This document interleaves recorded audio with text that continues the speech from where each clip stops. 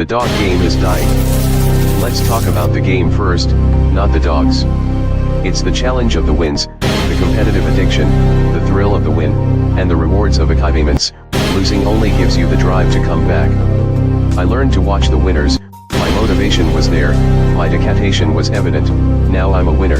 The problem is the cheating to win, manipulating the truth, and then it's the all outliers.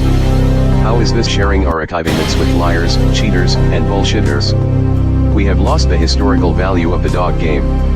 We can't decipher the real from the fake, the lost is the cost. So I salute these dogs of going hard kennels for all that you've given me in the game. Let's talk about pit bulls. The history, the breeding, the maintaining and feeding, and the controversies surrounding the great hunts. Come interact with the legends, and ask questions, and listen to their stories as we talk about kennels and dogs of the past and present.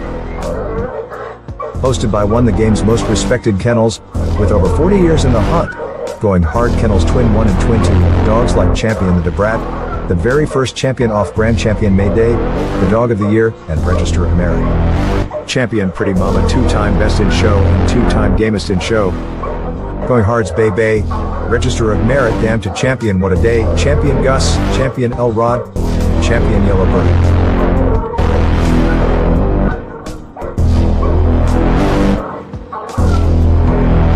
So pull up a seat, and let's talk dogs.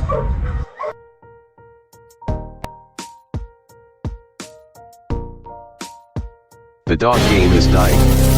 Let's talk about the game first, not the dogs. It's the challenge of the wins, the competitive addiction, the thrill of the win, and the rewards of achievements. Losing only gives you the drive to come back. I learned to watch the winners, my motivation was there, my dedication was evident, now I'm a winner. The problem is the cheating to win, manipulating the truth, and then it's the all outliers. How is this sharing our achievements with liars, cheaters, and bullshitters? We have lost the historical value of the dog game. We can't decipher the real from the fake, the lost is the cost. So I salute these dogs of going hard kennels for all that you've given me in the game. Let's talk about pit bulls. The history, the breeding, the maintaining and feeding, and the controversies surrounding the great hunts. Come interact with the legends, and ask questions, and listen to their stories as we talk about kennels and dogs of the past and present. Hosted by one of the game's most respected kennels, with over 40 years in the hunt, going hard kennels Twin 1 and Twin 2, dogs like Champion the Debrat, the very first champion off Grand Champion Mayday, the Dog of the Year, and Register of Merit. Champion Pretty Mama, 2-time Best in Show and 2-time Gamest in Show. Going Hard's Bay Bay, Register of Merit, Damn to Champion What a Day, Champion Gus, Champion Elrod, Champion Yellowbird.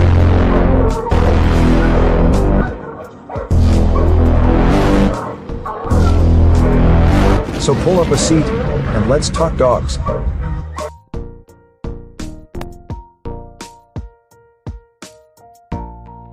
The dog game is dying. Let's talk about the game first, not the dogs. It's the challenge of the wins, the competitive addiction, the thrill of the win, and the rewards of achievements. Losing only gives you the drive to come back. I learned to watch the winners, my motivation was there, my dedication was evident, now I'm a winner. The problem is the cheating to win, manipulating the truth, and then it's the all outliers. How is this sharing our achievements with liars, cheaters, and bullshitters? We have lost the historical value of the dog game. We can't decipher the real from the fake, the lost is the cost. So I salute these dogs of going hard kennels for all that you've given me in the game. Let's talk about pit bulls. The history, the breeding, the maintaining and feeding, and the controversies surrounding the great hunts.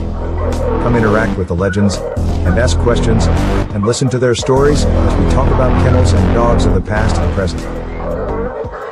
Hosted by one of the game's most respected kennels, with over 40 years in the hunt, going hard kennels Twin 1 and Twin 2, dogs like Champion the Debrat, the very first champion off Grand Champion Mayday, the Dog of the Year, and Register of Merit.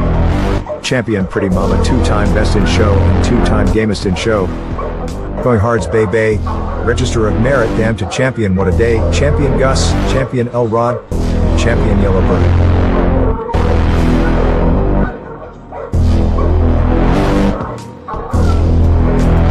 So pull up a seat, and let's talk dogs.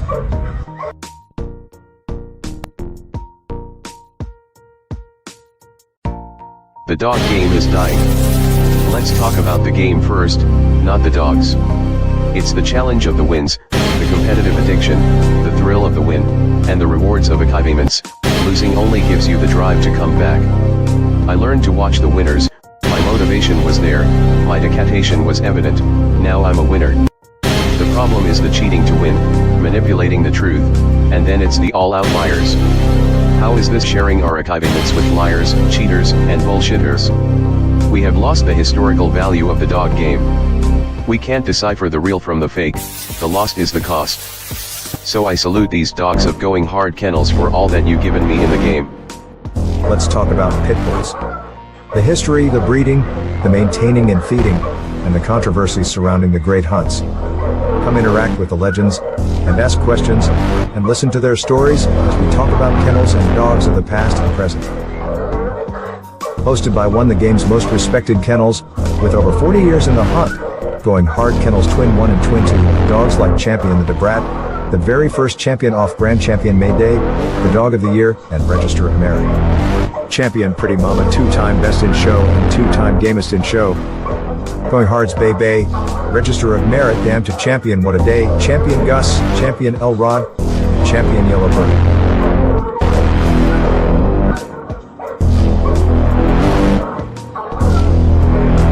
So pull up a seat, and let's talk dogs.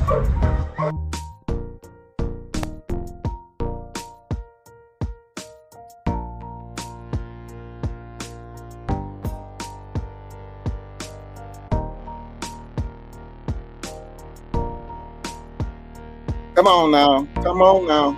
Make sure y'all hit that like button. Y'all make sure y'all hit that damn like button. Hey fellas, what up?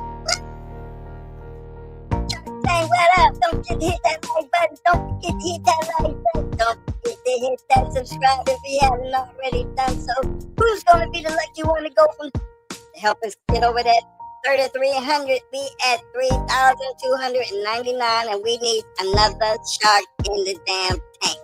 We're gonna have to get a bigger tank, no? See, come on now.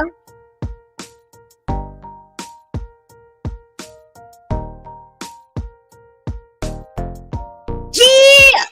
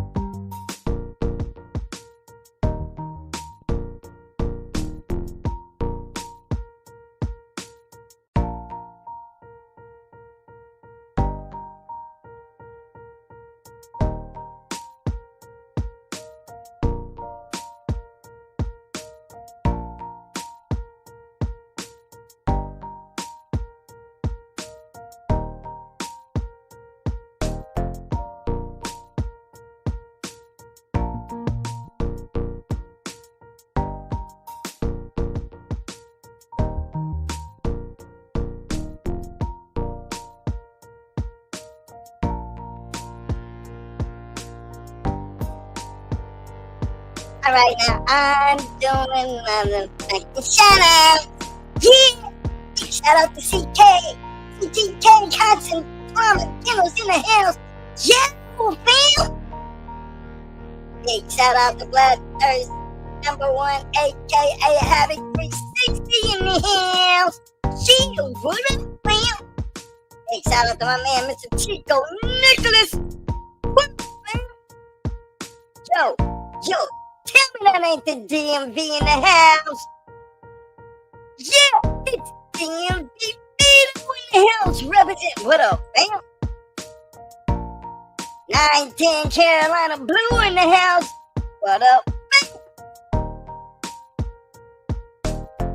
Yo, man, representing the D, the one and only, the Mad Doctor. Fam.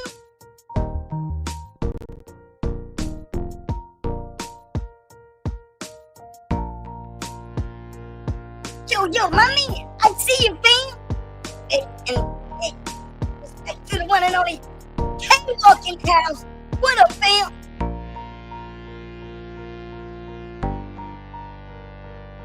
Yo, big shout out to my main man, 100. Get Bell in the house. What up, fam?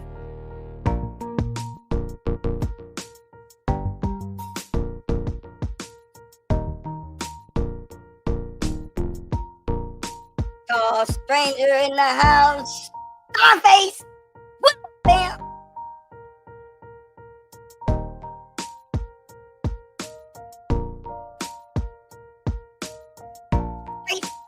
I said Scarface. Man, come on, cuz.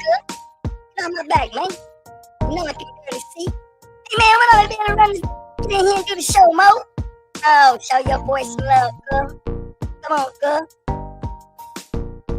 Big shout out to everybody out there on the back street. Big shout out to everybody out there in the Shark Tank. Make sure y'all hit that like button. Yo, I think I did put the link down there for everybody to jump on. Tonight's gonna be one of them talk shit nights, you know what I'm saying? We're gonna be talking about that damn Bulldog. Y'all know what I'm talking about. So let's get ready to enjoy the show. As we wait for people to come up in here. Oh, yo, wait a minute. Yeah, that's it. Smoke. Kennels in the house. What up, fam? Yo, my boy Kennels in the house. What up? Bam!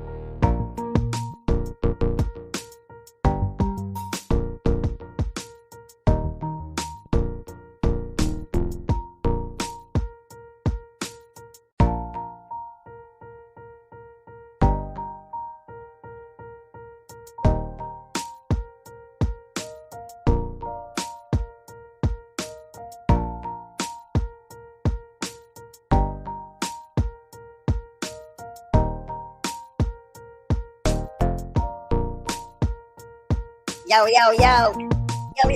my man. Big stuff in the house. What up, fam?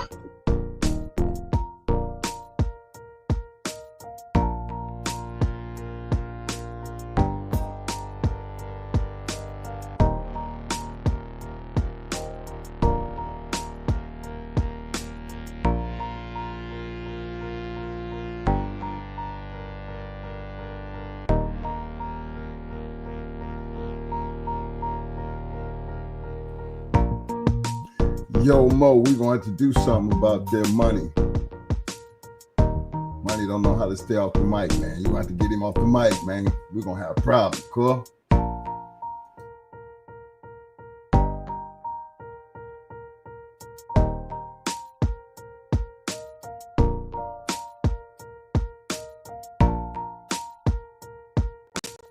Yo, man. Tell me, man. Why am I trying to be an a-hole, man? You don't want me on the show, he act like he don't want me to take his spot. Get rid of this man here, Mo. This can come right out the scene, cuz. We can do this like we do this, bruh. A little salt there. Like salt, cuz. Like salt, cuz. Yeah, what's going on, man? It's the Bulldog channel. He ain't scratching. He over there perpetrating. Trying to be a Bulldog, man. No, Mike ain't never been no Bulldog, man. Put it back in the office, Mo. Hurry. Let me get on with you, cuz. Let me host with you, cuz.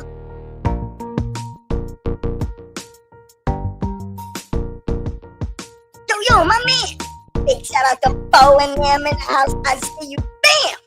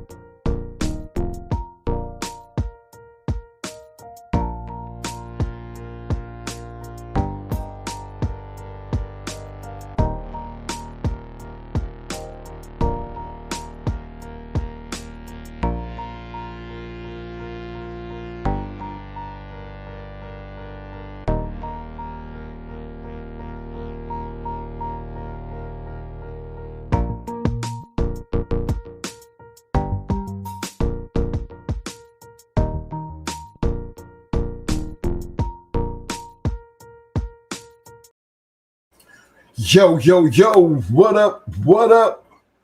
What's up? Big shout out to everybody out there in the Shark Tank. Big shout out to all my people out there on the back street. Hey, Mo, you better get Money a job, man. Keep him away from my mic, because he just don't know how to act. Like I said, big shout out to all my people out there. You know what time it is. It is Talk Shit Tuesday.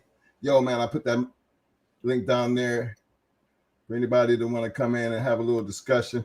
We really ain't got much, we ain't trying to get deep into too much shit, you know what I'm saying? But what we is going to dive into, because I hear a lot of talk, when it comes down to, the history of these dogs. And like, I'm going to go ahead and put us on the bus. Y'all already know we operate under the disclaimer. Most of the time we talking about history in the past. And like I always tell you, there's nothing back there that you can actually go back there and change. But one of the things that we try to get y'all to understand and see that a lot of this game, that even in our days when we played, and we're talking about the 80s and 90s and the early 2000s, we were operating based off what they did prior to that. Like, think about it. We had dogs off of Snooty and Molly B. Imagine seeing that in your pedigree in the second generation. Or dogs like Lopas's Buster and Queen in the first generation. Come on, man. Got to look at the kind of dogs and how up close that these dogs were. So when you start looking at, well, they just throwing dogs together, or, twinning them just got lucky. Well, hell, we wouldn't know what luck was, because these dogs was given to us. So we didn't really understand what we really had. But that don't take away from the dogs. And that's the part that I wanted to talk about tonight. Because I think even with our lack of knowledge pertaining to the dogs, think about what we learned over the years. When you learn what we learned over the years, then we could actually sit down and really appreciate the dogs we had back in the day. Because now that you understand how many times we see Lopas's Buster and Queenie, how many times you see Wood, Snooty, and Molly B, and understanding just who they were in the game. And then you sit back and say, all right, well, they were just dogs. But how many people can truly say they had dogs actually like that, first and the second generation, and actually know these dogs right here that we had off them dogs, that was about that life. I mean, it was really about that life. So imagine when you got us not really knowing what we had, but still can sit here and tell you about those dogs. Those dogs represented everything that history has shown us up to this point. We can truly tell you, yeah, we had those dogs. Yep, those dogs was about that life. They were worthy. We wasn't worthy of having those dogs. But just to be able to look back on their performance, their bodies, the way they looked, the way their attitude was.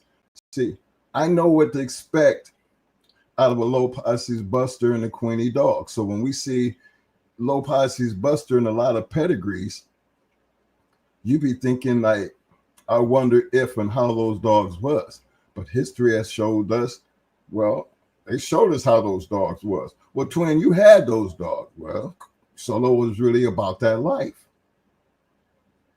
She just met with a terrible accident, but as far as her ability to be able to destroy one, and then you look at Bruiser, look at Bruiser. Bruiser was a monster. He beat a champion his first time out.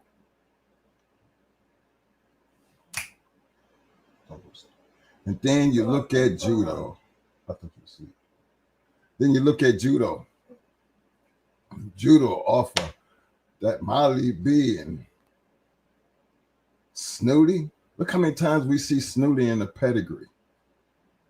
Now, I couldn't really tell you how the hell, you know, Snooty had 2 losses, I truly believe. But in the same token, you got Molly B, who was a quick, straight killer. And then you say, all right, twin, well, how was the dog? Well, Judah was a 2-time winner, 1-time loser based on our shit. And he never quit.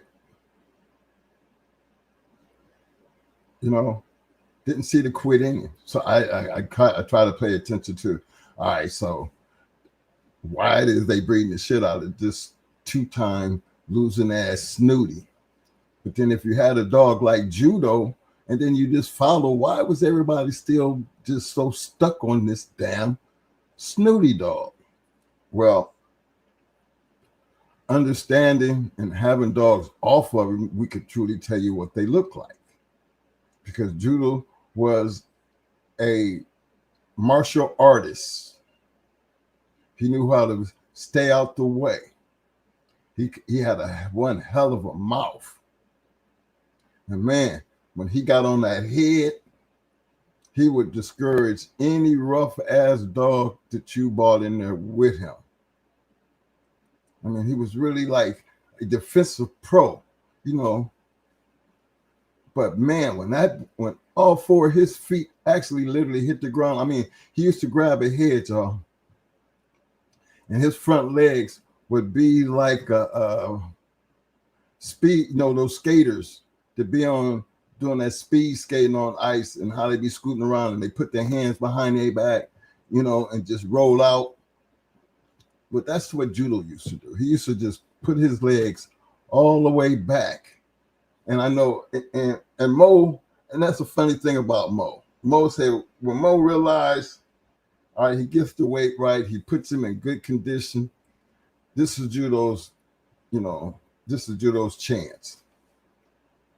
And I seen Judo when he got down to his right way. I couldn't imagine anything being able to stand up against that dog based on he was one hell of a technician, because he would ride your head. I mean, he would grab you in your face and just the whole time that you're trying to work, he's frustrating because he got control of your face. You know, I had never seen Robert T back in the day, and they always used to say Robert T was a hell of a head dog. But having a head dog, the way Judo was, he was a nasty head dog. I mean, he would have the whole eye, your jaw. He would have them in the side of their mouth. But being he bit so hard, it was like he would bite through the grill of their nose. And you would hear the dogs whimper and get mad and try to dig in. And he would just love that. They would push. He would push him up against the wall, and his back feet he would touch that wall, and all of a sudden you see his back feet walk up on that wall, and he would just move on around, come down off the wall. And then the thing I loved about Judo, he listened to Mo. He listened to him. And after a while, that became one of the things that, you know, made Mo one of them, you know, made him different as a handler. Because he had this ability to get his dogs to listen. And Mo would let Judo play his game, do it his way. But when Mo tell Judo, all right, it's time to get busy, when that dog's 4 feet hit that damn floor, you seen total destruction. I mean, literally. When that dog's 4 feet touched the floor, and all the pushing, even if they was pushing, but when his feet hit that floor, he used to just, from one shoulder to the next, to the chest, to the face, back down to the shoulder, chest. Then all of a sudden, he became a gut dog. Now, he ain't even in the stifle. He is literally got him stretched out. Now he's in the gut. Like I said, I seen him stop a good dog. That dog Jughead went on to be a champion. But that day he was going for his championship against Judo, you know, he was in for one hell of a ride. And to see that dog, I was shocked that they even took him back out for his championship, because he had already beat a 4-time winner and a 2-time winner. The only reason we even had a chance because he was going for his championship, and I thought they was going to be taking a slick ride, because you know, we knew the people who had him, and when they set it up, they, you know, I felt that, you know, that was a good kennel. We might as well run up in here. And to see the outcome and understand, okay, did he have a mouth like Molly B? Because if Snooty had any kind of ability that Judo had, I don't think Snooty would have had 2 losses. So I'm taking it, you know, Snooty never quit. Snooty just didn't have no talent. He didn't have no ability, from my understanding. So I didn't see that out of Judo. And then I said, okay, Molly B was a destroyer. You know, she destroyed 8 times. You know, she was just a stone killer. Then I stopped and I looked at, okay, so let me take a closer look at Molly B. And then when I stop and look at Judo, I'll be like, you know, that's the funny part of it, because when you got a breeding like that, you know, and if we go back and we look at that dog's breeding and try to understand it, then we had everything up so close. You had to find out where these traits come from. Never got a chance to see if he could produce, because they got stolen not too long. Well, yeah, he got stolen after the Legion of Doom, when we finished off the Legion of Doom. I would say that was like maybe 2-3 months after that Mikey and Judo got stolen at the same time. But when you start looking at those dogs, and you've had those dogs, and you start deciphering where that trait come from, where did he get that ability, you know, over the years. And remember, I'm talking about our early years. You didn't hear me say nothing about Blood and BA yet. Them straight Eli dogs. When you think about them Eli dogs, what? Oh, they were Snooty dogs off of Levi. Okay, you got to, you know, keep me right, because, you know, they was black as shit. Judah was brindle. But them dogs right there, they was straight destruction, but they couldn't do nothing with Judo. You know, so here you got these Levi, you know, these Snooty dogs acting totally different than what this Snooty dog is. What's the difference? Maybe the bottom. You know, maybe it was the Molly B that came out in Judo that we didn't get a chance to see in Blood and BA. Because why is there such a big difference between these group of dogs? And they basically supposed to be off the same thing. If we learned anything, we learned something early in our Bulldog career. The bitch was always going to be the key. Because that's the only way we could come back and address what we were seeing based off of what we had on the yard. Yeah, and that really did change a lot of our thinking and a lot of the things that we did moving into the future. But then it's like when you have these dogs and you look back then, to me, them dogs didn't have no name. They was just regular dogs, not really paying attention to how they was bred. So imagine once we learned and understood how these dogs were bred, and then understanding and seeing a lot of the dogs that we did breedings to. Keep in mind, we made it a habit of breeding grand champions and champions, but look how we were breeding on our yard. If y'all pay close attention of the dogs that were being bred on the yard. Because for me, I'm always looking at, you know, Mo, he the one that's gonna have to take one of these bitches and go over here and find these males. Him and Tio, you know, that's just how they work. We gonna take this bitch right here and we're gonna go breed to that motherfucker right there. 90% of the time, they've seen why they want to do what they do. Not having no idea what they're fixing to get out of it, but what is it to make them want to take that bitch over there to that male? I've heard my brother sit here and make that comment a couple times. Hey, fellas, listen here. Pay attention to what the man with the dog with the female is doing, and ask yourself, why is he taking that bitch over to that male? And I hear a lot of people talk about pedigrees. A lot of guys, you know, and I'm still trying to get a grip and understand some of the concept and the way of thinking. But if you keep relating to the paper and not know the dog, that makes a big difference in what your end product gonna be like.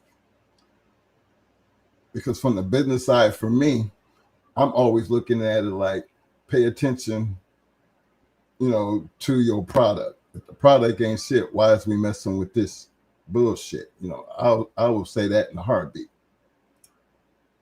But when you sitting here looking at this same dog and you know that this is that breeding, and then you're raising that dog, there's got to be something that you're looking. The papers probably never came back out again because now the dogs are in the yard.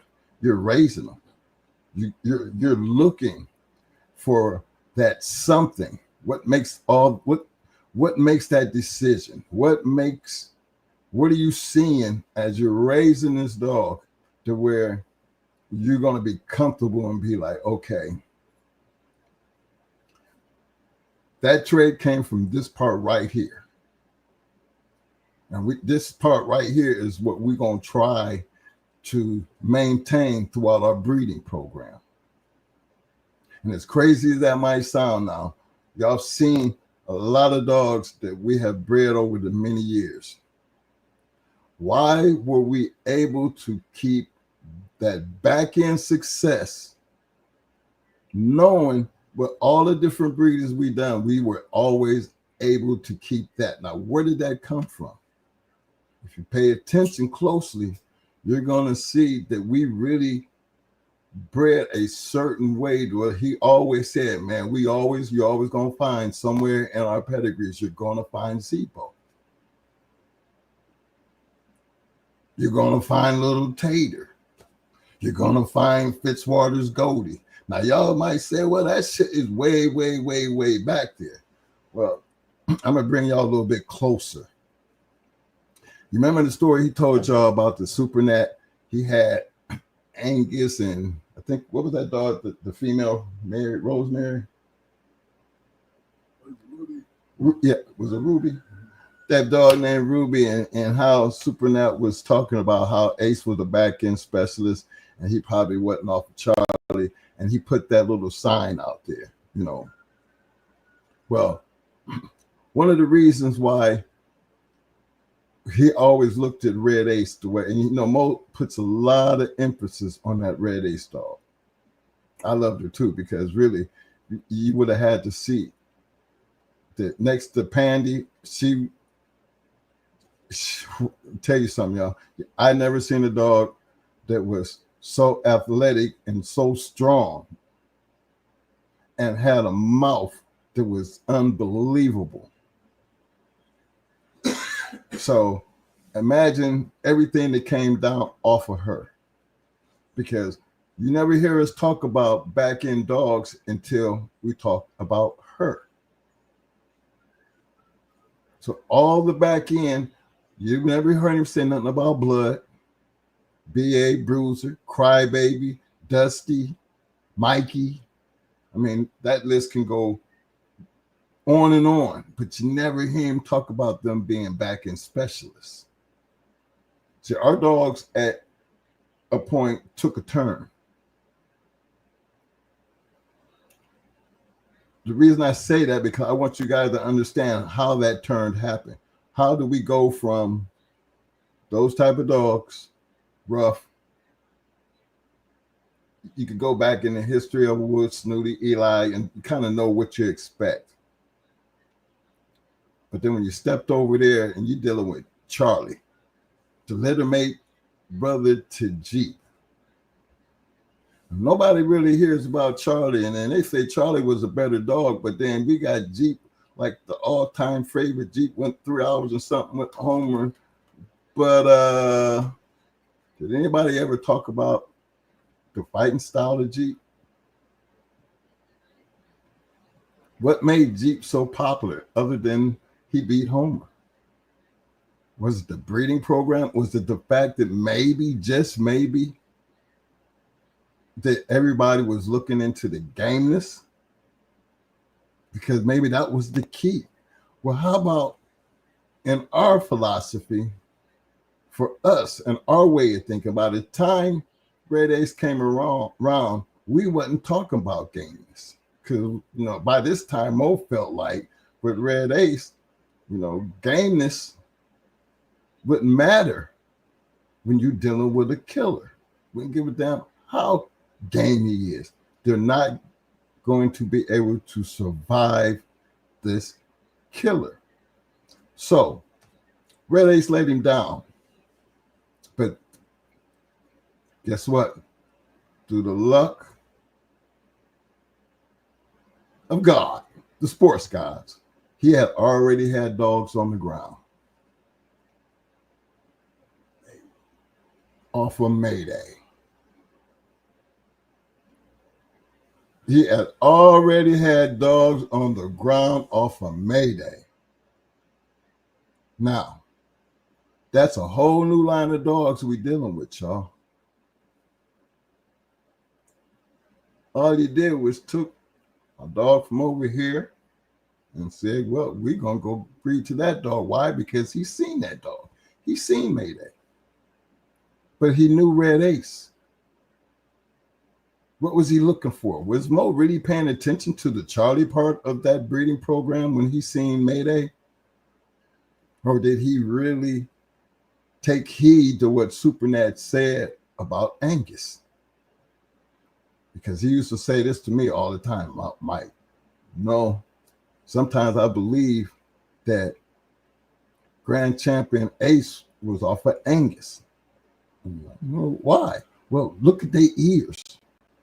Look at his color. And look at his fighting style. Now, Jeep is Charlie's brother, but look at him, man.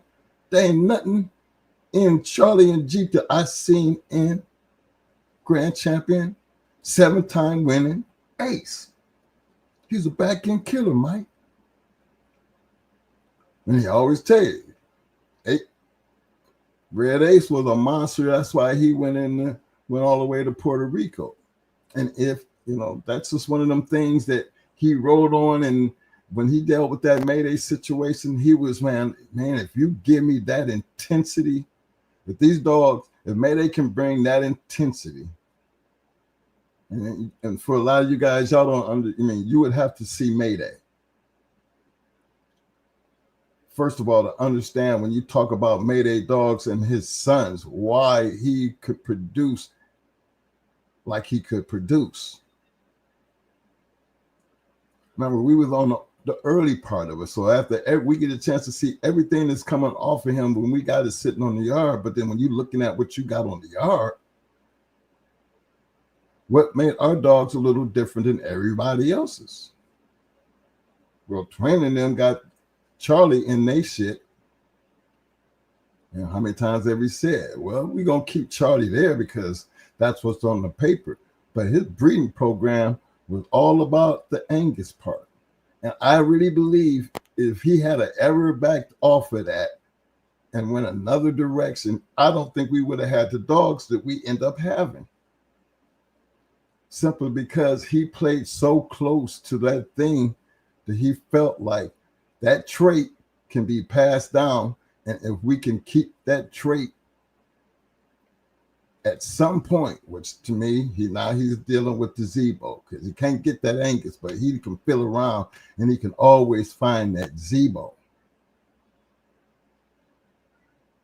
And just I got to keep a dab of that. Now, it took him a minute to get our kennel partner on that bandwagon. Because got to look at the time period it took to see if what Mo was really trying to say, being Mo had control of the breeding process back in that day, time was only going to tell. So when he was convinced, Kennel KP really couldn't tell him on nothing up until, for a while, because KP be wanting to do one thing and most said, nah, man, we're going to keep this right here. We're going to have this thing right here because we carrying a trait that even Mayday don't have. Yeah, we getting a whole lot of that crazy. Well, you know that about a lot of them Mayday dogs. They was all crazy. Look at the females off of him. Just look at his litters, his litter mates. All of them was rough. But then think about that back end thing. What made our dogs a little bit rougher? We know 9 Millie was rough. Like he said, all the bitches, all the females off of Mayday, they was hell on wheels. But then why were we able to carry that trait for all those years? And I always try to get y'all to, hey fellas, stop looking at the papers and stop thinking about the breeder and start paying attention to the dogs. Start looking at the dogs a little bit closer without the papers. Now, saying that, the reason I say that, because being that we raised these dogs and pretty much every dog Demo was breeding, him and KP was breeding too, they actually seen those dogs. They kind of had an ideal that once they did pick up the paper, they kind of wanted to see, can that dog produce itself? That dog's off of so-and-so, and we seen so-and-so, so we already know that he's just like his daddy. So we're going to take this bitch over here, because one thing that, if you pay attention to the females that he's breeding, what made those females so special that they, based on the decisions, when you say, well, why did Mo go breed to that dog? And why did Mo go breed to that dog? It never really was about the papers, fellas. It really wasn't. It was really about the dog. Because as far as he was concerned, everything that he was looking for was going to be in that bitch. Remember, we talk a lot about Bebe, but y'all never heard us say anything about Bebe having a match report. Bebe was too valuable to have a match, to be matched. But Bebe killed that mechanic bitch. And if it don't be for Mo holding his composure, he believed in that mechanic bitch so bad that he never thought that it is no way that it never crossed his mind that Bebe had that in her to that degree. Because remember how he said he found the mechanic bitch who had literally got off the chain? It was down there in Bebe's area, and Bebe was still sitting up on there just like she's guarding her next meal. Bebe could have been a great match dog. She had it in her, but that was not his intentions. And think about all the things that Bebe did after that. I mean, there's like a lot of dogs. I don't never hardly hear Mo ever talk about, like Red Man. He never really speaks too much about Crybaby and Dusty and Mikey and Bucko and Yellow Day and who was another one I had on there? Twisted Nico, the shit. I mean, these dogs, man, to have them on your yard, and even Shaquille, to see her, that bitch produce the way she was able to produce. Xena, another dog, was on the yard. Look what she was able to do. What's another one I seen? Ugly. I seen Ugly on somebody's show. They was talking about Ugly, Mo, in somebody's pedigree. They had a badass dog. And you remember, you know how you felt about Ugly. Man, this bitch, get this bitch out of here, man. But then a dog that you know, and you see it in other people's pedigree and seeing that she was able to produce. You know, and you remember, I never knew. I know Shaquille was cold,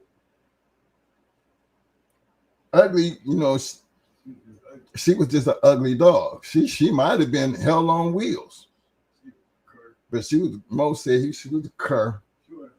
Well, no, she was just cold because he said she never started, but she was just really an ugly pit bull. But you take them dogs right there, man, and you see them when you know them, you don't have them on your yard, and you see how they wind up somewhere else, and then they were able to produce. It kind of made him feel like, okay, at least I had the right shit. Because the shit that we kept on the yard is the shit that we basically used throughout them years. And then you just take everybody else who got their hands on them. It was up to them to do the things that they did with the dogs that actually came off our yard, to be able to go in and create the things that they did. My thing is, we would never be talking about Going Hard, Southern Kennels, Kobe, Leitner, Tudor, Carver, all them dog, man, if we didn't have some type of success based on the dogs to associate to those men. And I think that's important when we start talking about the history, because sometimes I believe y'all be forgetting that. Damn Carver, damn Tudor, damn Lightning, because if it don't be for the right person with the dog, it wouldn't be nothing to talk about. So for me, the dog really does matter when you start talking about a product. I'm not good as Mo. I'm not good as KP, T.O. You know, they put them that time and that effort and that work and that understanding into a lot of things that they did. But one thing I got out of what they were doing is they paid a close attention to the dogs.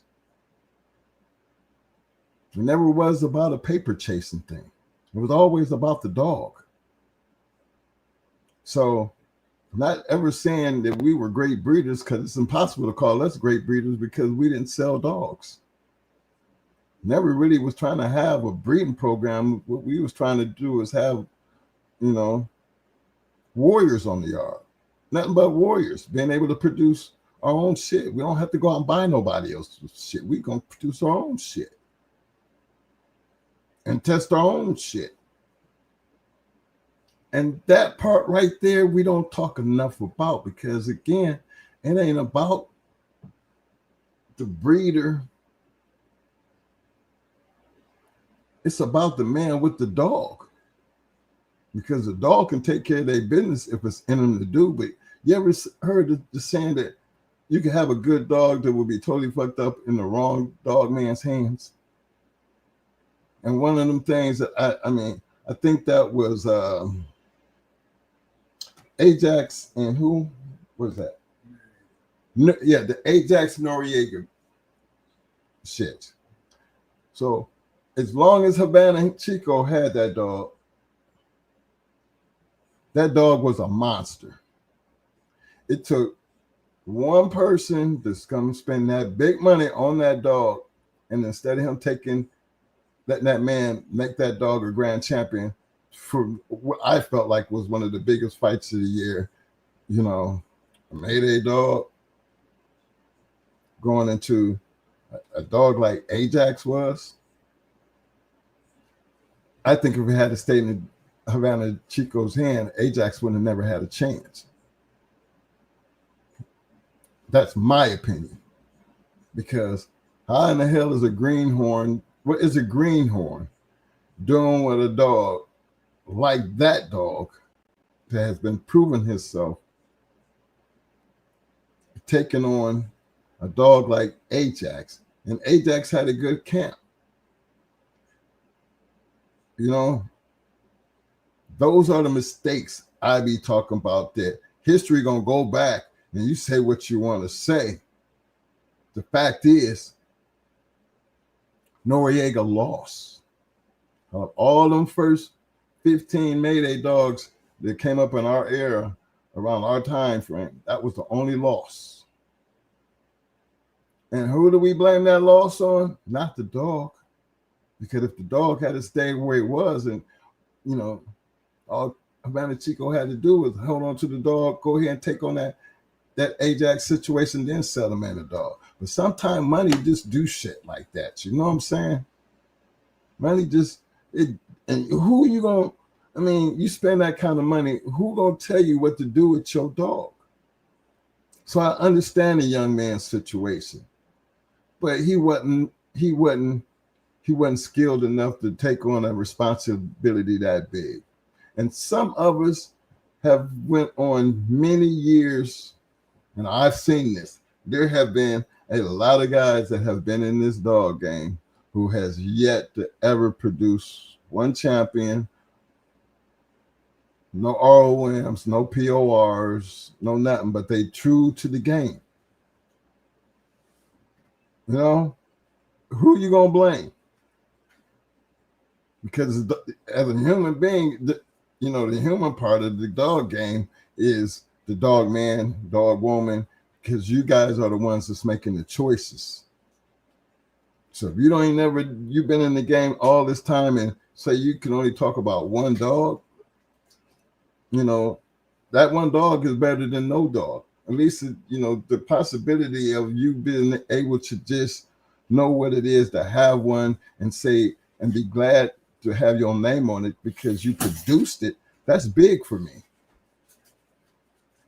And I don't put that out there to shoot people down, but I put it out there because, I hear so many people talk about, they breeding program, and I did this, I did that, but with no real understanding of why you do that. What you do that for? What was it that you seen? See, growing up around the Kimsey Woods, the James Edwards, the Mau-Maus, the Eminems, the Havana Chicos, the Stone Cities, the Big Mike. You think about all those guys. If we hanging around them and we having these, the relationship to where we talking, you know how easy it is to be sitting up there, why you do it? Why you take that bitch over to that? Why you do it that way? Those are very, very important questions when you're around those type of people. Because if you already sitting over there and you got grand champion so-and-so, champion so-and-so, champion this, champion so-so, and you have them type of dogs on the yard, wouldn't you want to know, why you do the way you do the things the way you do? And the last thing, and one thing I never ever heard any of them say is something about the papers.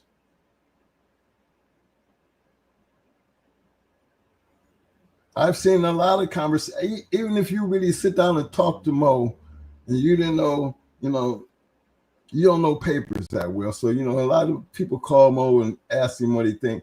And Mo, they'll send a pedigree. And when Mo don't know nothing about, the dog and nothing's familiar, Mo's going to go way back and see where it started from. Then he's going to work his way back to the fore. Y'all done seen him do this plenty of times. He goes way back there and then he works his way back up into the first generation. And he can basically tell you why this dog wasn't shit. Because what he's looking for is the simple things. In this Bulldog game, it is really not that complicated.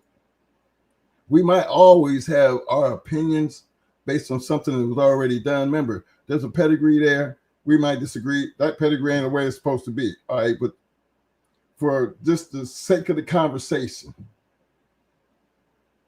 let's dive in and look at that pedigree and pay close attention like he did with Super Nats Grand Champion Ace. You sit back and you say, okay, you taking this dog off of Ace and you gonna breed that dog to Mayday? Huh? I'd have just seen it one time. And then you go back and you be like, think about everything he did after that. Was he really paying attention to the papers? I don't even think he knew how Mayday was really bred, but I think somewhere along there they picked that up because they were already dealing with red boy dogs anyway. Remember, we was running around up in the D, up and around the D. You ain't never heard us say nothing about a Boyle's dog. And we was in Boyle's country. We was in Kingfish country. When you start talking about Ohio, you're in alligator country when you talking about Ohio, when you're dealing with the Mau Mau and Triple M and them. You're over there dealing with Legion of Doom.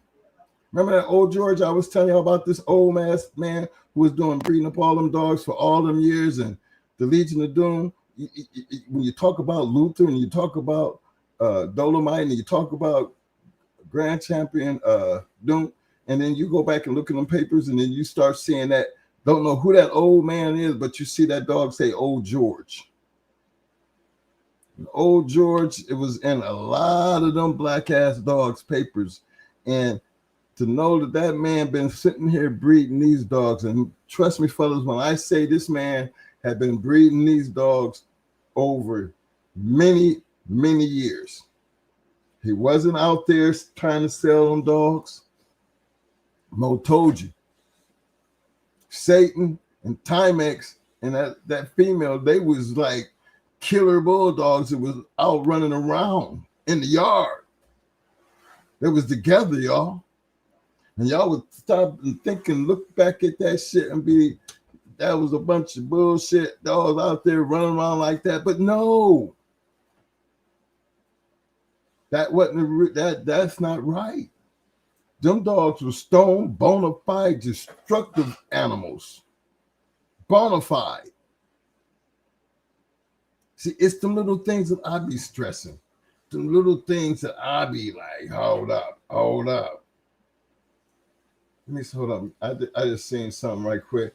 Hey, I want to give a big shout out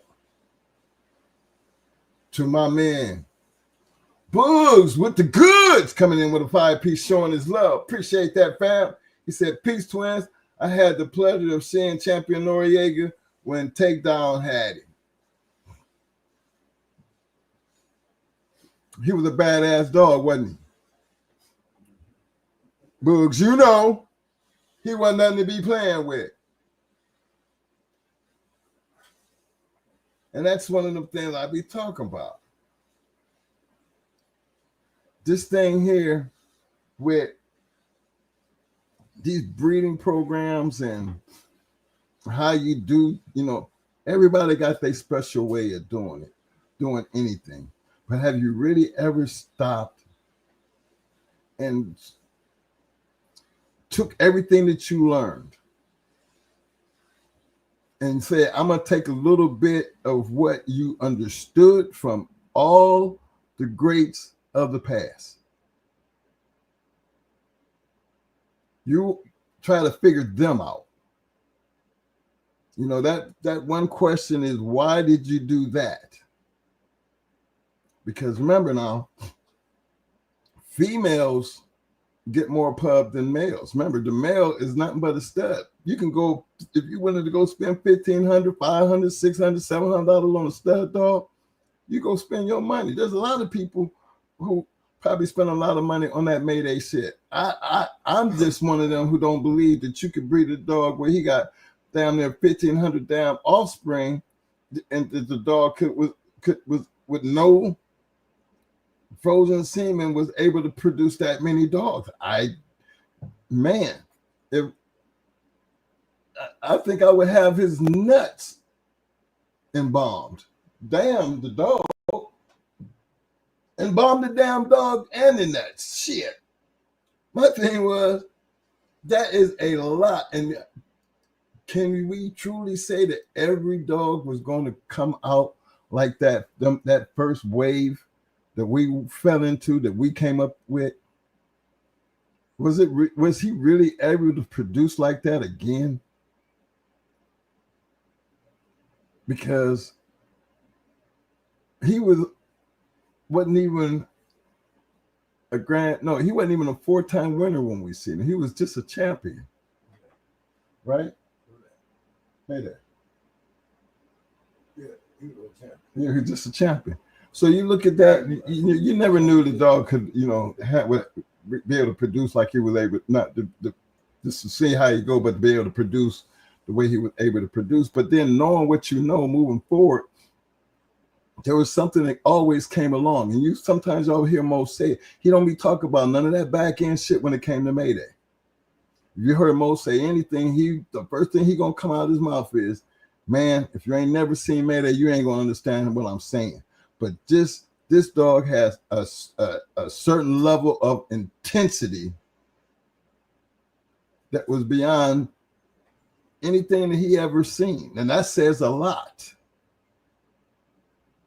And if you think about the Mayday dogs, and there was a lot of them out there, and a lot of them took out some good shit, they had something that all in common. And this was this crazy ass look and this intensity.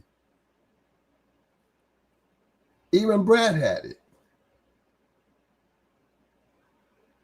We know Kunta had it, aka Little Mayday. We know Barracuda had it. I mean, this intensity, unless you had these type of dogs. No, I mean, you would say, well, you would think all dogs had this type of tendency.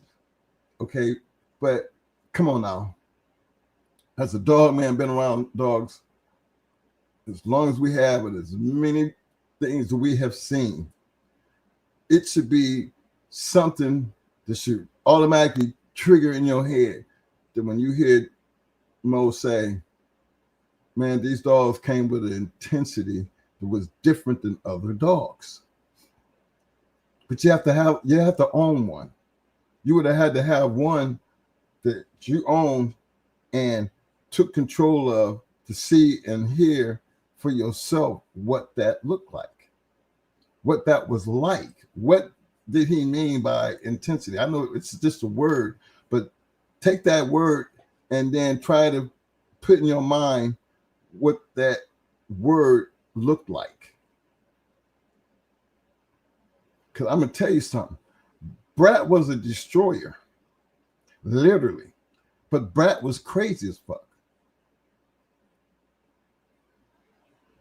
I mean, you've seen in her breeding picture where her mouth was taped. But if you paid close attention to when, she was brought up, they had this stare. Like, your mama ever got mad at you and you knew your mama was mad at you and she didn't have to say shit. All she had to do was just look at you. And with that look, you done messed up. That's how these dogs was. They had this crazy ass look. Now, on an everyday basis, when you dealing with them, crazy just has crazy. Brad was a crazy dog. Everything that basically come off of Mayday had this crazy about them. They were hard keepers. Anyone who ever had them, they would tell you. They're very hard to keep, and you don't want no chain accidents. But you have to be around them kind of dogs to understand it's more than just sitting there talking, the history of the dog, because, unless you've been in it and understood it and had it, you don't know what it feels like. And I think that's what's supposed to be the catalyst to every dog man, is to have a dog that they can build their yard off of or build for themselves that could be worth talking about. Because just because a dog is off of Mayday don't guarantee the dog gonna be about shit. I never was a fan of ever thinking that, because there's a lot of dogs in history that had a lot of dogs that came down off of them that wasn't shit. But then, since we've been doing this podcast, and I know we had been doing dogs long before we did this podcast, I came into this podcast situation here to tell, but people talk, I'm hearing people say Zebo wasn't no good producer.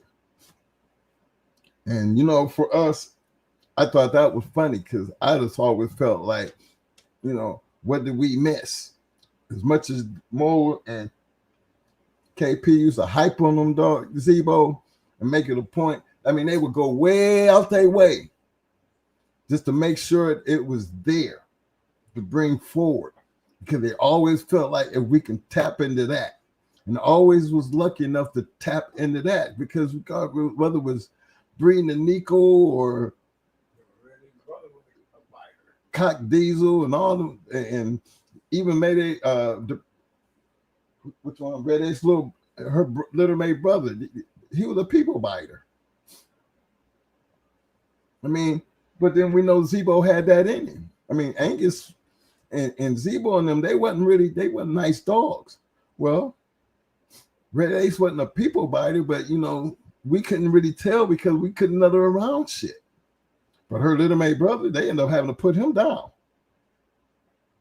because he was ultimate people biter, to the where, you know, you couldn't trust him around kids, the family, even if they knew the family. I mean, you know, when a dog man got to put a good one down, there's a problem. But history shows us that these things that we call traits, for me, is one of them things that where I be like, you know, how do you tell people that it's not really about the paper? I want to talk about that part. Big shout out to Kaz in the house. But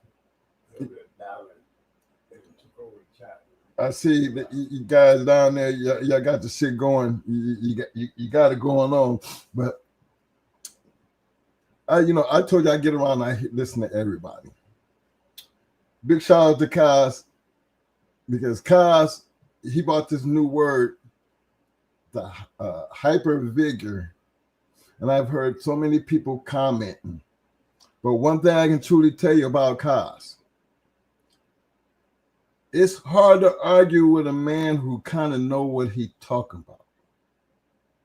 And the reason I say it like that, because hyper vigor, and I've been around a lot of dog, man, I had never, ever heard that before. So I was really intrigued to just sit back and listen and see what direction that was going.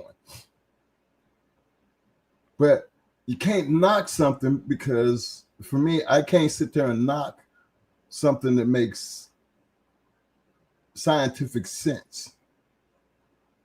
You know, we used to call our little, we used to have trap houses. You know, that's what we call them, trap houses.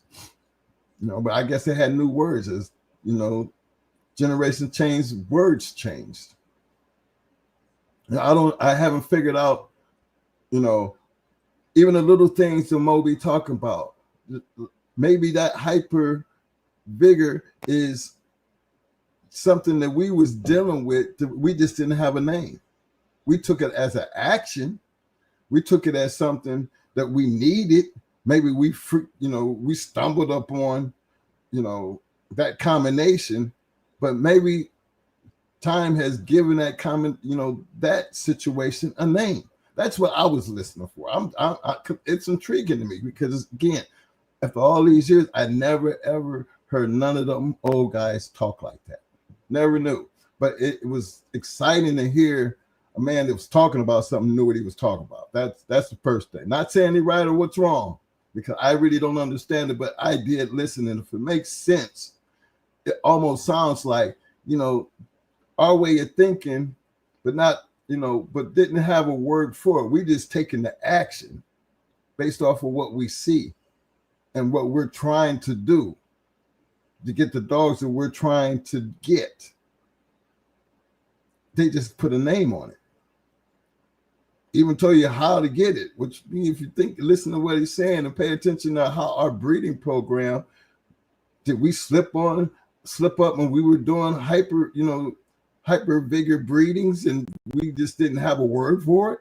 Because in the end, the only way you're ever going to know, it's going to have to show up in the dog. He makes that clear. But it's how it had to show up in the dog and how you was getting it is what intrigued me, because I felt like, well, that word wasn't around, but that's kind of like what Big Mike and Mom Out and all them guys was doing. And not one time did they ever mention or say that shit to us about hyper vigor. So big shout out to Carl, because he be standing 10 toes down on it. And I understand when you don't know, when a lot of people don't know, it's hard to associate it. But if you never had a breeding program and seen some of the things that what he's trying to establish based on the definition, it's kind of hard to. My mentor ain't never said nothing like that. You know what I mean? I mean, we can fall back on that, but it doesn't mean it doesn't exist. They just gave it a definition. Prior to the word DNA, well, if you think about it, DNA been around as long as man been around. But at some point, somebody had to say, we're going to call this DNA.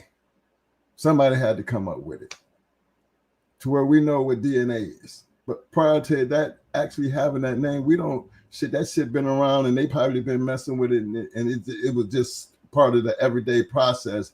But because of technology, you had to classify it for what it is. It needs a name, because now we're classifying things.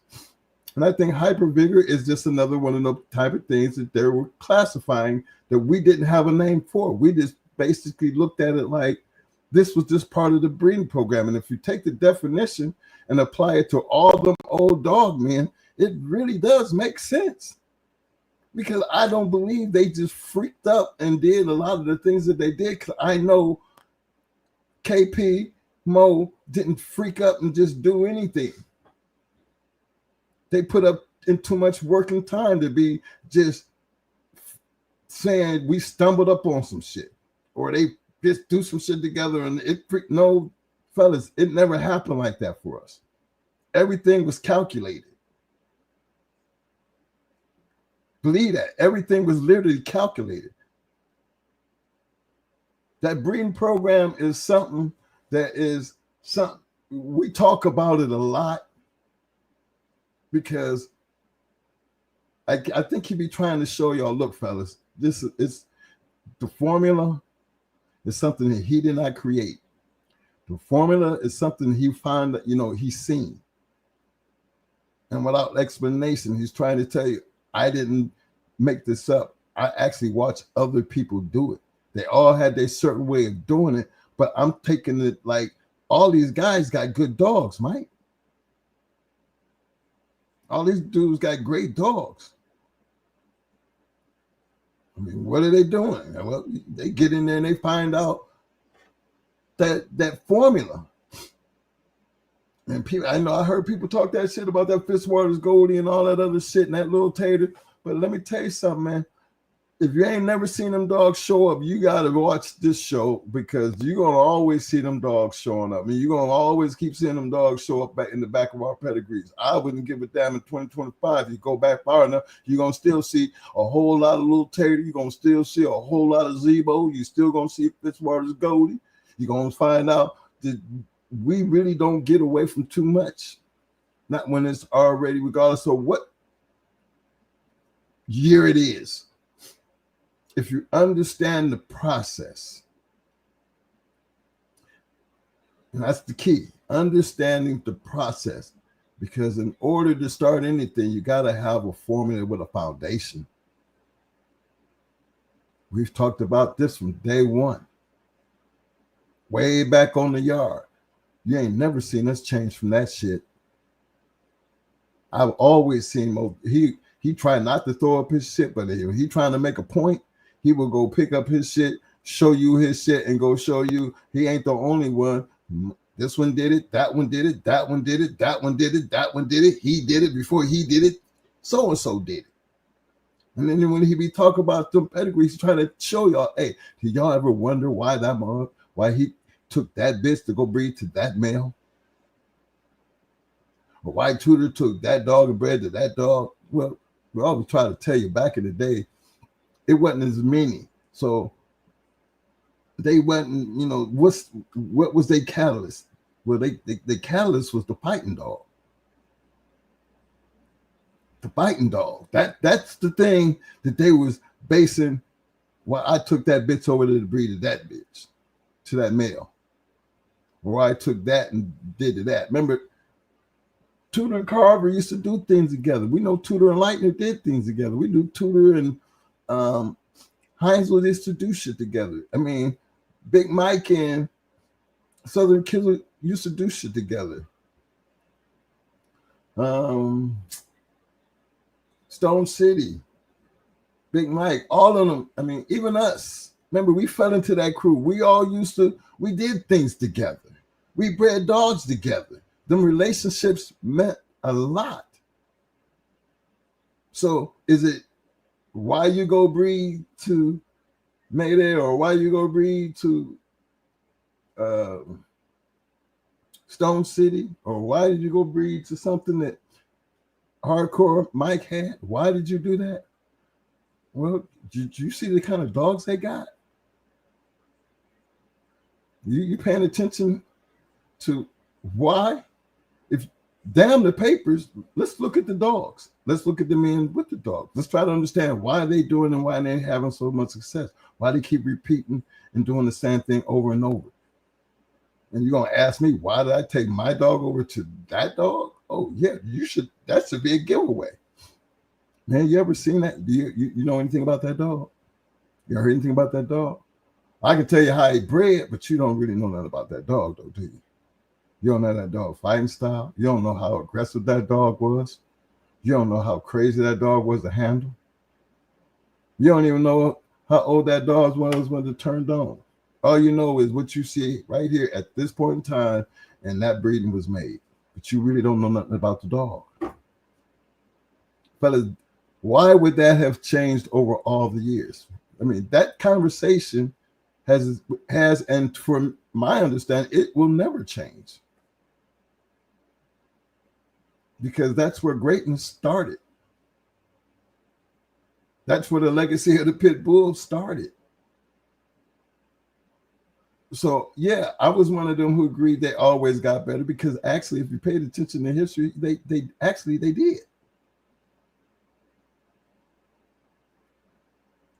You got a whole lot more now than they had way back then. So the pickings was kind of limited. But imagine when the pickings got, abundant. And then you ask yourself, well, there was a whole lot of good dogs that we don't even hear about, because there was a whole lot of dog men who didn't give a damn about trying to be heard. There was a whole lot of dog men who was just putting their shit together and putting it out there to be tested amongst some of the best dogs out there. That's just a part of the game. That's not taking nothing away from them. And like we said before, we just can't talk about them, because how you going to talk about something that you don't know? Yeah, one person can bring it up because they was in that area, but then ask yourself, well, how come don't nobody else know? That's taken away from the dog. But then that puts me back. Remember, I told y'all about the old man with the old George dog? The Luthers, the Dolomites. Remember that? That's the kind of shit I be talking about.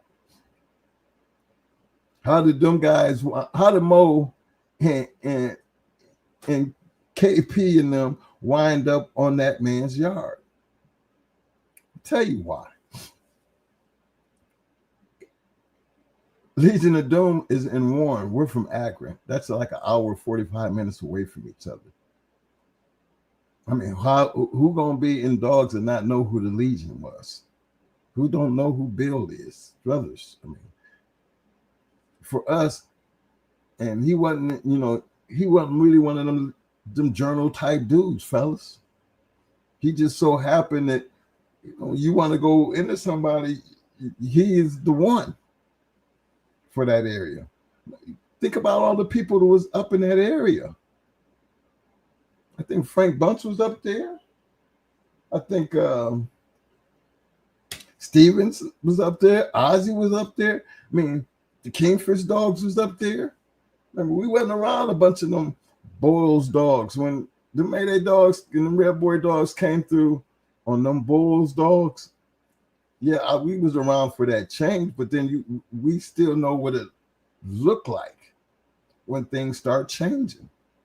We didn't change because of the breeding program. It changed because of the influx of a different dog coming through, that we knew. Why did we say the Eli dogs had a time clock? We had Eli dogs. Did they all have time clocks? No.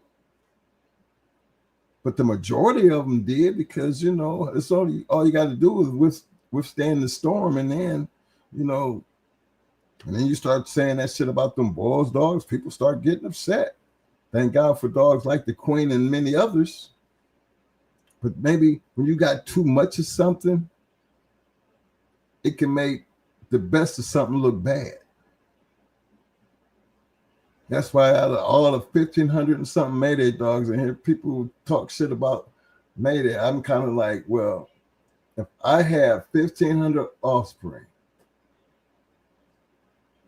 I just wish I could have a dog that I could breed that much, a male, and collect that kind of stuffy.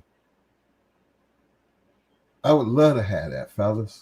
I wouldn't give a damn what you got. You come spend your money over here for that stuffy, and you took that shit back to your house and you ain't get shit. Don't be mad at me. Because there's a whole bunch of more of them out there. It's probably just like your shit. But in the beginning, when didn't nobody know about that shit, there was only a certain few that had it, who did the right thing with it, because they got into the right people's hands, because it wasn't that popular. You had to be in the know to put your hands on it. And it is a true story that Victor had to call Mo, because Mo knew most of the people who had those dogs. So those little moments for me in this game, those are just little things that you hear us talk about, but had a major impact if you really look into the game on how a lot of things were done. Success is not easy. Breeding and owning these dogs has gotten harder over the years. But that's why we talk about the history, because it is something that you can go look at. It is something that you could go and tear down and analyze and come up with your own conclusion. And based on that research, how is that going to help you do what you do? Because over here, we talk about the past a lot. And some people feel like we're trying to make better dog men or make better dogs. No, we're not trying to do that. What we're actually trying to do is talk about people who had good bulldogs and how they were able to maintain and continuously be consistent to have good bulldogs. That's what we share. And why can we share that? Because, fellas, it is our own story. That's our story. That's our opinion. Don't really care who likes it. The thing is, based on our experience, what can you get out of it?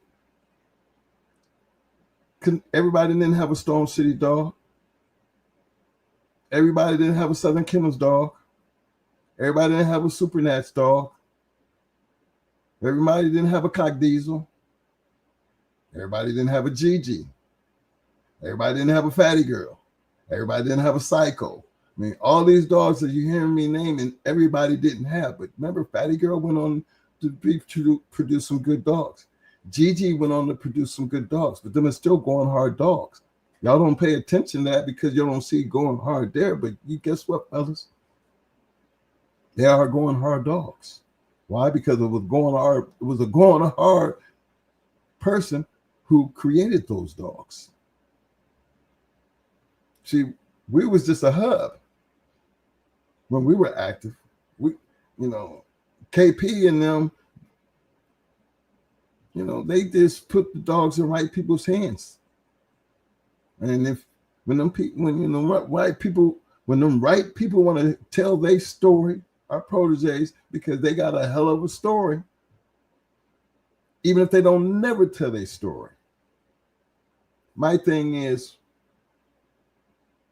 they didn't change from who they were and how they learned. They didn't have to do things exactly the way we did it, but they stayed close to home and they wrote it out and they made things happen. So I'm always looking at the possibility, if you took half the shit that we told you, and applied it to what you're doing. Not saying it's going to happen tomorrow. Shit don't just happen overnight, fellas. It really does take time. And out of these conversations, I really want you guys to understand this shit really does take time. But when you start talking about time is money, and ain't nobody got time to be wasting their time on some bullshit, that's me.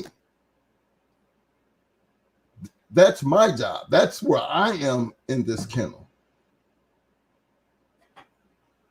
If we're going to be spending time on anything, we're going to spend some time on something that's worth it. There's plenty of times they sit back and talk shit to me. And there's plenty of times my crackback kids, you done did that shit, 3 times. That shit ain't shit. KP, why you won't even talk about that shit? Nah, man. Because him and Mo get into their thing, and they told the thing they can come over and ask me, and I don't have no idea, but I'm gonna be talking about, well, this did this, and that ain't did shit.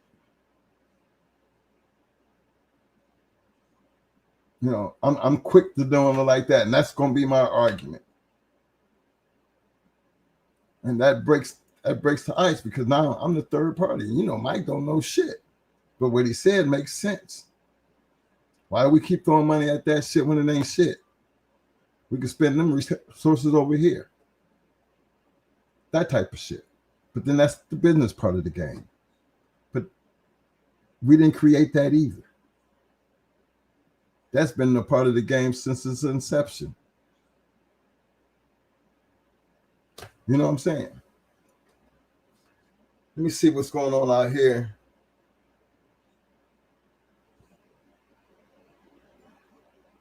Oh, yeah. Hey, big shout out to my man, Marcel Shepard, Raleigh Shirts Company. I see you, fam. Hey, man, but y'all got to feel me where I'm coming from. I'm finna turn this thing over to Mike. I had to get my little thing in.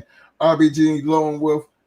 My thing is, when I start talking about these dogs, I be kind of, I'm not here to try to get into no damn pedigree. I'm not here to try to convince you about what higher rigor is. I'm not trying to do none of that. What I'm trying to do, when I talk, I'm talking business. I'm talking about reality check. I'm talking about, hey, pay close attention to the details. Anybody who is, you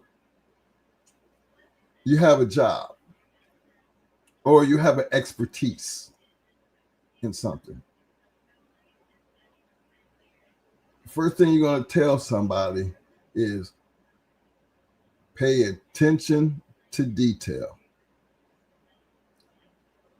You might know your job, but if you don't pay attention to detail, you're not going to be the best at what you're doing. Because it's the small things that really matter. It's the small things that makes the difference. And see, let me be the one who carry the flag for that. Let me be the one who do the rah-rah for that, because I am that petty. No, I'm the petty one. I'm the one who don't have time for bullshit. I don't listen to crazy shit. I don't deal with nothing that's going to waste my time. I'll let you do that. I let Mo and KP, let them figure that out. Because I don't know enough to be even being bothered with it, so it's a waste of my time. but don't let your decisions mess up and fuck with our time, because that's what I do. If it ain't worth it and ain't doing what it's supposed to do, how much time did you need? That's more than enough time. When you got all this other shit over here doing shit, get rid of it. Put it in a good place. Don't worry about it. I'll find somewhere good. I'll find them a nice home. That was my job. Don't worry about it. I'll find them a nice home. And y'all get back to doing what y'all doing. That's the game. And because we twin brother, and that's just the way we work, that's how we, that's our life. That's, I can't go too far from this dude. I think he still, after all these years, he still stayed 5 minutes away from where I live. So that's just who we are. And I hope y'all take something from that, because a lot of you guys out there, y'all might be on solo. Y'all might be like the old man who had all them Satan and BJ and Charlie and Dolomite and Luther and Dunk. I mean, all of those came from behind that one man to change and to put a mark, an everlasting mark, in the Bulldog community. Legendary as far as, I think it's legendary. A lot of y'all might not even know who Luther is. A lot of y'all might not know who Dunk was, because it was so far back there. But it wasn't that far back there for us because we lived in that time period. My thing is, when you can talk about things in the past and the now, and the majority of people know that name or those people, that means they've done something. I'm going to give them their credit. And for the ones I don't know, don't be mad at me, because I don't know. I just didn't run in that circle. But just in case you want to know my kind of circle, most of the people with the circle I was running with, everybody know. Don't make me better than nobody. Don't make them better tan nobody. I'm just saying, if it don't be for their dogs, you wouldn't know them either. Neither would I.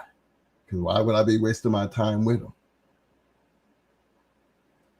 See where I'm coming from? See how all that ties in together?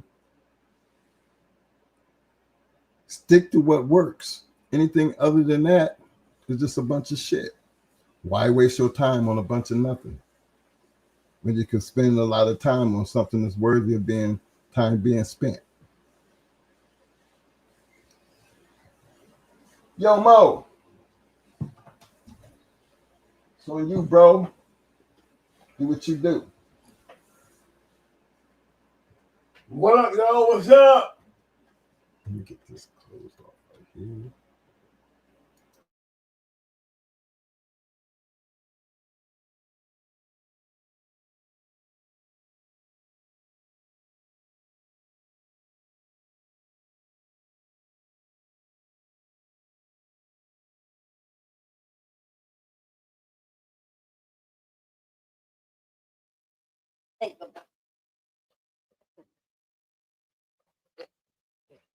Hey, what's up, everybody? What's up?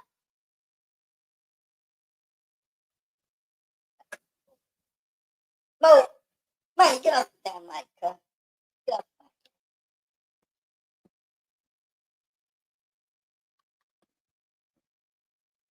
What up, man? Get that damn mic on the mic, man. All right, y'all. What's up, fellas?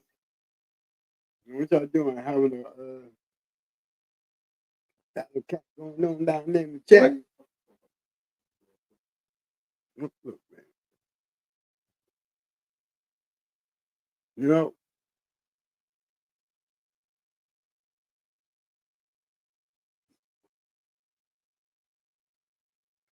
Ranko, what's up, man? Hey, what's up, fam? Union County.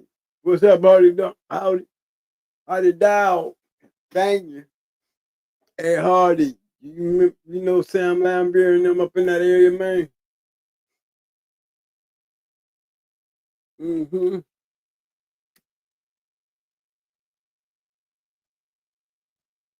Hey, what's up, man?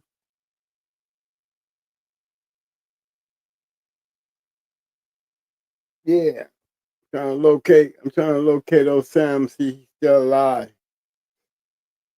I'm back on that mission.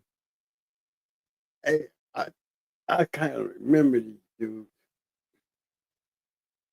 What was it?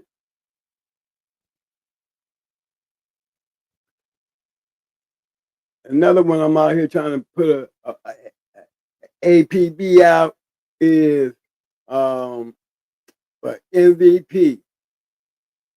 Them boys that got that King Kunta stuff. I heard they got some dogs down off of that dog. It's up in 2025. So yeah, they got my ears pointed. So I'm letting you know. Anybody know who that MP5 is in your area? I don't know if they from Florida area, but yeah, I'm trying to get up with them boys. Them boys had that King Kunta dog. And I know some years, but I would like to get in touch with them. Anybody got any help? It would be appreciated right there at the bottom there on that website where you see going hard, kennelsreloaded.com, at gmail.com.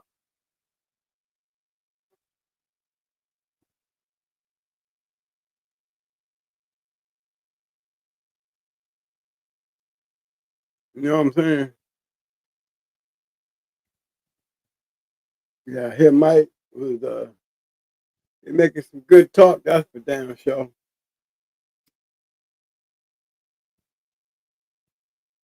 You know, to be, I would tell you, if I had one to pick, I said, man, if you had a dog to get, which one would you take? I'll tell you, I really liked the Mayday on some real shit.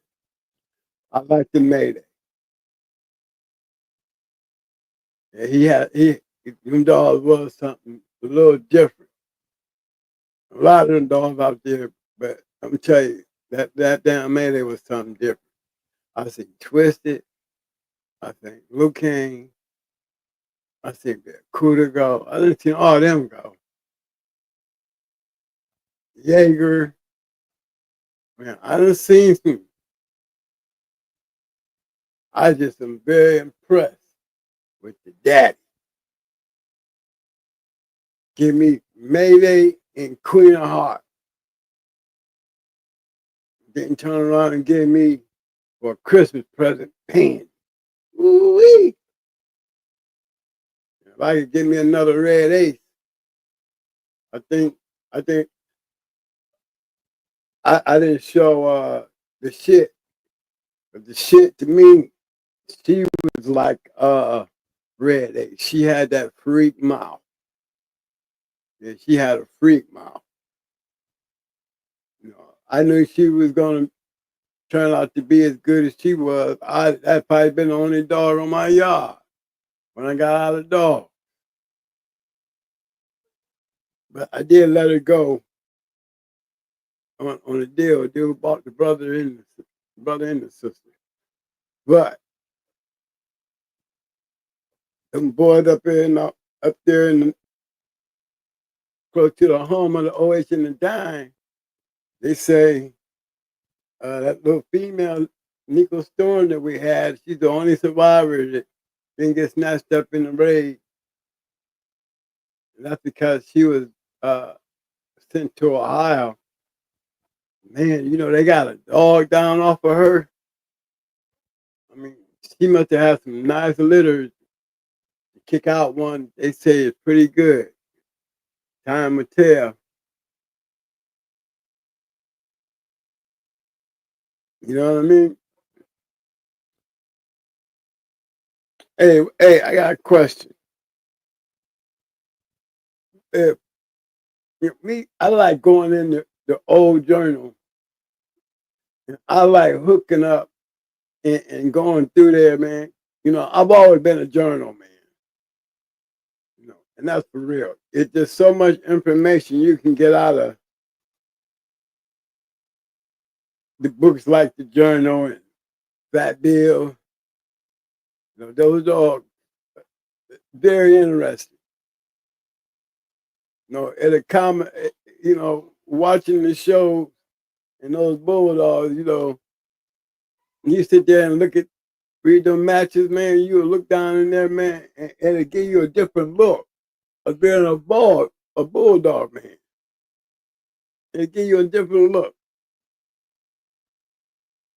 because some guys get out there, and I'm gonna start off with the BMF guys. I'm gonna call them the BMF guys. Some guys get out there and they just have all the money to play. You know, and then on top of that, they gamblers. So you know a gambler, you know, he ain't afraid to take that risk for that big jump. Them is to me is the hardest dudes to beat. They're the hardest dudes to beat. Because most of the time they got the money to go out there and buy what they want. And then they can take and buy what they want and then go take that dog and do what they want. And the next thing you know it's hard for them to retire one. They'll take him all the way down to, go all the way to the down end of the brink of collapse. They'll run one like a horse. I mean, that is for real. You know, that's the kind of reputation I've seen out of really all the good dog men that I've seen. I mean, they just like the real, even I had a touch of that shit. I had a touch of that shit too, y'all. You take one out there, man, and you just don't know when to quit. I done seen so many great ones. I mean, so many great ones. You know, you just cannot see some of these guys take them to the brink. Instead of going home and sitting down, they hang on out there till they get shut down.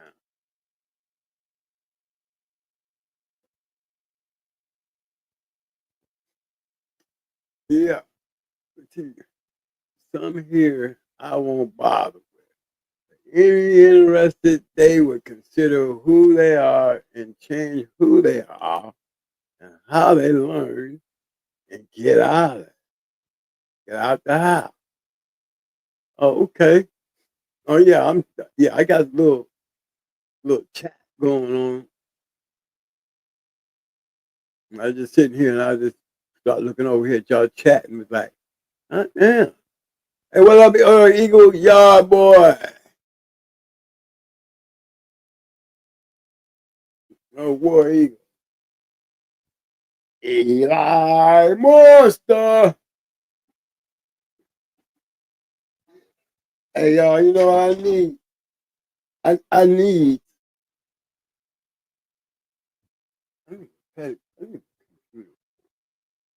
We can get the computer up. Cause I want to get on there. Don't remember how to use it? Oh, right there. Well, that's why. Just told me that shit, dude.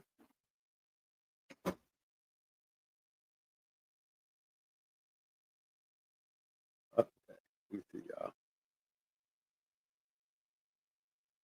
Hold on, man. I'm trying to see. We can get back into this dog game thing. I was trying to see if I can get the pedigree thing out. Hold on. I wonder how them do be doing that. Okay.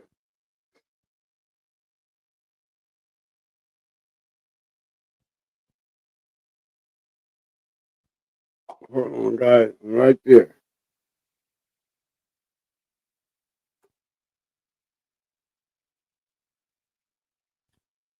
Mm-hmm.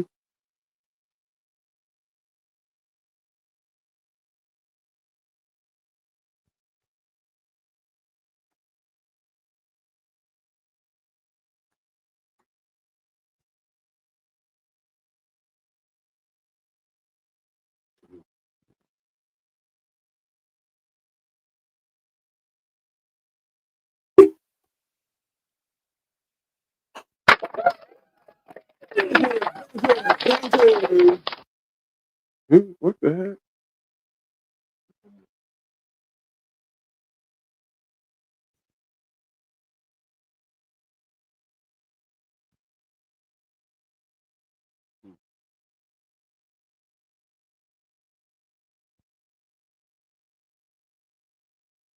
Okay. See, we might be able to get up on here.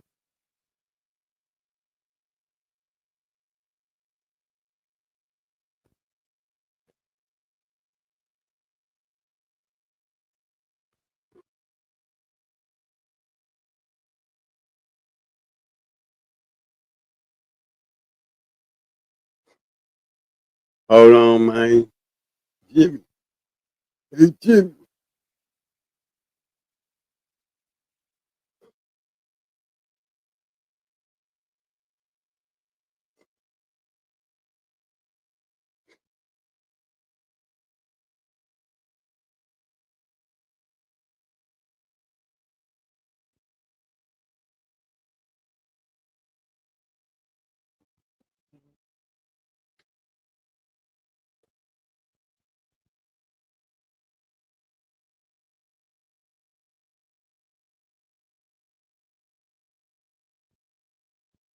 All right.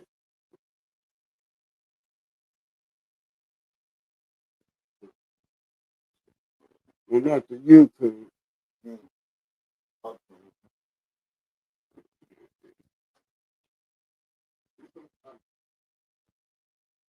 They can get in there arguing, man. They cut each other out. I'm watching them all night.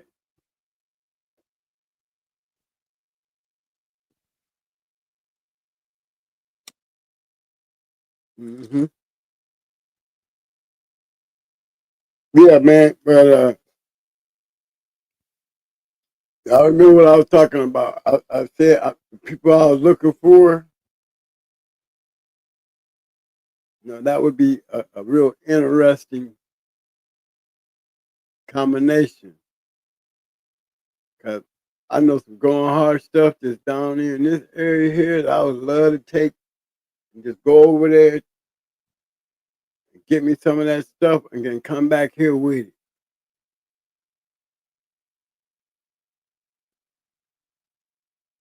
And that's for real.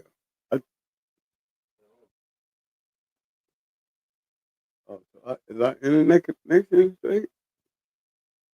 I ran into some shit like that today. I did. I don't know. Them Russians might be on something, or them Chinese. I ran into something today.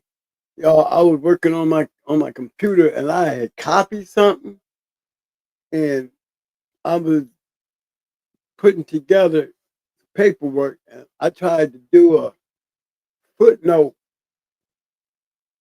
and it was like every time I copy something, and then you go to art thing and then push the paste shit. It kept putting back some shit that I didn't want on there. I can't tell y'all what was going on with the computer systems out there, y'all. But that mug would not stop. It just kept putting back, regardless of if I took it out my memory, cut the computer off, cut it back on, and just one thing was just stuck in my paste file, and I could not get it off. Then another thing happened on my TV. Everything seemed like it was connected through the internet.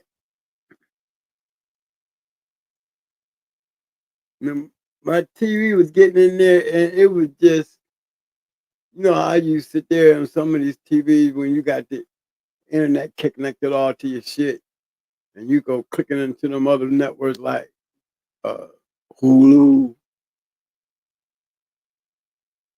Tubi. Yeah, I was trying to get in there with them, and I had the damnedest time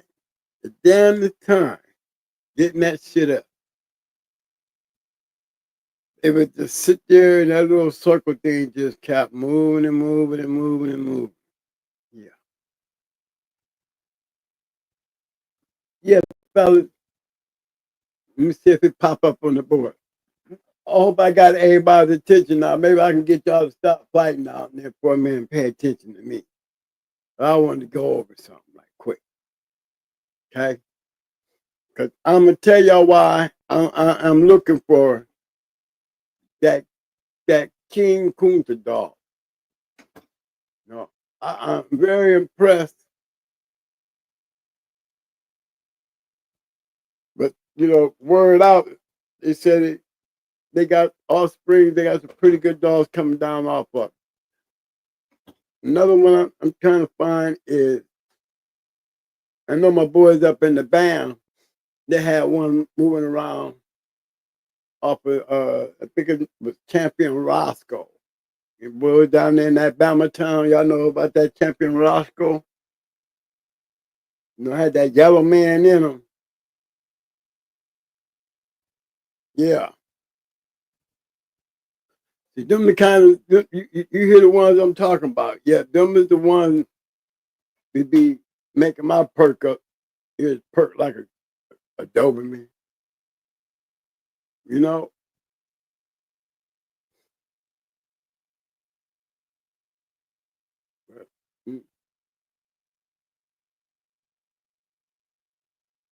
I hope this thing act right.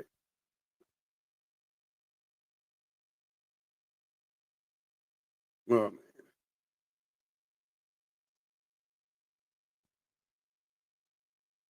Just when I said that, see what it's doing, it won't let me go.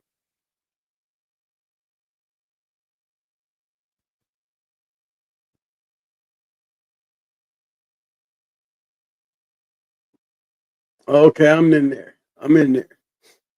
No, I wanted to show y'all some shit. Okay, I'm gonna start with her because she was the oldest of them. These is coming down off of Baby. Now y'all keep in mind now, Baby is the granddaughter to little Mayday, aka Kunta.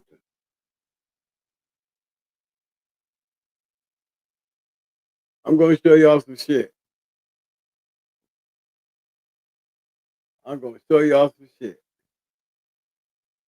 Now,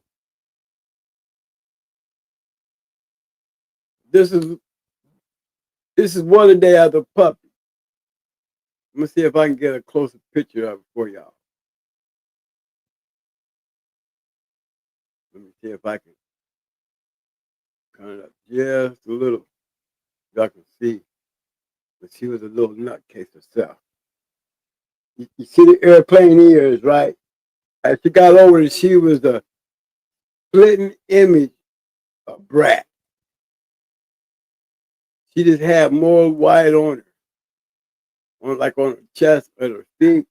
But I'm gonna tell you, man, I knew that she was gonna be a good one. Because she was the first one I had to throw on the chain as a puppy.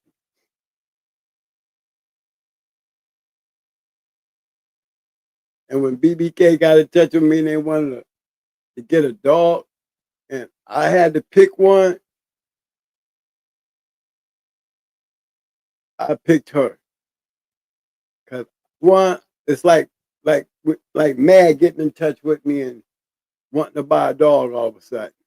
Never knew, but I had some dogs off of Mad. Cause Zena, I'm gonna pull her up. She was one of the dogs they had took, but she was headed for a great career. She was a good one, and she had some of that Mad stuff, not the DSK stuff, but the Gabe shit. Like Lucky Strike, I seen Lucky. It was a good one. But yeah, that Zeta dog, her tail swung around like not like a pit bull, but like a helicopter.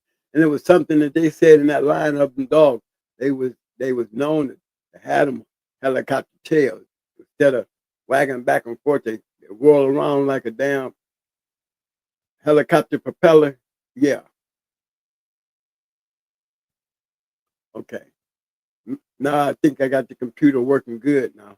Hey, I want y'all to pay attention to this shit right quick for me. All right, check this out. I said I was gonna start off with yellow day. I want y'all to take heed of the breed. I'm gonna show you some shit that really, if you're gonna breed some good ones and see some shit, know where you see it and know when it works. Okay. Now, if you notice,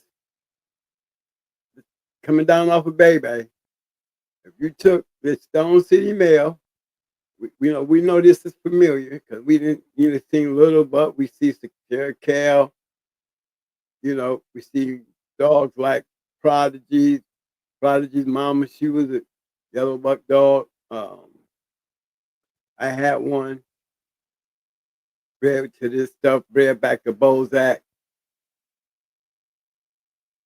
But a line that clicks, and if I had that line, you notice that these dogs always click when you click them together.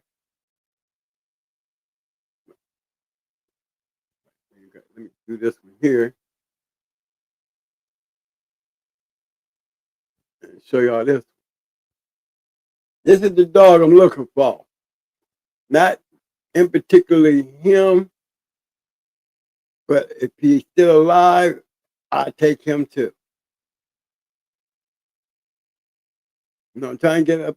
My people, my proteges, they lost to him, and they had a good one. They lost to him in 30.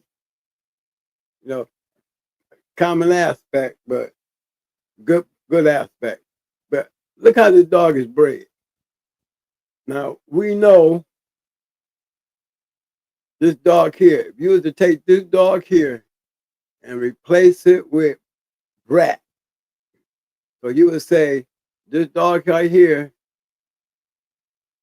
is off of Mayday.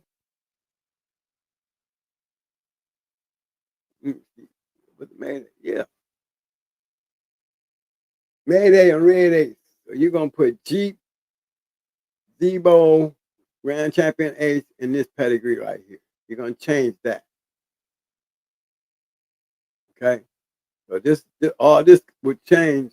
And this dog right here, he wouldn't be a Bulldog. He really would be a Mayday dog. I'm gonna show you why it clicks. Because anytime you take the Mayday, Red Ace, that's Brat, Sassy Girl, don't forget Sassy Girl came off of Little Mayday. Baby. See? Sassy Girl coming off a Little Mayday. This is the dog we working off of. What I wanted to point out, if you're paying attention to what I'm talking about right now, you'll see there's a resemblance here. They couldn't get this shit right here to work or anything else. They couldn't get it to seem to work. But just as soon as somebody caught on one, somebody smelled the coffee, you start making it look like this. See the familiarity in the cross? That's why it worked. That's why it worked. And I ain't done yet. I'm gonna grab. Okay, that's champion what today. Little female. Remember I told you about Mayday females? You can get a Mayday female to the box quicker than you can a Mayday male. When they did have them, they gonna either have them cold or they gonna have them fire. Not on, not hot, but just blazing fire.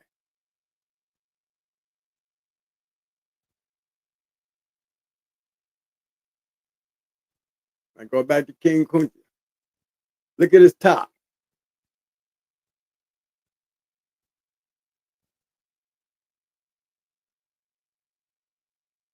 Here's another one.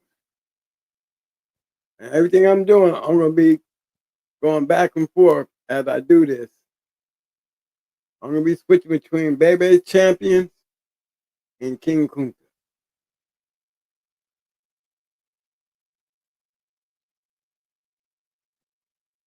Computer moving a little slow here.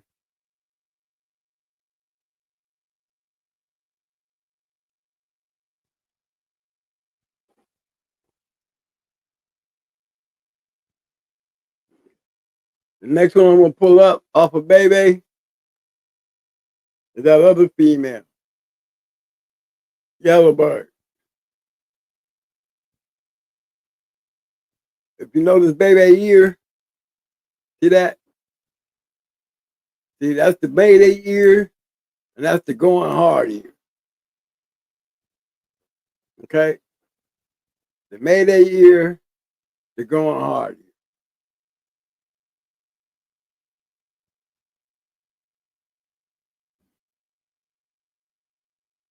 Bear with me, y'all. The computer's moving a little slow tonight.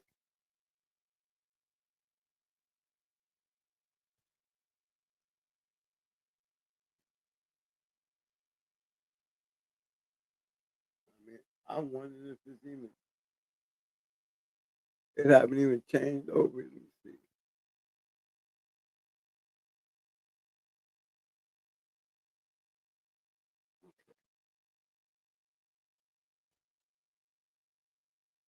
Still waiting on it to click over here. It was working good there for a minute, then it started getting slow. Maybe because it's paying this crazy shit.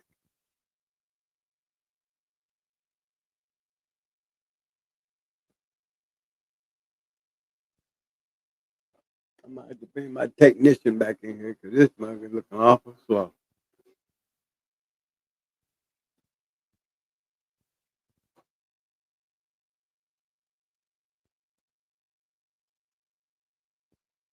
Oh, while it's sitting there trying to find a life, I'm gonna come over here and hang out with y'all for a minute while this thing making this decision.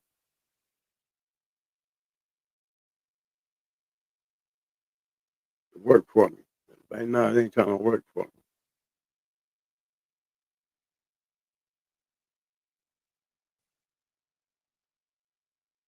Okay. Nobody's seen.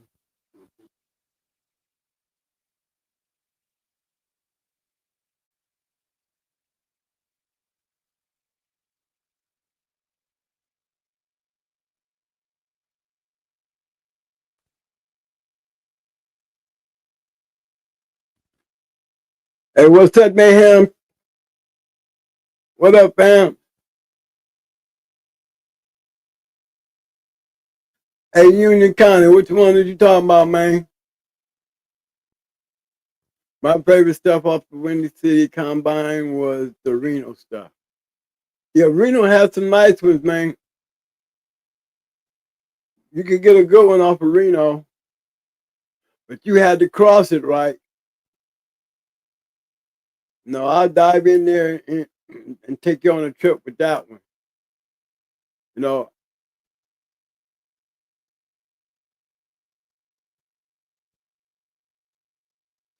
yeah, my boys, yeah, you know, that Black Mamba stuff where you go. If you cross it right, you can get some real good dogs. If you cross it right, you can get some good ones. But I can tell you now, if you don't cross it right, boy, you're gonna have a wait, and you're gonna have a wait, and it ain't gonna never materialize on that wait. Okay, now that it took my pedigree all the way down, then it shot me down. Which one is that? Let's see what's happening here. Check this proxy.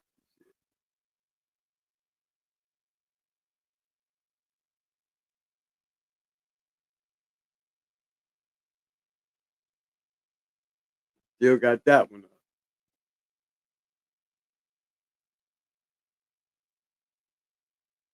And we still got our board up. Yeah, I can't even get around in the pedigrees, y'all, because this thing ain't acting right. I can't pull them up fast enough. I was gonna dive into Black Mamba too. I was gonna dive in there and pull up some shit on that one too, cause that's another one. You know, yeah, they be some good crosses.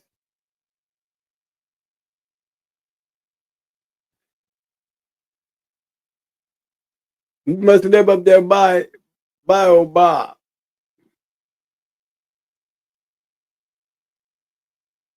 You must have lived up there by old Bob.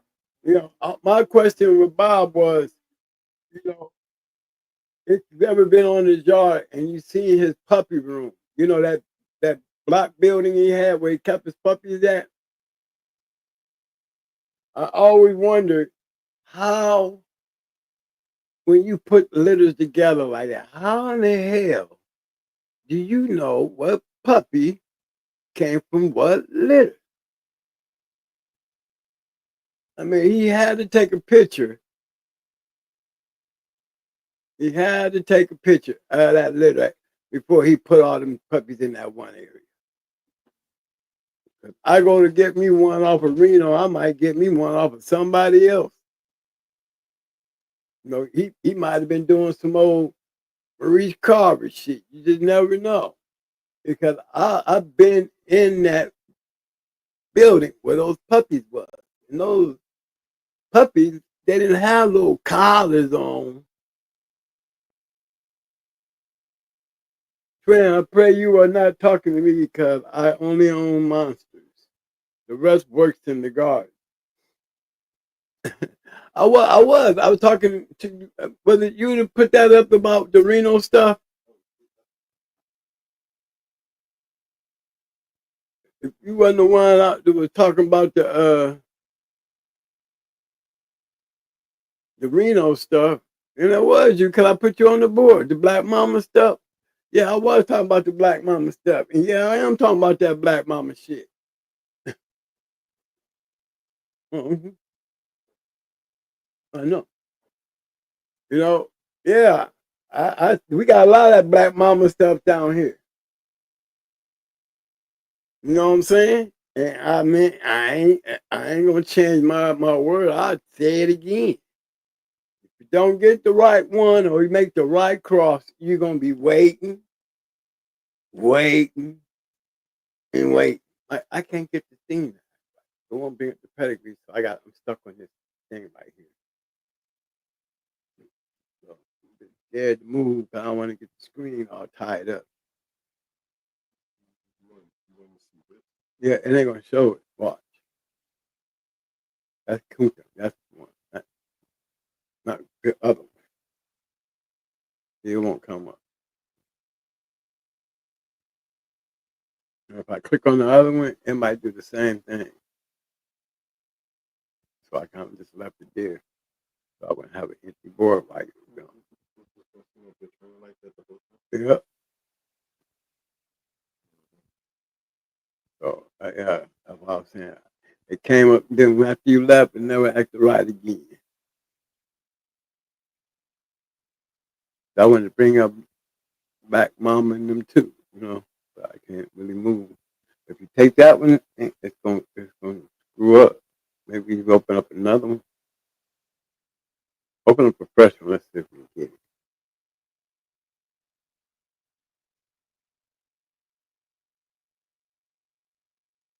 Okay.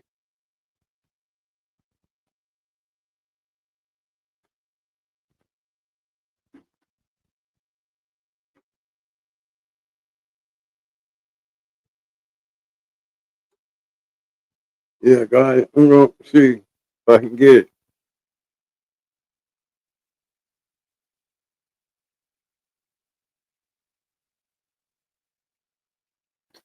Come on, man.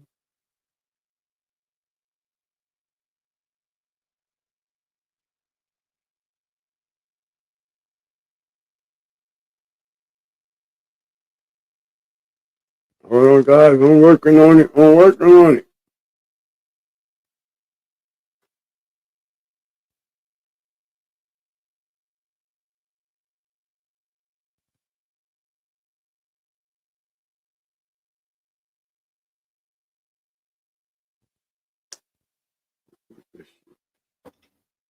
Just go anywhere I want to go.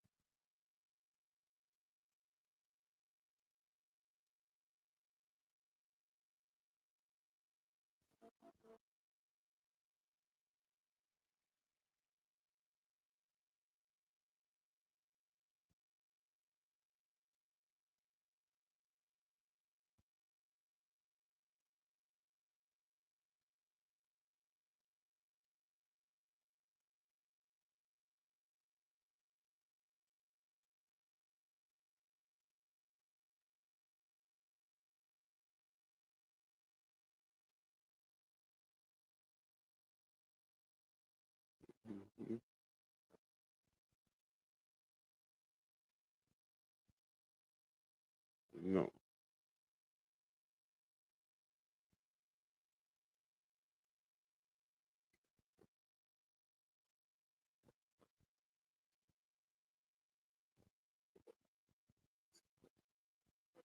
Mhm.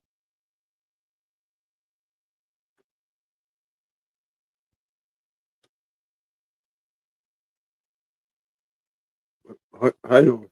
Oh, I got it. Okay. I kept going to the video. There you go. That's him. And you know, man, I'd be telling you about that Taylor boy, man.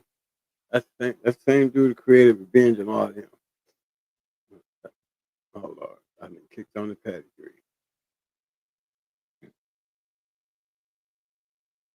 Yeah, I'm trying to get over there where you at there, Black Eli Warrior boy. Where you go? Yeah, I'm trying to get there, man.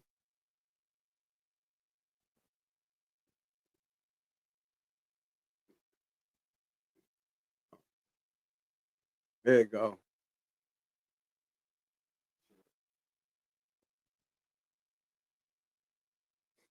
All right, Black. Okay, I'm over here on Black Mama. Eli, we'll go down through here.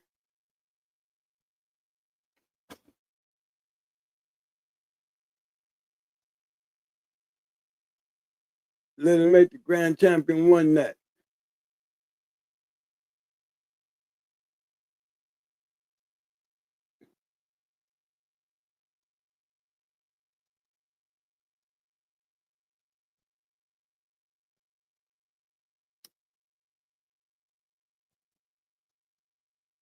Yeah, look at it. It's acting up, y'all. I guess like we gotta be a little patient with it tonight.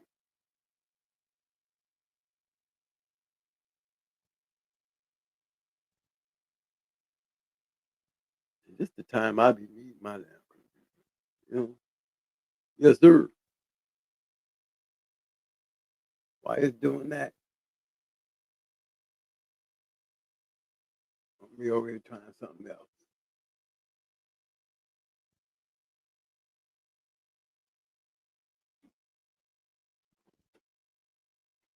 What they say?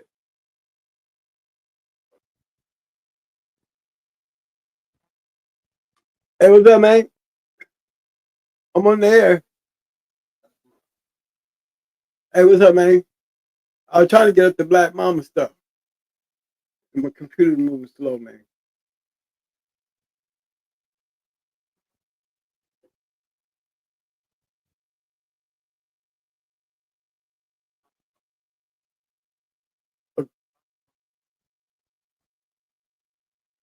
Oh, okay. Yeah. Hold on. You said, what's it? I know Tom. You said, now say that again. Yeah, Terry Townsend. Wicked One. Okay.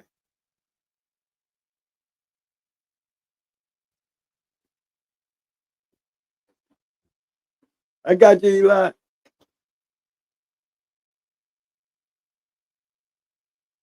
The computer gonna act right for me. Now you ain't gonna see me doing anything until I get it up because the computer's moving slow.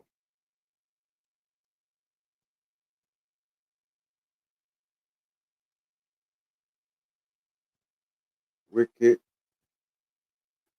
One.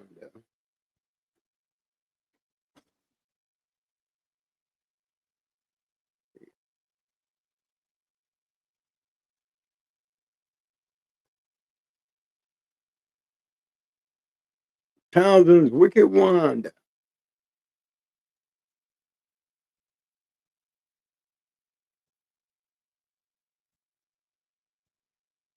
I got it up, man. I'm just trying to see if it's gonna pull up, okay?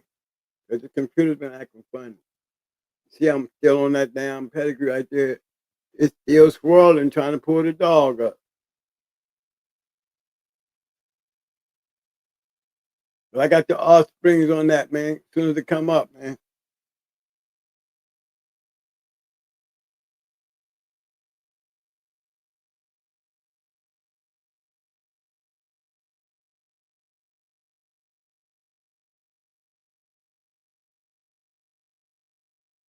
Oh man, look at this stuff.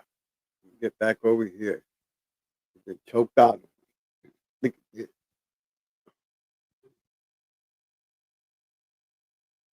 So I gotta get it off of this one. Hold on, y'all.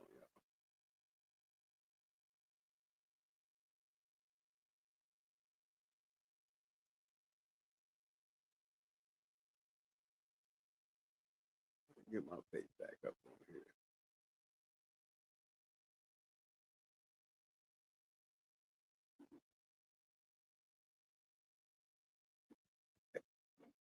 Hey Mike. Let's see. We gotta do it like this.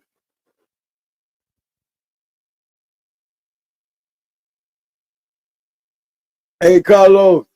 I'm trying to get some pedigrees up here, man. It ain't acting right now. I'm trying, man.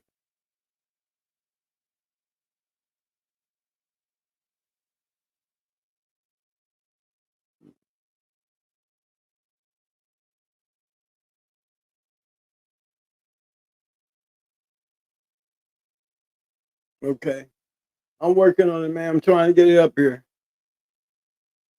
Wanda ain't pulled up yet.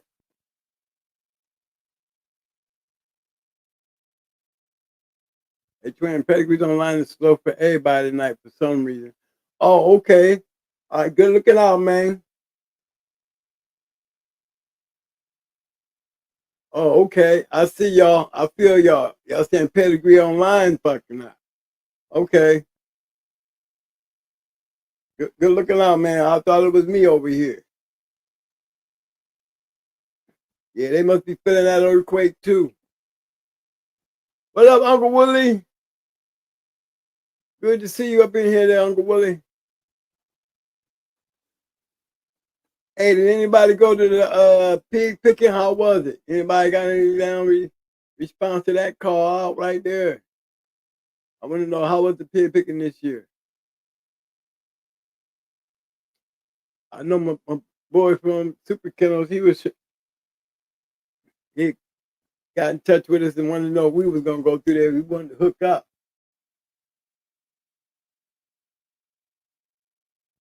No rush making dinner for the pups while I'm listening to you. But damn, man, you making dinner for the pups? What kind of dinner you feed your pups, bro?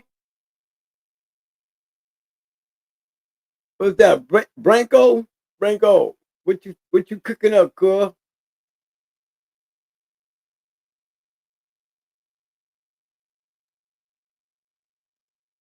Yeah, Pairs Online definitely acting up. It's got the swirl on. It ain't open up none of them up. It was acting right there for a second. We might be having a crash storm on the page. Everybody pulling up pairs tonight. Must be jamming it up.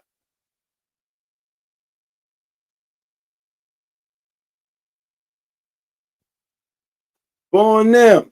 You had that Malibu little maid sister. Did you get anything out of her?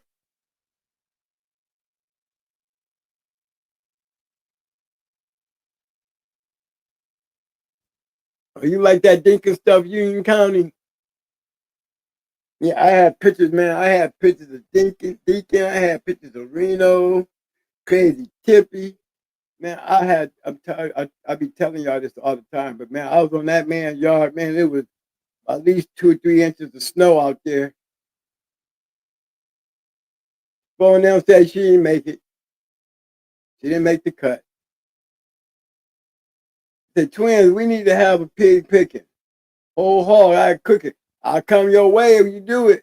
You know I'm all in North Carolina. You already know I got people. I hear right on down there. Sure would. And we would. That'd be nice.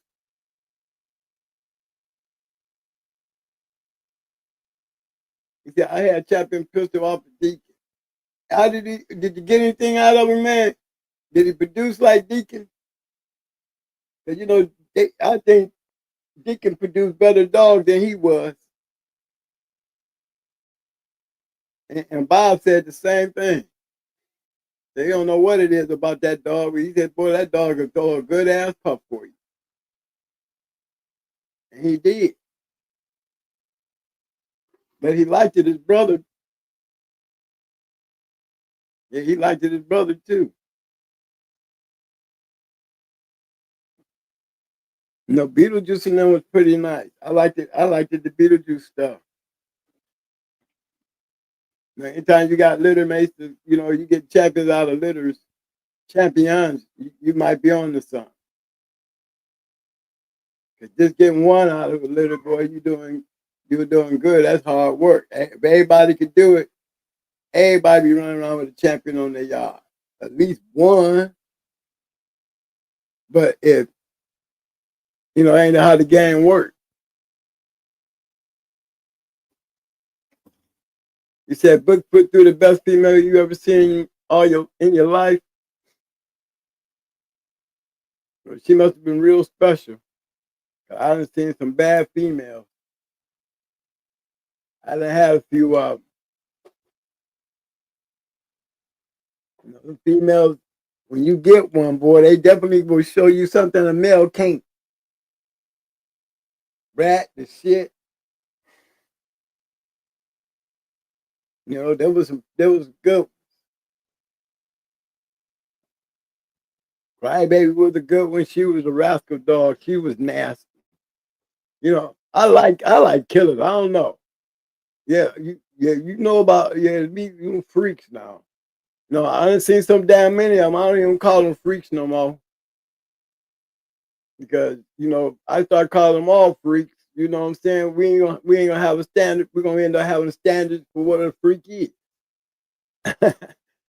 Just know that it ain't easy to come by.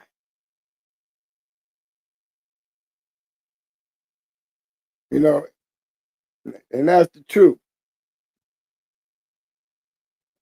We ain't getting no cooperation over here with Pairs. They said Pairs online is active now. Yeah. No. Yeah.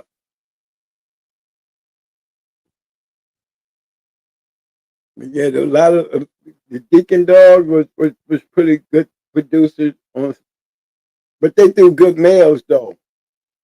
If the Pairs was on, if we had the Pairs working right, I'd be diving all into these things we talking about right now. Except for all those unaware that the Victor dog is the proof of a hybrid Vigor.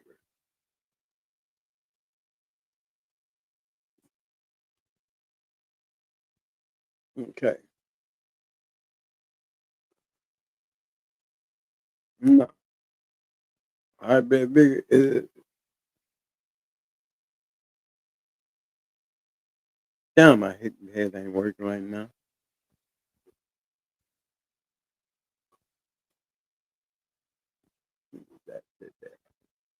Hey, Cobb, I got one for you, man.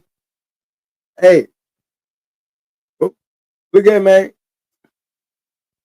Give me a dog that you would compare to a hybrid Vigor. A dog of the past. What dog of the past would you call a hybrid Vigor? And do everybody in the room know what it is? If you know what a hybrid Vigor is, hybrid Vigor, throw your hand, throw a thumbs up. Because if a lot of y'all don't throw the thumbs up, come on, you're going to have to let them know. I don't want it to be diving into something and, we lose it. Cornell, were you right about that? Yep. If I had my pairs up, I would show you that evidence. Yeah, I would show you that because like I said, we bred champion Pretty Mama and the champion Beetlejuice and got some shit. And then we turned around and crossed that shit into our Mayday Stone City. Yeah, Buck Rogers, and had some badass dogs.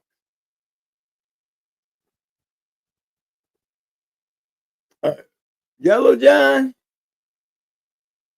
Why would you say Yellow John? I mean, one, I ain't seen nobody throw a thumbs up like they know what the hell a hybrid Vigor is. You know, so oh, you say yellow. That would be interesting.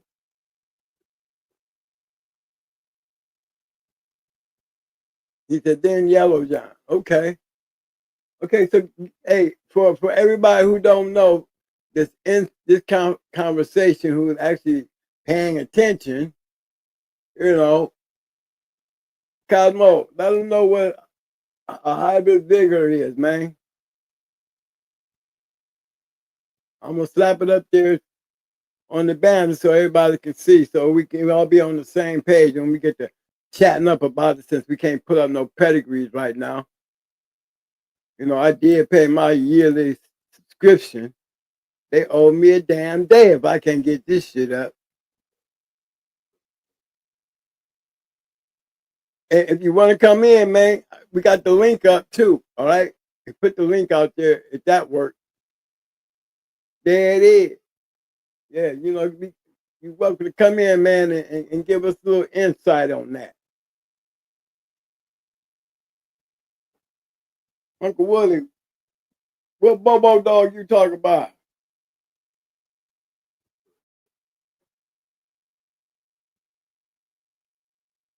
Okay. He said it's a family of dogs that gets better. A family of dogs that consistently getting better. Yeah, I could definitely agree to you with that one. Because with Yellow John, we can start with Red Boy. We can start with Red Boy and then start working our way through that prospect of dogs. You got Yellow, you got Red Boy, then you got Yellow John, then you got Yellow, then you got Mayday, and then you got all the sons and champions off of Mayday. You can't get much better than that. And the funny thing about it, at one time, I would even say in the top 10 dogs, you had 3 dogs of the same line of dogs. Yellow John was in the top 10, Yellow was in the top 10, and Mayday. There were 3 dogs on the registered mail list at one time. It was all down off their line. And we're going to throw some more trash in there. Lucan and Barracuda ain't doing too bad in their production rate. So yeah, I would definitely call them hybrid bigger dogs. And want to be honest about it. They talk that shit about them Garner dogs. Maybe the Garner dogs ain't consistent because you can use, just because the word Garner on it, that's like saying Boyle. Let's get into the dog name. Because we can say a whole lot of Garner dogs got better. We can say a whole lot of Boyle's dogs got better. But we can't pick that one particular line of those dogs and say, like we can with Red Boy, Yellow John, Yellow, Mayday, Blue Cane, going down that list. I can even throw, those registered mares coming down off a Yellow Buck, and them Grand Champion Buck dogs. I had to throw my hat in the ring with Grand Champion Buck. You know what I'm saying? I would start with Buck, and I would work my way using all the stuff that came down off of Buck. You know what I mean? So, I would call him a hybrid Vigor dog too. I wouldn't have to throw Frisco in there for all you people who might be in another country. Because I'm gonna keep it real with you. I think with them imports that he snuck back in, they had little crosses of them little Mexican Eli's. You know what I'm saying? I think he did you might be on this show talking shit about this comment. Because they be having them bad habits. They sneak over the border and snag up one. Put that USDA on there and it'd be their name next. But the Mexican Eli's, I think that they was being crossed back into that time shit, y'all. Because you don't be going with a bunch of trash one minute. Even your sperm count ain't working. And then all of a sudden, these black dogs start popping up again over there in town, y'all. Yeah. Like even with dynamite. Now you know dynamite, they got him as God as dynamite, but we all know that's true color.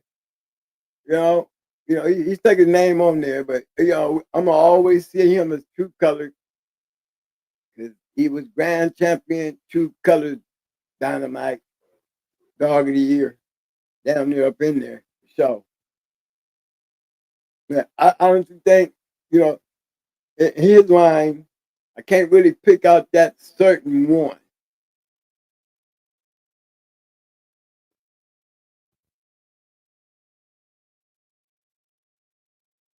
He said, Garner used the term talking about Chinaman being crossed to Bolio to get Frisco. Until then, we say the blood click. Well, we know if you can get some Bolio to work, and I know Bolio, it can be triple bred, quadruple bred, like Red Boy, and still good dogs. I mean, you got to even throw Jeep in there. You can have triple bred, 4-time bred, 5-time bred Jeep, and I can tell you, I can pull up a good dog. It's not too many dogs that you can put a whole bunch of line of dogs up on there and you get that. Super 5, what's up there, big bro? Yes, sir. My brother in arms. What's up, Pet Dog?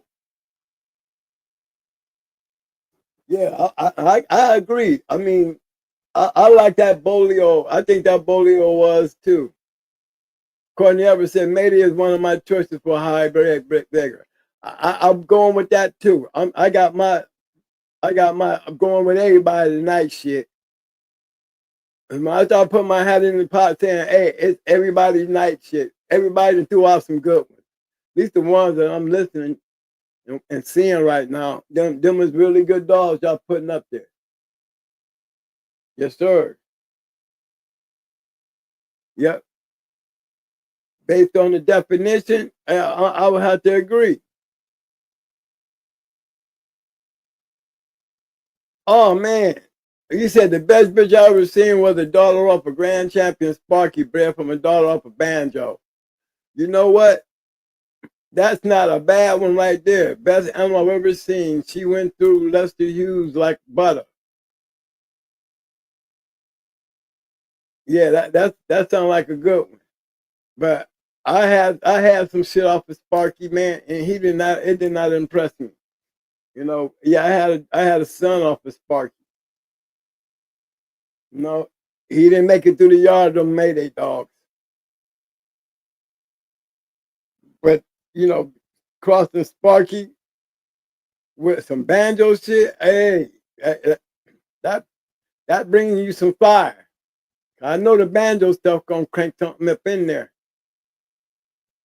All they needed is to get a half a dog like Sparky was, and with the banjo stuff, it just filled in the gaps that he couldn't bring out in his production because he was not a good producer.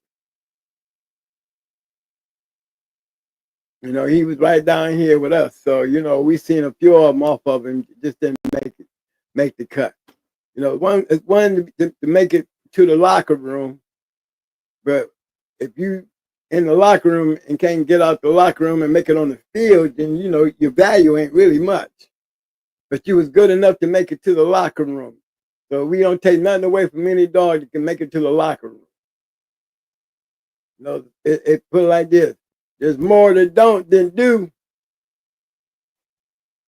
Keep it real. There's more that don't make it to the locker room than do make it to the locker room. So let's keep that in mind. Mm-hmm. Courtney ever said, would you consider a honey bunch a hybrid? Figured out. Come on, let's analyze that with me, Courtney. See, y'all got clipboard, y'all got keypads in front of y'all. You know, if you want to come in and hit that link, come on, hit the link. But honey bunch, I mean, I wouldn't cheat her out of it. I really wouldn't cheat her out of it because look, check this out.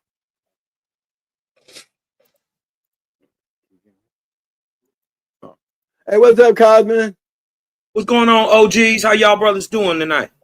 All right, man. It's good to see you step up in there and holler at us, man. Hey, man, you got the flow right now with this hybrid stuff. No, I think you explained it perfectly. You gave them the let me see if I can share it. You dig what I'm talking about with y'all. Yeah. So I can kind of show you. You gave a perfect example of what hybrid vigor is. There ain't like hybrid vigor is not like something like pixie dust that you sprinkle in a dog, or you dig what I'm talking about. There's like no magic to it. There's no luck. There's no guessing. These are decisions that are made from breeders who know what they're talking about and trying to produce better offspring who produce even better offspring. Yeah. That hybrid vigor is a thing you look at through the future, through like a family of dogs. You can't just say, oh, is this dog hybrid vigor? No, they don't work like that. What she would, okay, does she come off good parents and is she good and then goes on to produce, is she generally better? Does she go on to produce even better offspring who go on to produce even better offspring? Yeah. That's how you like track hybrid vigor. You gave the perfect example when you gave Red Boy. Mm-hmm. If y'all want to, I'll just put it up in the back. If it's not sharing for y'all, maybe it'll share for me. Okay. It might. Right. And I just want to show what it looks like. So, we like the brother in the chat said the right thing. The brother in the chat said the right thing about,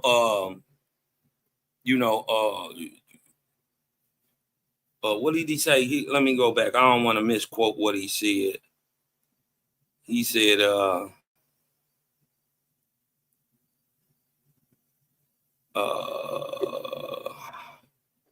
that remember back in the day when we said, oh, the blood clicked.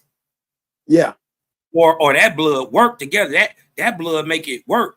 That's the same thing as hybrid vigor. Yeah. Making a dog better is hybrid vigor. Yeah. So it's just a scientific term for the thing we've always known. Right.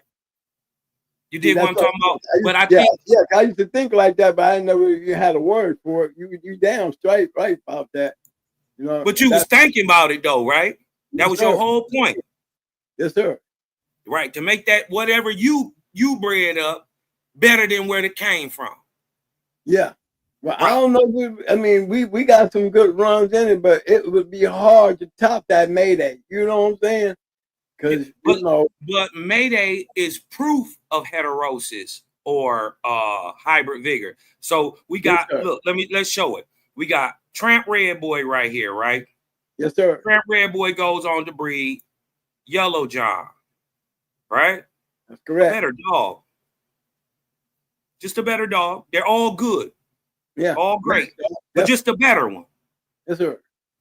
We're not talking about does this one have more mouth or this one? He's just generally better. Yeah. You see what I'm saying? But then Yellow John goes on to breed. Now, this depends on, this is proof of hybrid vigor, right?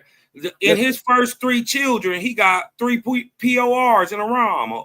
You dig what I'm talking about? So we could go yellow or sassy. Yeah. You dig what I'm talking about? As, some of the best of his children, but he's producing more of these great children. That's true. Right? Yeah. More great children. Look at that, y'all. All them good ass dogs. You dig what I'm talking about? So we take that. Let's just take yellow. Because we're going to get down to my homeboy, Mayday. You dig what I'm talking about? Mm-hmm. We get yellow. Good ass dog. You dig what I'm talking about? Bred up everything and whooped everything. Yep. You dig what I'm talking about? He go on to breed another bad joker. Now we could go with Lady Sassy Lady, really as the greatest of that line. You dig what I'm talking about? But we gonna go with Mayday, just to not even have no. You dig what I'm talking about? Don't forget Awesome Baby too now. Also, but somebody gonna say, you know what they gonna say, twin? You know what they gonna say? But she was cold. And they don't prove how you gonna holler about a cold bitch that's sitting under the honey bun? Come on, man. How you gonna talk about a cold bitch that's sitting under the honey bun? I mean, and created a line. We talk about Mayday, but look, you taking two dogs, like you said, Yellow and Awesome Baby. You see what I'm saying, man? That's a yellow dog. That's a yellow John dog, bro. Yes, sir. Yes, sir. You know what I'm saying? They say she was cold as a piece of ice, but boy, she was dropping them. Man, I'm telling you. What they talking about, twin? Man, look, she make you think. Yeah, you see what she doing? She'll make you think the best way to breed is to breed a cold bitch. That's what she'll show, make you think. But what if cold is nature's way of saying twist it up? Breed, go to your line. You ain't gotta cross it out. Go to your line, but don't get it close. Yep. And that is called hybrid vigor, y'all. It's not inbreeding, it's line breeding. Right. But all line breeding in a breed is inbreeding. We got to understand that. Yes, sir. That's exactly right. It is. Anytime you're tapping back into your line, you are doing a touch of inbreed. So really we got a rumble dumble right here.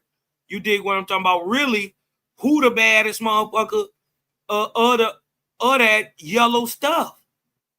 Really? Because is it the one that's going to produce it? Or is it the one that's going to throw it forward? But we got one that is bad in the box. Or was. Let's get in the time machine. He was bad in the box. He a grand champion. Whoop some biggins too. You dig what I'm talking about? And threw him. Yeah. And then threw him. Boom. Come on, we got Liu Kang. Where do we even go? You're right. Dog, so many good dogs. Come on. We can go with going hard to Brat. First champion. Yep. Right? The point is that I'm breeding really, really good dogs. Right? That go on to breed more good dogs. Made to. Yeah. Like Champion Bond, Stone City's Blondie. Come on, man. Okay. Come on, man. She's another one. Yellow Bug. Let's just say Liu Kang the bad man there. Okay. Right? Let's go. Now, you see how many dogs and generations we done got from Red Boy? Yes, sir. But they had an idea of what they was doing and what they was looking for, and they was breeding the genetics for. See, with the pit bull, y'all gotta understand, we do a thing that most breeds don't do. Most breeds don't do heavy inbreeding. Right. We do. Why? Because we're trying to lock in a trait we just seen. I seen this goddamn thing got a mouth like an alligator. I'm trying to lock that in. Right. Right? And when I can get those traits that are the same in a locus or in an allele, or to dumb it down in a gene, right? If I can get those two genes to be together in the same, I can lock that trait in. That is called recessive. Okay. You dig what I'm talking about? So, but to get it forward, sometimes you got to come at it a different way. right? Yep. To push the genetics forward. We got them Yellow John dogs. They was already good. We got the Sons of Yellow and Mayday. You dig what I'm talking about? We already got that. But to make this Luke Kane, we got to push all this stuff up here from back here up here. Up to the front. That's right. Right? We've been doing this forever, right? Yeah. We just didn't know what the fuck it was called scientifically. Right. That's all I'm saying. Now we know this gonna make us better. It's so easily our dogs is gonna get better. They have been. Come on, man. He bred Luke Kane, right? Mm-hmm. Okay. So look, hey, did you check this out? Remember how we were just talking about, right? If you go back and start back at Red Boy, there's another thing that was a strong, powerful thing. That register mirror. Yeah, go back to that pedigree. Go back to Luke Kane, to be honest. Luke Kane? Yeah, where I'm going with this, yeah. Because he'll be a prime example. Okay, now let's look at Luke Kane and look at that top. Just the top coming off his father. Now we got Luke Kane as a registered married. His daddy was a registered married. His granddaddy was a registered married. His great granddaddy was a registered married, and his great great granddaddy was a registered married. That's a genetic strain of registered marriage. Would you not, or would you agree? It is just as important as the match qualities in the dog. If you can get a hybrid vigor in just the production, right? You know what I'm saying? Yeah. If it was a dog out there that if it ever was one out there that was like that, it wasn't a match dog himself. But what he could produce was dogs that could produce. So we gotta ask at this point, what's more really important, right? That I myself am a great box dog, or that I can make great box dogs. Right. Some people would say, you know, it's just important that, you know, yes. Hey baby. I'm good. How are you, love? Okay, y'all safe? Y'all have a good night? Yeah. All right. Be safe. Tell your mama I said hey. Oh, my bad, y'all. That was sweet, man. My kids, and my kids is grown. You know, one of them called me like that before the show. Just to call and say, Dad, I just called you to say I love you. Well, what the hell happened to you? You ain't calling me and asking me for shit. You ain't calling me to complain about your boyfriend. You just calling me to let me know you love me. Oh shit! I hope I don't die tonight. What's the problem? And then, wait a minute. If I'm not mistaken, hey, stop. Didn't Luke Kane breed Luca? Yeah. Hold on, well, let me find it. Yeah, Miss Luca. And that's another what you call hybrid vigor, because you show it by producing a better dog. Right. That's the only way to do it. You can't tell me it's better. You got to show me it's better. Right. Where you at? We got Miss Luca too. You go right there. Champion Miss Luca. You had your arrow right there. We can go right there. Cause listen, bad. You got to be bad. Oh yeah. And the funny thing about it, to be a Mayday dog and end up with a dog that's made history in your kennel, Stone City Kennel, and y'all couldn't stand Mayday and Victor. What? Man, they could not stand each other, bro. I told you, man, them dudes do not like each other. Yeah, look, check that out. Stone City's grand champion, Miss Luca. Yes, sir. To see that, it bugs me the hell out. Because I knew how bad they hated each other. looked at when I say they literally both got mad at me because Victor wanted to put Mayday on Yellow Buck, knowing that Mayday could never get down to Yellow Buck's weight. He wanted Yellow Buck to come up to meet him halfway. That's how bad they couldn't stand each other. Dogs ain't even in the same weight class. You know, we're talking with two Latinos with chips on their shoulders, so you know how this conversation was going, you know. But when I told him when I first made the comment I was going to do it, he was like, "Man, if I knew you was going to read your stuff to Victor, man, I wouldn't have guaranteed. Yeah, he would have never let me do it." But it's just funny to see, you know, once it become my dog, anyway, I'm gonna do what I want to do. Right. But I have paperwork, man. Well, I was gonna breed Red Ace to Yellow Buck, and then we was gonna breed Red Ace to Mayday. If Red Ace had came back from Puerto Rico killing Tommy Boy, I would have had a litter off of Yellow Buck and Mayday. I'd already bred the Mayday before I even went to Puerto Rico. So that's what Bratton was already on the ground. They were still puppies when I took off with Red Ace to Puerto Rico. They wasn't even 8 weeks old. Jeez. God damn, who was that? That's what I said. Hold on, this some more of that Luca.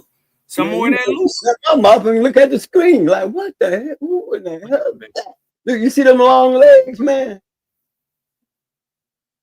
That's that. I know this dog is bad. I know this dog is bad. Cause she got them long legs, like Brat. Brat was big like that, man, for 36, 37. She was a big dog. Lanky like that. But Rogers was a 40-pound dog. Yet everybody that saw him could not believe that dog was 40 pounds. They was like, man, that dog ain't no 40 pounds. Put him on the scale. They ready to go home. They ready to go home because they know it's going to be a rough night. Oh, ooh-wee. They look like some of that Mayday to that old school Indian Sunny stuff.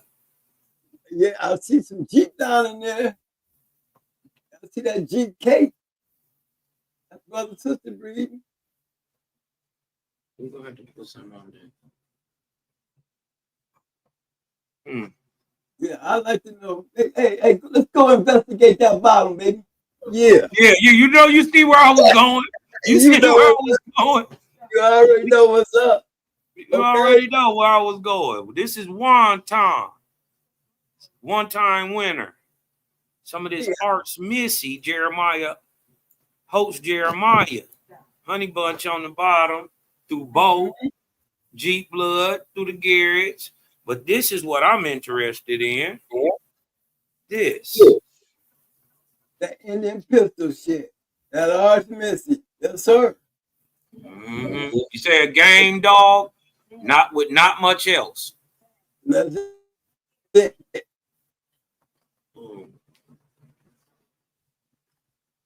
But she got the right bulldogs in on that top half now. I don't know too much. Sure do. That's that funny shit breeding. But I'm gonna tell you that I like the top half. I'm gonna get you some. Because the top half it's damn near. We know everything on that top end was producing all the way down to go back and look at Bolio. You know, it's the same cross to create a Bolio. Look, he in there. Yes, sir. See? He in there. A very game dog. Another one. Very game. Without much else. Indian Sonny being real about his stuff, though. You gotta respect him on that. But Indian Pugs. If you continue saying it, one thing about them back then, they take games over anything. They rather have a game than a piece of trash. You know, to them, it played. They was, you know, until us guys that came along with killers, you know, they always believe we'll always be able to get game dogs. Y'all won't always be able to get killers. As long as we keep producing these game dogs, we're gonna keep the minimum the population of you killers down to a trickle.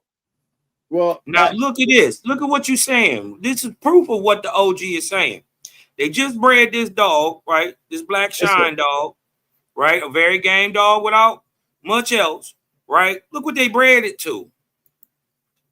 Another very undershot cur bitch that was bred to on her pedigree, right? They was bred to on her pedigree. What is they breeding? Let's see. Indian Mister. All right, Indian Mister. What is you gonna do? Right? Got a lot of Indian. The boy Indian Sonny was breeding that shit though. You can say whatever you want to. But he was breeding them. Oh yeah, he was. He ain't Indian Sonny, and we know who he is for nothing. Got 3 PORs. No, 2 PORs. She got a couple breedings in. Look like 3-4 breedings in. She got a POR out herself. Out of the stuff he admitting. It's just game stuff. And she ain't even built good. Right. But look, he doing something, right? He doing something. Yeah, but you notice what he doing? He studied. Look at the mind of the breeder. Look what he keep doing with the bottom. He keep taking the bottom, trying to make the bottom something by putting something with that on the top. Right. So he get down here. He breed this hunch dog, a game dog without much else. Another one. To this Indian brat dog. Some more champion bloomer stuff. Indian Bolio. You dig what I'm talking about? Yep. But then what he do? He knew it's already tight. Ain't none of this but Indian stuff. Nothing but Indian Bolio on the bottom. He get this girl. Right? He know he gotta turn it up. He gotta turn it up. Right? Right? He takes her. Hold on.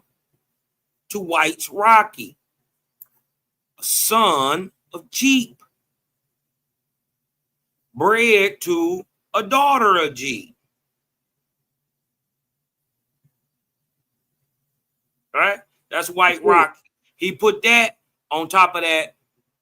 It's game. Right? We don't know nothing else about it. It ain't nothing else, but it's game. Right? And he bred up the Indian little lady. Make it look a little different. Yeah, but you know that he's slowly breeding all that bottom out. You know what I'm saying? Now he's starting to get into color now. He's starting to add a little color even to the bottom. It was all at the top. And now we start to breed them. Look. We start to breed them. Champion Wrangler. Huh? Y'all see the magic? It wasn't no trick to this. If you got a dog with shitty genetics and you breed it to a dog with shitty genetics, guess what you gonna get? They made it look better. The bottom of it, the very bottom of that shit is trash. But if you look at it, when you start adding that Jeep, look at all that Jeep. He went look and at got that Jeep. Red boy. Come on. Now you got a champion Wrangler, though. And he looked good. He looked good. Got you ain't new. Big shout out to you, baby boy. He said, Jerry What Ryan. we're watching, gentlemen, what we're watching is a master breeder at work who started with nothing. We seen where he came from. He just had a good son. Huh? Of Holtz, Jeremiah, and Arch Missy. Arch Missy can't get y'all see who way back here. Arch Missy. And look what they doing, twin. Look what they doing. They breeding the old family to the Dabo. Oh yeah. Look, Old Family Red to the diabolo. they mix it up, and look, they doing it the same thing right here. Yes, sir. All old family to the diabolo. That's the red black breeding. What we've been calling click. What we've been calling the battle cross. Mm-hmm. We just got different terms for what the fuck we seeing, but we see this shit. Oh yeah.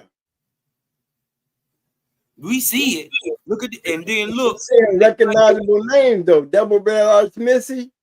Hey, he knew one damn thing. He knew to put the right bitch in there. Yup. I like this stuff too. This Carver pistol. Oh yeah. And the Miss Spike. This stuff was breeding them. Oh yeah. This stuff was breeding them. Oh yeah. You know? When we say Archmissy, we say boomerang. That's right. They were leader mate. So they took off and went their own direction. But did y'all see what he did, y'all? Did y'all see what he did? Look what Indian Sonny did. He ain't no dummy. He know I got to put something up on this. I got to put something up on this Indian little lady, right? Mm-hmm. They cut her back to this gator dog, champion Twinkie.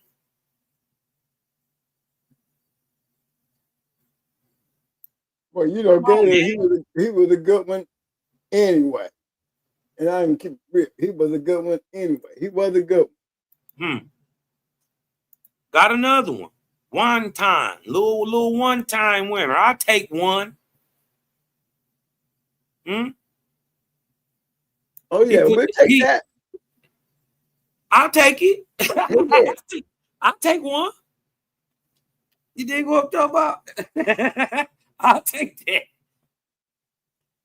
You got the Outlaw way back here. The Outlaw Junior way back in the back. He put that. Look, this is crazy. This is what I wouldn't have did. I wouldn't have put that goddamn pistol shit back on top with this on the bottom. Right. I wouldn't have did that. But let's see what he did. Well, goddamn, you shut the fuck up, Cosmine. He knew it was game. I'm going to breed it right back to this game ass shit. I don't care. That shit game. That's one thing they got over us. Shut the fuck up, Cosmine. You don't know shit. How about that? How about take a look out of this motherfucker? Oh, yeah. Cornell was saying it makes a lot of sense to breed all the Bolio he had because he was really beefing with Pat. He's looking another way to make a different line than Pat, though. Hey, you know what? He was right, but one damn thing for sure, he should have did a little bit more harder work because Pat was putting him down. Sure was. I ain't lying to you. And Pat, he put some shit down that was really everlasting. You got the 357 dog. Buck. You got the Gaston dog. The Undertaker dog. You know what I'm saying? I mean, don't forget California Jack, Vice Grip dogs. You know what I mean? Mayday dogs. Stone City dogs. I mean, Sonny, you know, I hope you didn't go to your grave trying to feel like you did something because you had a long way to go fucking with Pat. Because Pat had a whole line. You know, the Boyles dogs. The Boyles dogs is Patrick dogs. You know, they went so many different directions, man, and they all were producing match dogs. Sonny did, you know, he might have been beefing with him, but look, if Victor and Stone City was still beefing, they still be in a good damn battle between the Stone City dogs and the Mayday dogs in their production line. Ooh, I know this was good right here. That Jeep through that lug. Oh yeah, that Luke Kane. Yes, sir. I know this was good. Oh, he was a grand champion. No what? Yeah, he was. It was good. Yeah, it was a grand champion. No shit. Yeah, I could I can kind of see when the numbers start to add up. You know what I mean? You can see it. When you can see it, I'll just say this: in my lying twin, when you know what you're doing, you can see what they were thinking when they bred this. Remember, I made a comment in one of our shows. I said, "You notice something, man? And all our dogs, even with Stone City Hardcore, even Victor, even the Bulldogs that got a lot of Patrick, they all got a touch of that Jeep or a bully son. Every single one of them. Every single one of them. Every single one of them. What? He ain't got no offspring? No, you know, remember when they go to Scenario, that dude right there, when they go to him, man, them dogs would probably go into them guys in a straw. You know, I used to think them dudes was fake, man. I ain't gonna lie to you. I used to really think them dudes, that shit really did not exist. Man, you know, I got some information. Them people, they have a sperm bank. Their own sperm bank. They literally like you know how universities take and do experiments and shit. Yeah. But these dudes got they money deep, and they literally, it's a business. They go around and they literally collect semen off from the great all the great dogs. Wow. If they can buy the dog, they will buy the dog and take it back over there where they at. And don't do nothing but suck them a motherfucking straws off of them. Don't beat them to no bitches. Just continuously build a sperm bank with dogs. I mean, these dudes ain't fake. Them and them coastal central dudes, the coastal central guys that just like these little Naviette to do here, they are almost like not in competition, but one of the guys that used to be with them broke off and he created his own. So that coastal coastline shit, it's the same people. It's just split. You look, he just spoke up. Twin just spoke up. That goddamn Bolio shit, didn't he? Yes, sir. Boat action, it's in there, man. It was good. You see it. You see that Patrick in there, man? Yes, sir. It was that Patrick, man. They can't say Little Tater had to be a hell of a dog, man. Oh yeah. Little Tater had to be a hell of a dog. Look, I mean, I be telling them that, man. That's why I say, no way in the hell y'all gonna ever convince me that Buck was off of some Golden Boy.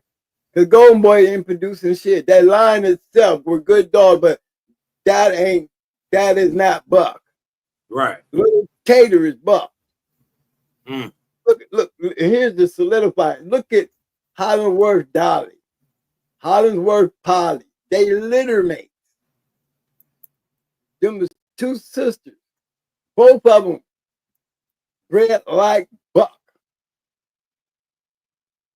Yeah, all three of them registered mares. And I ain't talking about registered mares coming off of other shit. These bitches was producing champion being bred back into the crosses that they created them.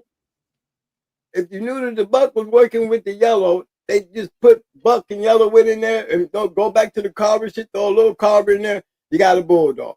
Stone City did it. Hardcore did it. You're going to find we did it. You're going to see Jeep and all our shit. They keep it stable. They keep it and they keep it game. Yes. We didn't call it hybrid vigor. Hey, they don't want to. I don't even want to say it. I don't even want to say it. But Pat was on to something, man. Do you see how Buck Daddy bred, man? Look at it. You ain't know in the hell you're gonna tell me that ain't goddamn with Buck Daddy. Listen, man, this shit was fire. Replica of his daddy. They asked me the other day, twin, if I could get any dog, I could bring anyone back. You dig what I'm talking about? Which would I go get? I told him I go get Fitzwater Goldie. You know what? You ain't never lied. But I would have to make sure that when I get him, I got to get that man a recipe. Yeah.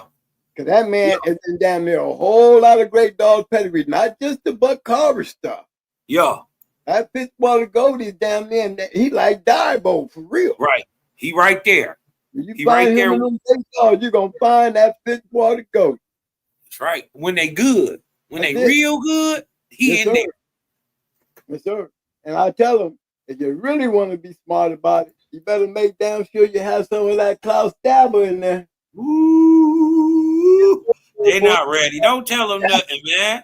They don't. They be saying Cosmo be you too old family, Cosmo. You don't be looking at. I'm trying to tell you what I gotta do. I'm trying to get a centipede. Yes, sir. That's what I want to breed, a centipede. Because then guess what? They ain't old family no more. It's new family now.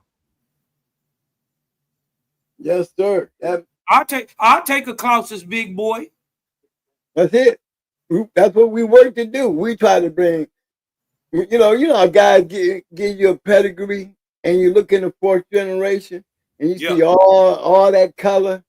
And then by the time you got to the third, the second, and one, it's all black. And then you look at the pedigree and you don't know what to say to the guy because you don't want to break his feelings.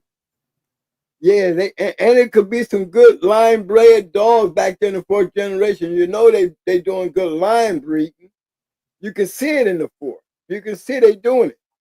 But what is the purpose in doing it? Listen, he wasn't thinking. When they ask you, well, what was he thinking? He wasn't thinking. Look, he knew. He knew. You see what I'm saying, man? And you see the same formula. You see bro. I'm always talking shit about. If you cannot see the formula to this shit, then you'll never learn how to breed a good match dog. Come on.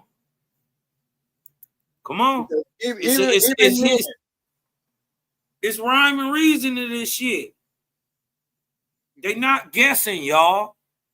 Ain't no guessing to this. There is no luck in this. You do not get luck. This is not luck. Fitzwater Goldie. Going to breed Klaus Zeke. Going to breed Indian Bolio Rom. Going on to breed Patrick Red Bay. This is not luck. Ain't no luck to this. Ain't no luck to this. And everything they doing right there is you can see it. Yeah. Come on. Come. And then listen, they still doing, whether you believe it or not, that's still an old family breeding. With a little bit of that Diabo in there. Yes, sir. That's old family. That's all it is. That's all they doing. That's all they ever been doing. Right? And then they go on to do this and to breed one of my favorites. The Tonka dog. Yeah. He's one of my faves. Yes, I like his dogs. I've always liked the stuff. But they buck dogs. People don't understand. They still buck dogs. Come on, man. Yeah, you see him? They think this shit, look, they doing this shit on purpose, y'all. Oh, yeah. Remember, all them good dogs we got to get down here just on the bottom to get the red baby. But look what they did on top. Hold on. To the Diabo. To the Spike. Toots Maloney. Patrick Tombstone. You know what that's coming out there off this? Yes, sir. Everything. Everything. My favorite Tonka dog coming right off of this. And look what he doing. He ain't even had that many breeds. Well, he got 140 yards. I can't get it. Hey, Himmy said everybody's an expert after the fact. Well, I can be honest and say this to you, Henry, and keeping it real. I wouldn't even give myself the credit of being an expert. As good as I am, and good as me and my KP have, as far as producing dogs, I can't even give us that understanding of what an expert is. But I can tell you this. I can literally tell you this based on what I have learned by watching. I'm gonna tell you, there's a formula. And when you figure it out, like they figured it out, then you're gonna find yourself matching dogs. Now, I don't know how many dogs you've ever had a chance to breed and was able to play with. You know, it seems like you've been around the game for a while. And I ain't one for standing up there on a horse looking up there, you know, over the mountain, looking down in the valley at everybody. Like I'm so much better than everybody else. But I can say this. In my learning of breeding dogs and me really wanting to do dogs and fuck the breeding shit, just give me some shit to fight. You know what I mean? I put it in shape myself. Hey, me too. When I breed, I work. Mm-hmm. I breed, I work. And the thing about it is, it wasn't me trying to be a great breeder. You was trying to be a great hunter. That's it. And I ain't gonna be running around, especially when I done been around so many great dog men.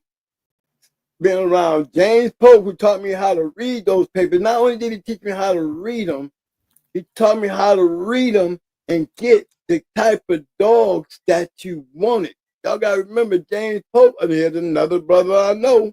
Mm-hmm. Every time you say Blackjack, you better say his name. You gotta come do a show. James Pope. You gotta do a show, Twin. Mm-hmm. Do a show on Mr. Pope, please. Oh man, it'd be a funny, good show. Because he was not a dog man, the match dog. But you go in your old journals, they call him the Buckeye Man. He did editorials in the journals for a long time.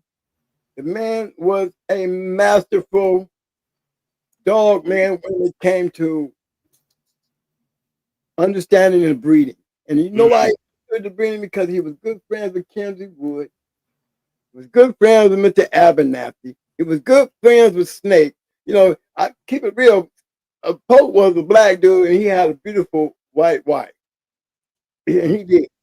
And, you know, him and his bad habits, you know, probably kind of made life worse than it could have been for him, because he could have been have a far better life. But, you know, you got bad habits. But it didn't interfere with his understanding of the game. So he had that kind of personality that, you know, where most of us black guys, you know, because we act a little hood, you know what I'm saying? No, we don't act a little hood, we don't act white enough, you know.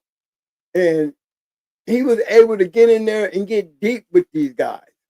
Remember, I told y'all, man, he the one that went and got Goldie, the Triple G bitch. Pope went and got her and brought her to me. I thought he was bullshit. But he went and got that Triple G bitch and bought it to me. He went and got that breeding with Bosco, the very breeding that he made with Shirley the Bosco. It was James Pope that made that breed. It was James Pope that made that breed. It just was that time right there when Shirley left. Shirley didn't come back. The Puppies came back, but Shirley didn't come back. But that same line, you will find Wood Shirley. Before it was Wood Shirley, it was Pope Shirley too. I had puppies off of it long before Blackjack was around. And I had the litter mate to Blackjack's grandmama. The litter mate. Yeah, I had one off of Bosco and Shirley. He gave me that too. The only thing that was wrong with them is when you sitting on the yard with dogs like Ratchet, Judo, Brad, Mikey, B.A., he didn't have a chance, man. You have a chance. I'm pretty sure they had a ball blackjack and came over here and really played in our circle and really wanted to know how really good blackjack and them dogs, even Gator. I'm just keeping it real with you. You ain't never seen it's crazy you said that because J-Bo confirmed it yesterday. okay. He was like, yeah, he said, I didn't seen 100 of them damn things off that blackjack. He said, every one of them quit. Now, Deep South and them had one, the one that I accidentally killed in the key. Oh, he was definitely a bulldog. I mean, he came off right off the chain, y'all, with money you could buy a new car with, and went an hour and 47. An hour and 47 into a champion, bro. Yes, he did. Imagine if he'd have been shaped up. And I fuck around and lose him in a key. Yes, sir. But that was, that was the best one I've seen. And they have some good ones. I mean, he is a registered merit. But I'll say this, to say the fact that would he have been as good if he had really slipped his ass out there, him, Jeep, all their asses that have slipped into that real circle of what we call the real fast lane, the ones that we look for great dogs, why we always got those champions, grand champions going into each other, because you got sharks out here swarming the water. That's what they look for. Yeah. You know what I mean? Now you can have a shark, but you don't want to come over here in the shark infested waters because you just want to be good everywhere else. Then you won't never come over here where we playing at. And if you notice, if you look at all they match records, I'm talking about blackjack, I'm talking about gator. You know what I'm saying? I can keep on running a couple of them out there. Lion head, shank bones, lion head. These are all dogs that got titles.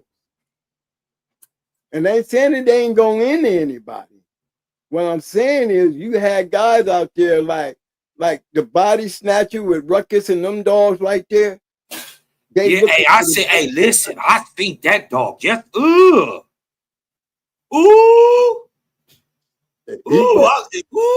you seen him, twin? Man, look, body snatcher himself was a bad one. Did you see him? You seen him go, twin? Who Ruckus? Yeah, the body snatcher. Yeah. The body snatcher. Yeah, I've seen body snatcher in action. Oh, look, that's what I'm trying to tell you. That was fast lane. He didn't mind playing up in New York, Jersey, wherever, the Louisiana. That's fast lane. Body snatcher was like that. The Beach Boy Kennels, they was like that. You know what I'm saying? RC and the Sosa Boys, they was like that. I see them every day. You gonna have to do. They come through the show and do a breakdown with them for me. I see them everywhere, but I don't know nothing about them. Oh yeah, they were. You think what I'm talking about? Yes, sir. These guys got their names. Like we look at Art and Zebo and all them, like distinction in them. If you notice something about them before we injected into the game, that was the fast lane. That was the fast lane. Why do you think they have so many champions and grand champions? It was really easier for them to get a grand champion than it was for them to get a champion. And Stetson and Glover and them boys and all of them, every single one of them boys, they had all that shit. Angus, Kingfish, Candy. You know what I'm saying? All these are champions. They was the fast lane back then. If they come swooping through your area, if you did not want to see your dog meet one of them fancy names, then you didn't answer the door when you got that knock, or you didn't answer the phone when that phone rang. You know what I mean? Because that's what they were. If you go back and look at Art and them record, Angus and them record, they were beating champions. Yeah. You know what I'm saying? That's the fast lane. McNasty, they was fast lane. Loctite, they was fast lane. BLB, they was fast lane. I'm just naming out the ones that we knew. B-Crest, fast lane. The whole damn area. I'm talking about the Ohio, Pennsylvania, New York, Detroit, Toledo, all the way up there to where old Bob Laurie hung out at. Chicago, all that whole little circle right there. Boy, if that wasn't a hot zone, remember they the ones that went down there and they was the ones that everybody else was scared of those Mayday dogs. The boys out of Chicago, including my KP, for whatever reason, they came in there and they tried to beat Barracuda and Luke Kane on the same card. Lord. Barracuda and Luke Kane on the same card. Lord, them boys are. They came at them, man. They came to beat them boys, man. They had some good ones. They had some good ones. They did have some good ones, but man, I tried to tell him. My homeboy. Now me and him was together when we saw Mayday. We was together. Now for whatever reason, it had him thinking, because when he came home, I had all the Mayday stuff. He heard about the Mayday dog. Competition gonna kick in his head. So right. I figured, he went out to the Beetlejuice shit. That's how I first knew about the Beetlejuice dogs. Mm-hmm. Because of him. That Beetlejuice dog that went into Twisted was a damn good dog. That was, to me, was Twisted's longest and hardest match. But one thing for sure, y'all, Twisted was never in trouble. The match with Barracuda. And that one right there, the Mason, Triple M, and Super Nat had something to do with that. David Kent sent them that dog to beat Barracuda. That dog came off of David Kent's yard. He put that dog in Super Nat's hands. Put it in Super Nat's hands, and Super Nat sent it down there to Mr. Mason, the Triple M. They want to put the dog in shape. So he came ready. Everybody think that was Barracuda's toughest match. But to keep it real, again, what I saw out of that match, Barracuda was the one who was never in trouble. He was just like Twisted. Yeah, a good dog make a good fight. Yeah. But if you standing there looking at it, you know what I'm saying? Who's the dog that's just trying to hang in there. Right. Twisted or Barracuda didn't look like they was trying to hang in. Why they I hear a lot of hate about Mayday, Yellow John. You dig what I'm talking about? I hear a lot of hate. Oh, they lazy. They just lay around.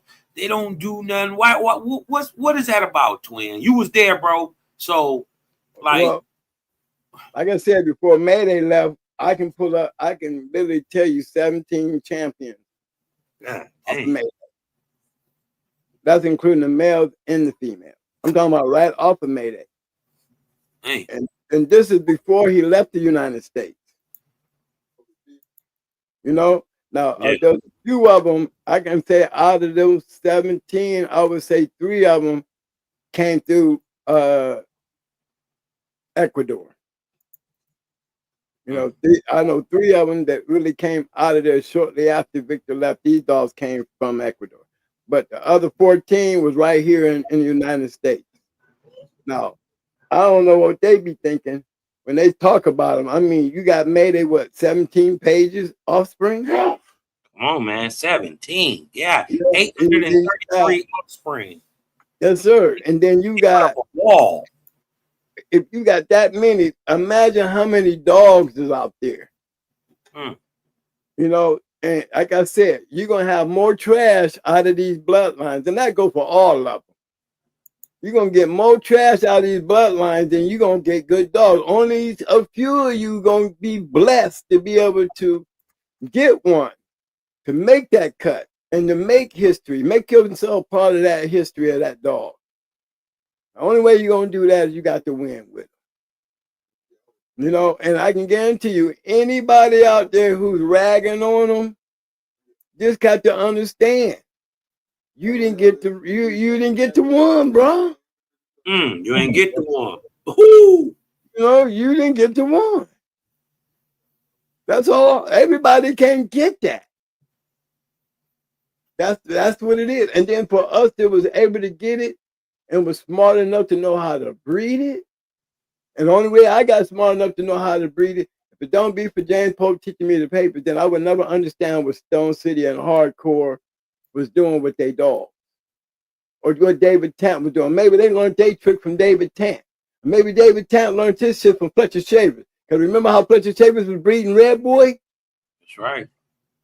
You pay attention to what David Tant was doing, you would think Fletcher, they was actually copying off of you. Mm.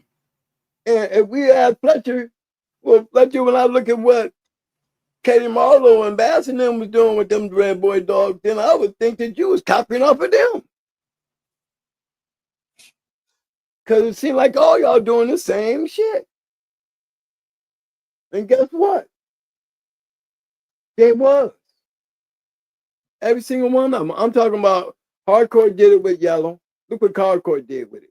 They put the Jeep and the Rasco on yellow. You see what I'm saying? Take the Hardcore stick. Look at that shit. You're going to see Jeep and yellow and buck. That's it. If y'all know about this Miss Mayday, dog. Oh yeah. She bred good and through good. Yes, sir. See, hey, what I was trying to do, Cosmo, I was trying to go to Baby register a mare, not the one register mare RIP, just the register mare. All right. And then we're gonna pull up King Kunta, and I'm gonna show him some shit. I would really appreciate page it. one. She on page one. She on But page you don't one. find her. Wait a minute. You said the brat or who? Baby. Just put in going hard. Baby. Yeah. All right. BABA. 1 second. Thank you.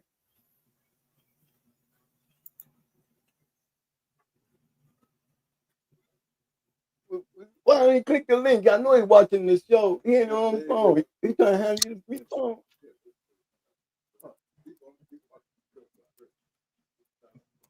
Hey, big bro. Hey, we got Triple M in the house.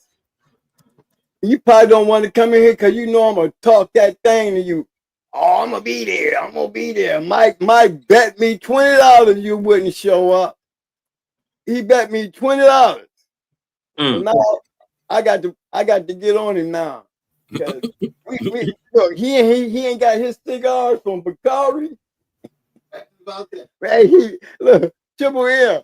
He still ain't got them cigars from Bakari. But that damn it, I still ain't seen you tell me one time, man, twin, I'm gonna be right there. It don't, and now come down showtime, I don't never hear from him. Then he'll call me right there in the middle of the show. You see that link, big bro?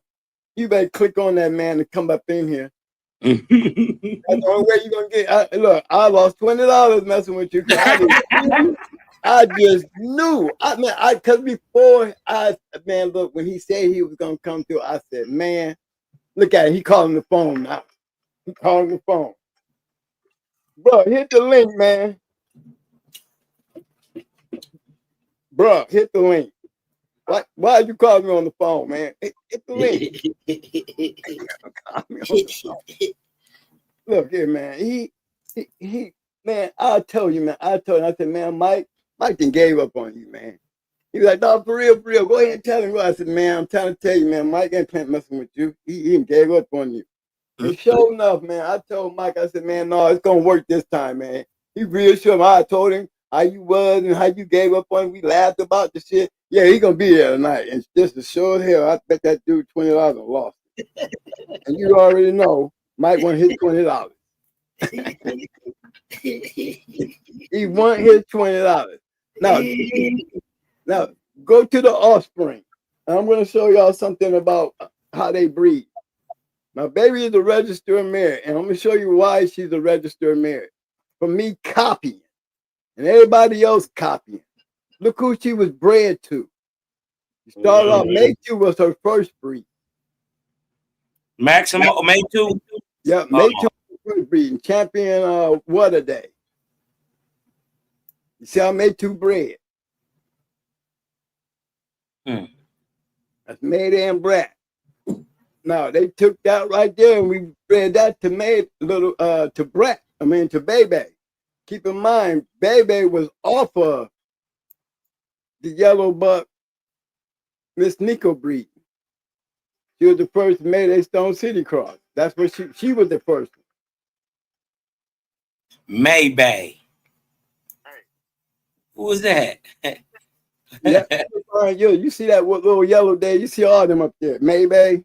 Mayday. I like that. Yeah, she was a little mate to them.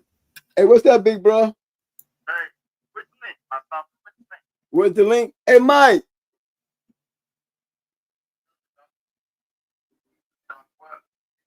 Here, let me get Mike. Yeah, there it is right there. Look on there. It says go on hard. There's a link down there. I'm looking at it right now. Go up a little bit. Come on. Here, it's in the comment. Let me see if I can get it enough. Get it again. Yeah, this water It's day on the right show. here. I just put it up on the board.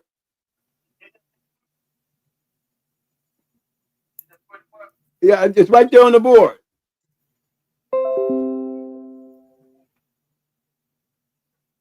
Okay, now who that? That's May too. Okay, that's her. Now you see how she bred, right? This water day. Yeah, that's water day. Yeah. Now you notice that's a Mayday Stone City cross. Facts. Okay, and keep in mind now, you see little Mayday down there, aka Kunta, right? Uh-huh. You see Sassy? Oh, little Mayday is Kunta? Yeah. You think I was Champion Kunta is Little Mayday? Little Mayday is Kunta. Champion Kunta. That's why I was telling you, yeah, for real.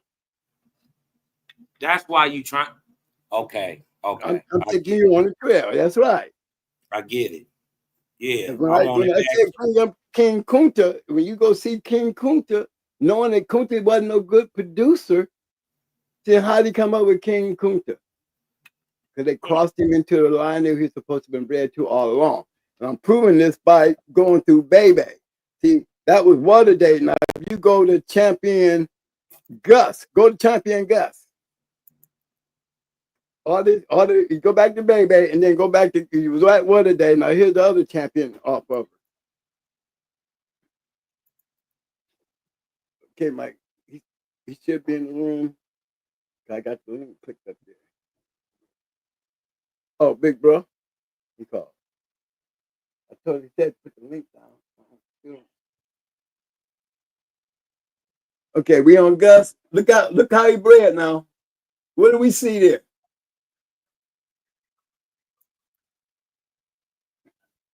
You see what we looking at? Mm-hmm.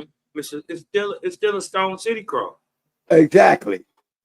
So that's two of them, right? Right. Now, man, how to take it off? Go back here and just hide it. Okay. Yellow bug. Okay, now y'all can see it. There you go. Yeah, the same thing. That's Baby to a Mayday male. Mm-hmm. The yellow buck. Yep, that bottom is always going to be yellow buck Mayday. You still on the line? Hey, big bro. You still on the phone? Hey, Mike said he got the link right there. Sure. Send the link to the house. Well, no shit.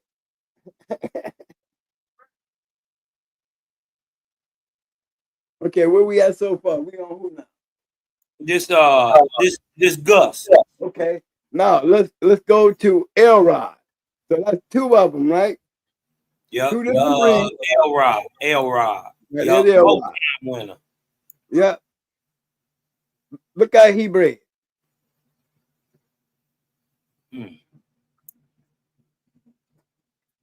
I was gonna ask you, but you know what's up with the Latin Force stuff? You did what you explained it. It's Ecuador.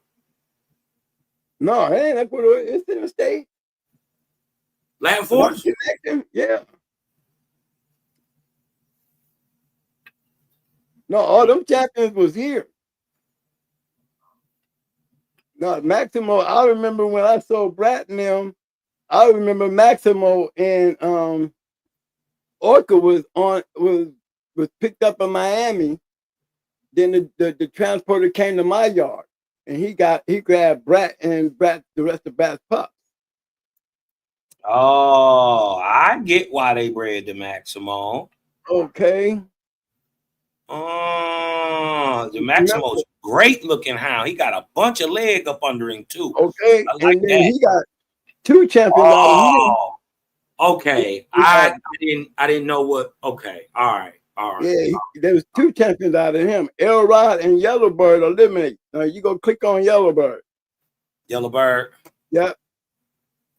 That's the Little May's sister. Where Yellowbird at? Hold on a second. That would be his sibling. Champion Yellowbird. Now, you see the Mayday ear, and then you see the airplane ear like her mama. Yeah. And you see the color. Yeah. Remember that color. Okay? Remember that color. And remember, Baby is the Little May sister to Buck Rogers. Buck Rogers and Baby were Little Mates. Now, you see that breeding, right? Yeah. Now, go pull up MVP King Kunta. NBP? Yep, MVP King Kunta. Hold on, let me go get up out of here. Okay.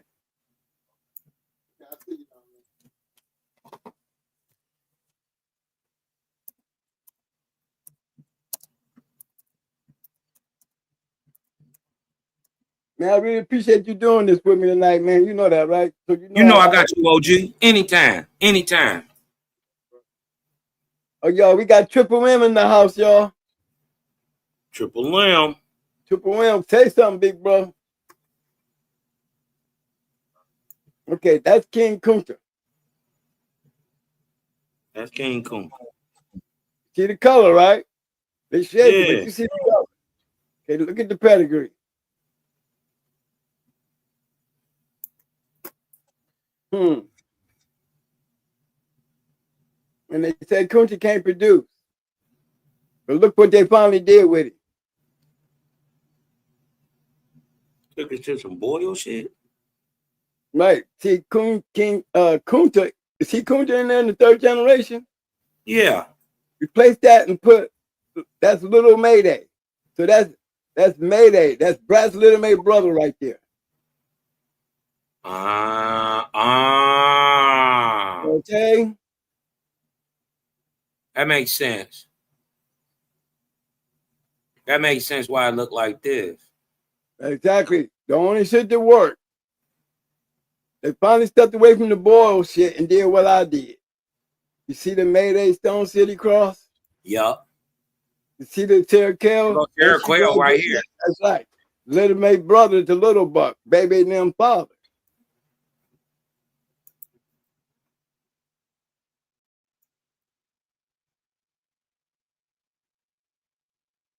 You see going hard, Little Buck right there? Yup. Little May. Wow. That's the dog I bought back. The night I lost to Tommy Boy. He gave me Little Buck. And he said he would have never gave me that dog if he knew I was gonna breed it to a Mayday dog.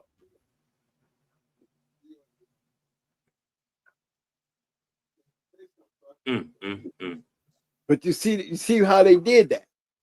Yeah, shit. And that proves my point. Because if you kept breeding him that way and you wasn't getting nothing, you see the color, right? Is you picking up on the color? Yeah, I see it now. Okay, now you got, remember, Little Mayday is bred as Sassy Girl's father. AKA Kunta is Sassy Girl's father. And yet his daughter is the one who produced Baby and Buck Rogers and them. She was the one that was bred to the Stone City male. Her Little May brother, Terraquel Little May brother, to produce that shit. So we already know Stone City Mayday is the click. That's the click. That's the click. Well, because what is this that they was, hold on. Yeah, really resemble Brad like a motherfucker, don't he? Now, how you gonna get a dog like that? And you got and like I was saying, and Newman's buck don't produce nothing but Hell no, this ain't no Boyle shit. Okay. This is not a Boyle's dog, nor Exactly. a T-Boy dog. You okay? That's see all that black down there. T-Boy is a black dog, bro. Dog. Yeah, all this Bobby Jr. shit is. All that's black. Now, if you look at Rematch, Newman's buck, right? Yeah. He don't produce nothing but buckskin dog. I didn't say yellow dog. I said buckskin. Huh.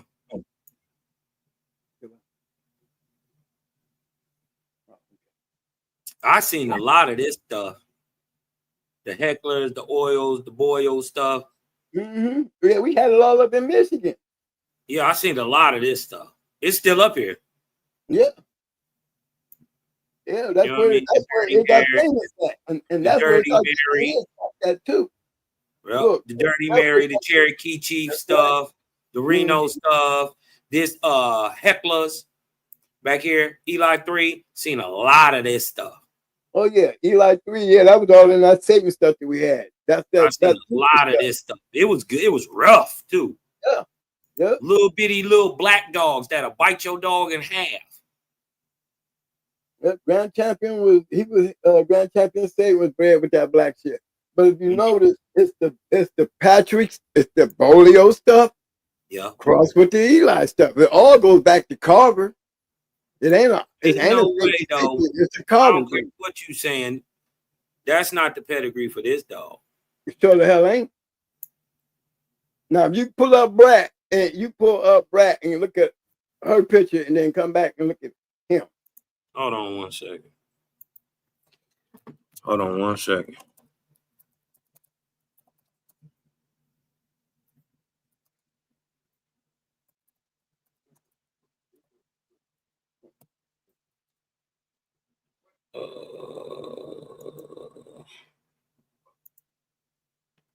Well,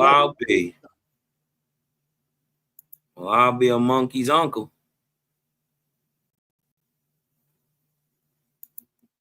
See what I'm saying? And I lost him in 20 months. You don't think I don't know my dog? I had to see the whole body of it. There was the eyes tell it. The eyes, the feet. Don't forget the white marks on their feet. I couldn't see cuz feet. Yeah, because there's another picture of him. I think I got it in the Little Mayday and Little Mayday's pedigree. But and Little, yeah. Let me go back. Little Mayday pedigree. Yeah, you put AKA Kunta, and you'll see a full picture of it. Say it again. You put Going Hard Little Mayday. Okay. And then put AKA Kunta.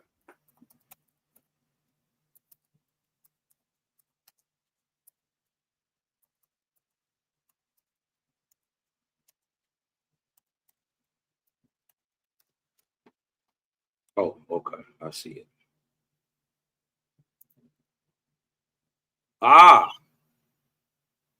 Well, okay. Oh. Okay. Now, see that new thing on his neck? You see it? Yeah. You see that little ring going up his neck? Yeah. Notice how it goes off center to the left? Yeah. Okay. There's a picture at the beginning of the show where you can see Brat being bred to Mayday. You put all three of those dogs together, you'll know exactly what I'm talking about. You see the white streaks on his feet now? Hold on. Where's the other dog I just had? Because that's the Brat. That's Lil Kun. That's Kunta. Hold on. Yep. I want to see where's that other picture that I had of Kunta. Was that? No, that's not that. That's Lil Kunta. Where's the picture I had of the hold on. Where was we at with that? Where was we at with that? The Kunta dog. Oh, King Kunta? Yeah, here you go. This dog. This dog. Boom. Yep. Now Did look. it ears? Look. Look.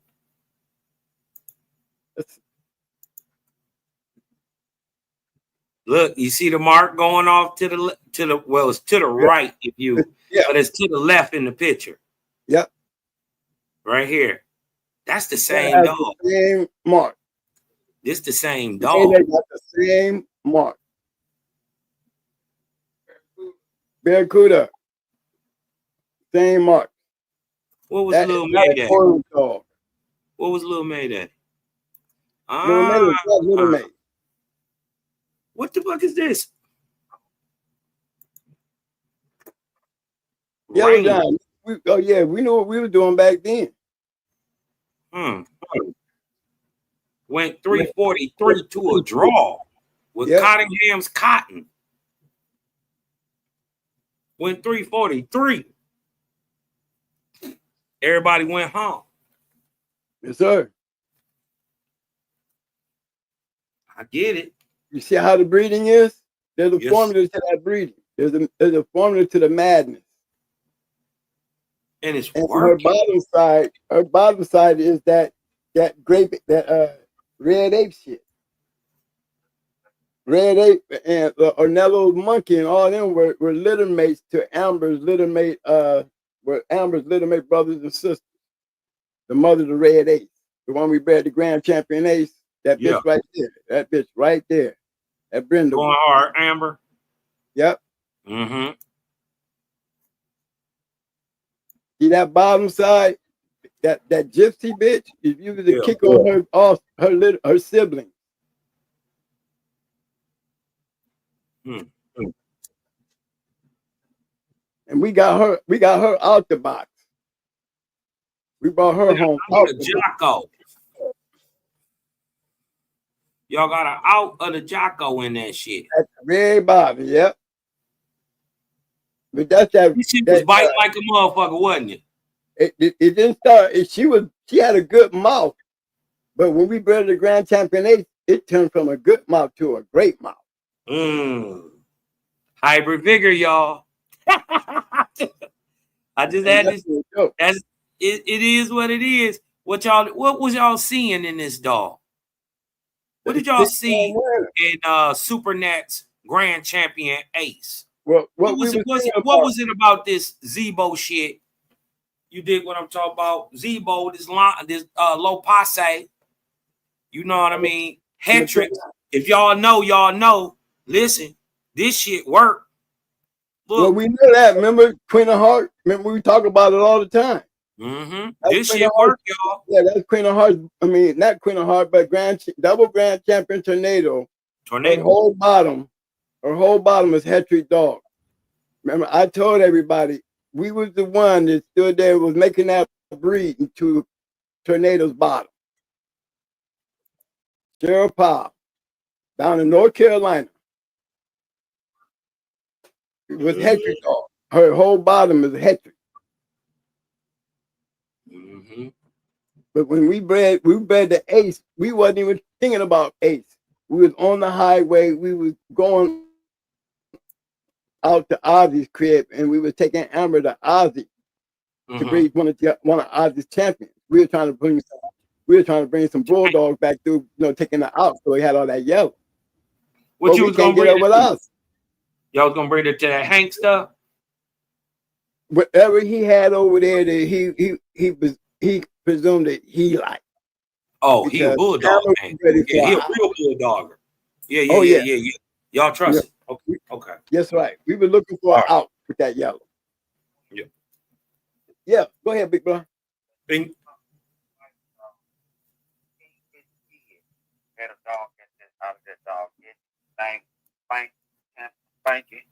Yeah.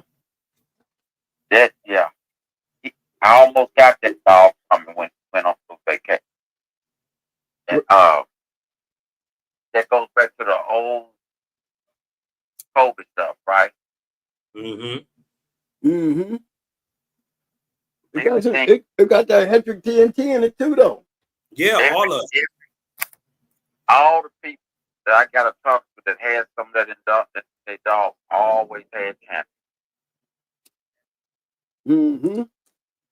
Y'all see it. Y'all see that Kobe dime up in there. Yes, sir. He said he came home, wife got mad at on. He turned the dog house on the dog and killed the dog.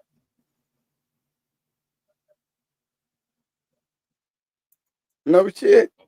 Yeah, he said he almost went to the other day.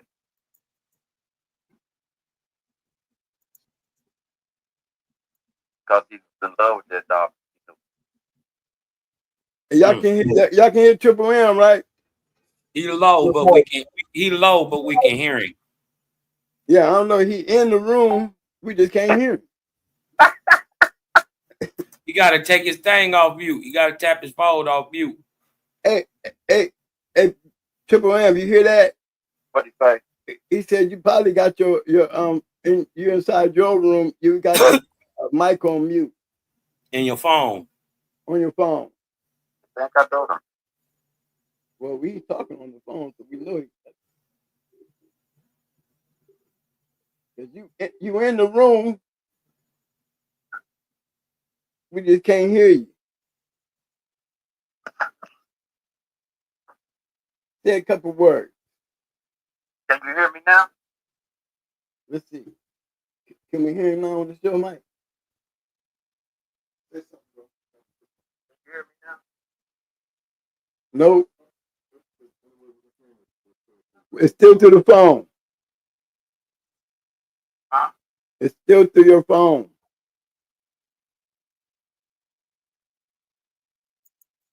My OGs believe in this shit. This hectic shit. They put it on top of the old family and they just breed and breed and breed and breed.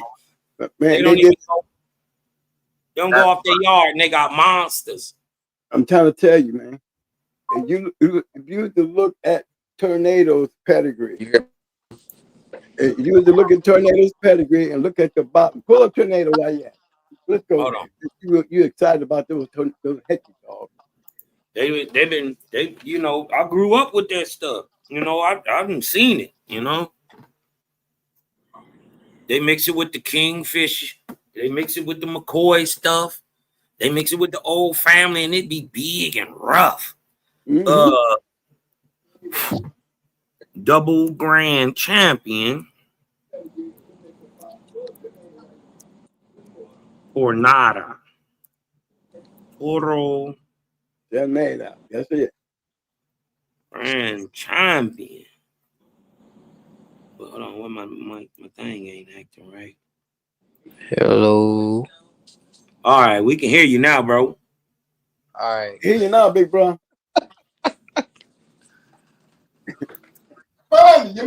You made it, man. Yeah, I'm just here. My son's here for a couple of days. We'll take your son. We say shout out to your son.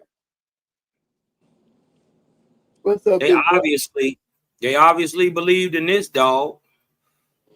Bearfield Saloon. Oh yeah, we don't see it yet, baby. Y'all don't see it. My bad. Boom. Y'all got it. Double grand champion. Kenny Alex. Tornado. Yeah. Now, you seen her go, twin? You seen her go? We was there to see her go that night. We were supposed to go, and then McNasty and them came in and wrecked the party. And what happened? What happened, twin? Man, McNasty and them, I guess they had a problem with Kenny Allen, man, that night. And Rusty Man, you know, Rusty Man and Kenny Allen and Tornado come. They come with Tornado, and McNasty and them pulled up with that crew he had out of Michigan, man. It was like 3 carloads. And when they came out, you know how you hear people, you know, got a room full of people loading up their guns to start shooting some shit? Yeah. That's what it sounded like when them dudes got out the car and opened up them trunks. Them boys. Everybody out there, everybody got out them cars had drums on their guns. Hey. Then Kenny Allen took off, man. Look, Kenny Allen took off, left his wife and his kid and the dude he was with, man. He just left them. Took off running. Run. Rossi man down there walking his dog, right? And he done ran down the Rossi man holler. Rossi man telling him, come get these niggers. Oh shit. Yeah, he running the Rossi man saying that shit, man. Yeah. But this man is on the show. Triple M was with Kenny Allen the night he died. Yeah. Yeah, he was at the show with it. When he dropped. Yeah. What, he have a heart attack or something? Yeah. I don't know why he was handling the dog. He was handling the dog out of tornado. And it looked like he finally had one that was looking good. He was going into the guy out of out of Dyersburg, Tennessee. And I was there. Crenshaw was there. Crenshaw had a guy with him that was a medic. Just so happened. And we were there. And that night, Kenny Allen said, man, don't y'all worry about going anywhere. After this show tonight, I got y'all put up. He said, we go talk some business. He said, Tornado finna come back in heat. He said, Ernest, I want to breed it to that Smiley dog and see what happened. He said, we go talk about it. He said, fine. He said, I got you. Don't worry about nothing. And man, he fell. I don't know why he was handling the dog. He already had a heart problem. And man, he fell back. And in the box, I got in the box and broke the dogs up. And they put him on this big thing, and they toted him out of there. But he was dead when he hit the floor. Yeah, he was dead when he hit the floor. They come and get him that quick. Now, you see that bottom right there. You see that, right? You see what I did. Okay, you see that pile? Brothers, sisters.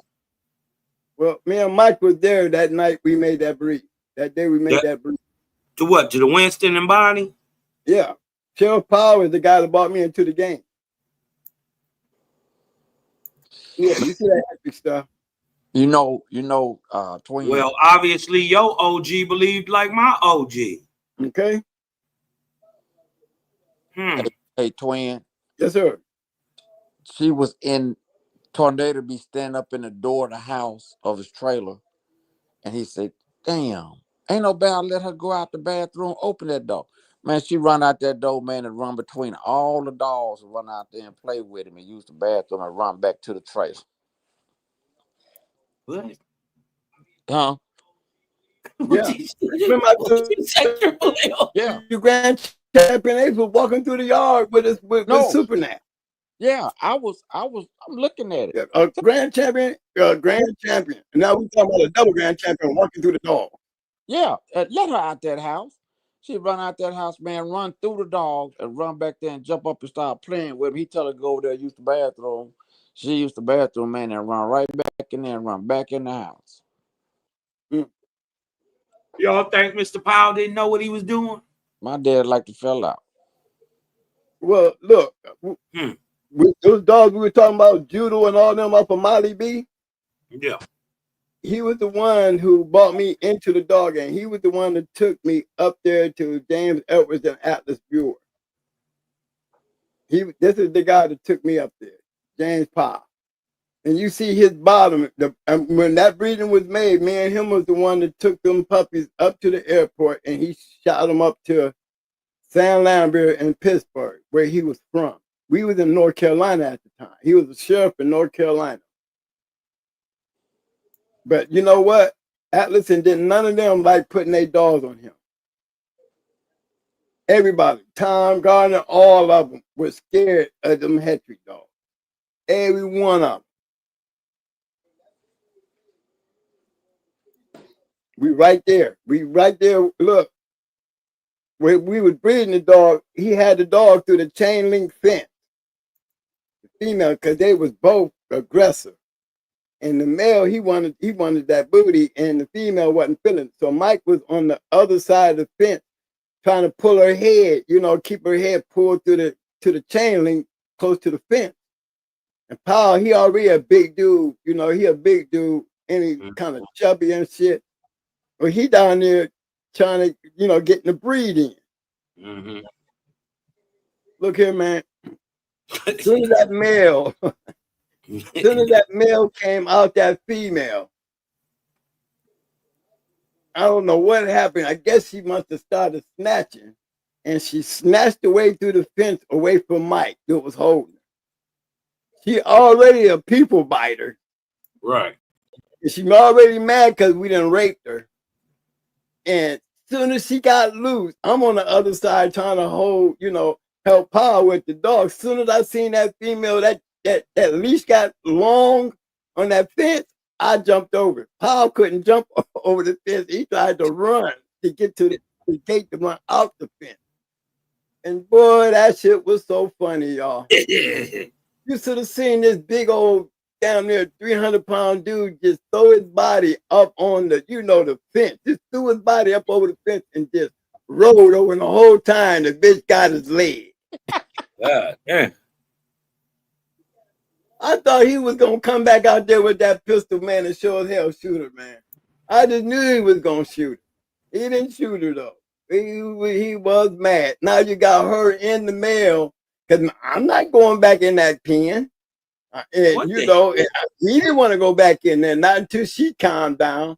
So the male and the female, they just stayed in the pen until they cooled down, and then when he called her over there, he was able to take her on back out. But at the time, she was so mad, she was gonna bite anybody who had their hands on her, who had locked her down, because she did not want to breathe. And then the thing about it, when she got loose, after chasing Paul, she wasn't aggressive like that no more. But the whole time we was trying to breed her, Mike was like, he down there pulling on the thing and got, he's pulling her leash where it's coming through the fence and got her head stuck to the fence. So, it's taking a little work for him because she steady bucking trying to pull. But when can you tell me anything about this dog right here, Twin? Can you tell me about this dog right here? Bred down from Mr. Powell, the Winston Bonnie breed, and there's a brother-sister breeding of Lambrias Torres to Bunce's Sugar. Those are the ones we sent. That's that Duchess bitch. You're right, Duchess, 9 times. You tell me something about her, bro. She was a killer. God dang. She was a killer. That's that Hetry shit. Top and bottom, bro. I'm trying to tell you. This is why they didn't want to mess with him. This is one of them puppies out of that litter. They did a brother-sister breeding again. Yeah. Because this is a brother-sister breeding right here. Yep. And then they turned around and did another brother-sister breeding again. That's called that, what you call it? That hyper Vigor. Right? What they doing is locking it in. They locking in them traits with. But all he's doing is doing what Paul said. Paul told him to do that. Yeah. That's the guy I told you. I said that's the dog when we put those dogs on them puppies on the plane. That's who we was sending them to. Sam Lambier from Pittsburgh. He's from Pittsburgh. They was good friends. But that's the man right there that brought me into the dog game. Yeah, they talked a lot about that Duchess bitch. Say, look, she almost had West Penn start all over again. He almost gave up on that Patrick shit. They said he started early in the game with the Patrick dogs. But Sam and them, they came through there with these dogs right there, and him and Frank Bunch, they were smashing everybody. Yep, you see that bottom tornado.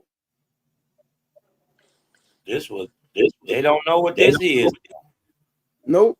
I said all them years there, everybody didn't even know that's a black man right there at the bottom. Nope. Oh, Sheriff Powell. That's who I got judo from. We got solo from. If it don't be for him, that's how we got Bruiser, BA, Blood. Cause I could have never went up there and got them dogs from Atlas Brewer and James Edward. If you don't know who they is, you know Atlas is the one that has Snooty. Seen Snooty's gravestone and everything. I didn't know who the hell Snooty was. Look at this man got a gravestone for his dog. Remember, I'm raising Dobermans at the time. He seen me walking down the street. He said, "Man, I want to turn you on to something." I told him first he was talking to me, and then I told him I was from Ohio. He was like, "What part of Ohio?" I said, "Akron." He was like, "Man, you close by me." I said, "Where you from?" He said, "I'm from Pittsburgh." I said, "Oh hell." Cause I'm a Pittsburgh fan. I ain't never been a Cleveland Brown fan. You know what I'm saying? Right. So that really just gravitated. And then he was an ex-Marine too. I'm talking about the sheriff. And then, you know, we have a reputation down there. You know, we took that city attitude down into that little country, little town. And you know how I get. Police and everybody get to know you. So he seen me walking down the street with all my Doberman. And he said, "Look, man, I'm going to come and get you tomorrow morning. I'm going to show you something." And he took me up to Atlas Brewer and James Edwards yard. And he showed me my first, I've seen pit bulls before, but they were, you know, I never looked at them the way I looked at them that day. You know, I don't know who the dog was that he had in this, he had like an outhouse out there. He went in there like that outhouse and he took this dog out. This dog was real skinny, had a whole bunch of muscles, and it had this big ass weight collar on his neck. And I was like, "Damn, that dog's skinny, but boy, he looks as hell." Yeah. I ain't never seen the shit, so you know, I'm looking like, you know, I'm still. Then you know how black folks look when you around other people and you look like you surprised. So I probably had that look on my face, you know. You're like, ugh. I really was like, I was like amazed. Dog was skinny, but you could see almost every muscle in his body, and he had this big ass weight collar on his neck. I said, "Man, what y'all doing with him?"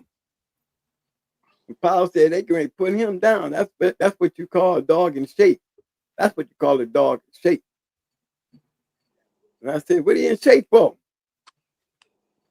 Paul said, "Bulldog." Believe me, man, in 2 weeks, and in 2 weeks after that conversation, I was hooked. Yeah, you was burnt. You was through dealing, then, wasn't you? I look here. I had my Doberman. I had my boy. I had Mike and my boy Benny. And you'll see on there when you see, like, you'll see Judo. You'll see Blackwell's blood going hard, and Blackwell, he was still going hard, but I just had to put his name on that motherfucker because he's the one that was taken care of. But then he gave me a dog named Bruiser. Bruiser was off of Levi. Levi was off of Smeller. Paul's Levi. You'll see him in people's pedigree. Hold on, let's pull him up. Yeah, you go back. Pull him up. Let's pull him up a little bit. Yeah, give Mr. Powell some shine. Oh yeah. Yeah, Powell's Levi. Yeah. Give Mr. Powell some shine. I love Black Dog Men, man. I love all y'all, really, though. You dig what I'm talking about? Oh yeah. Levi, I love y'all brothers, man. I love that y'all just stand up people, man. Oh yeah, my big brother, he the one on here, Triple M. He's my mentor. Man, wait a minute, this Triple M, the real Triple M? Yeah, it's Triple M. They had champions. I mean, had Smiley in that great litter, that 17-0 record. This is what we on. I told you, I'm always on his side when it comes to putting one down. Except that one night where he thought he was gonna beat Barracuda. I'm gonna always throw that one in there. I don't know who the hell I thought y'all ain't gonna let you lay that shit down. You can throw it in there, but Victor, we would not go back into us. I asked for, I was handling. I asked for the match because I had a dog out of Cruz Rocky that Bill had got. He didn't have no mouth, but he was aggressive. We lost and stuff, but I asked for a rematch for a year, and they wouldn't even talk to us. They wouldn't even talk to us. No, man, they gonna talk to you. No, yeah, Victor wouldn't even talk to us. Wouldn't even talk to us. Mm-mm. And put him on the phone. I'll tell him to his face. You wouldn't tell. I asked for the rematch before the show. I said, Bill, we ain't gonna put it up. We ain't gonna pull it out because he didn't have no mouth anyway. Because I don't work no mouth out or nothing. So I say, man, we want this rematch right now. But I'm gonna leave him here and see what he gonna do. And he wouldn't even talk. Yeah, just get with him. Just get with him. That's just like that night when I saw Tramp go. And Miller and them was messing with us, and we won that night. And Miller gave me a bomb phone number. Phone number didn't even lead to nobody. I just got one question for you though, bro. What? Anybody that beat y'all? I don't know too many that have. I ain't never seen you lose, but that night there, and that wasn't your dog. But has anybody ever gave you a rematch? Nope. We asked for a rematch with Melonhead, and he wouldn't give us no rematch. I'm trying to tell you now. Melonhead the one that stopped that 17-0 record. No, our record. Listen right? to me. Our record got stopped by a local yoker guy. No. Yeah. He had went North Carolina, bought some good dogs, came back. I messed around and bred my nigger dog to a local guy, Philip Bryant, and helped him get his yard. He was in the game early and helped him get his yard off the ground. So he gave us a dog. That's I don't want that. I said, I'm gonna get one. So I got the bitch. And then the bitch, and we looked at her against one of the hard, one of our buddies had some hard stuff. She looked good. Dog was eating up. She came on with it. I'll be damn. Ron Akins is his name. Ron had an old dog that was jump out there, man, turn a 360, go to snapping. It went for a while. Man, that dog started doing that, man. That dog that we had, that motherfucker went out there and motherfucker ear shot straight up in the air. That tail was up in the air, man. And that dog went to snap and turned around. Shit, man. That bitch didn't know what to do. So did. The helicopter. He jumped in the helicopter. And wouldn't nobody else fight Ron Dog either. He couldn't get another match. This is that bullshit, man. So you better always have you one that'll go get it, whether turning circles or snapping or whatever. That right there was a lesson. That was a good lesson. That was a good lesson.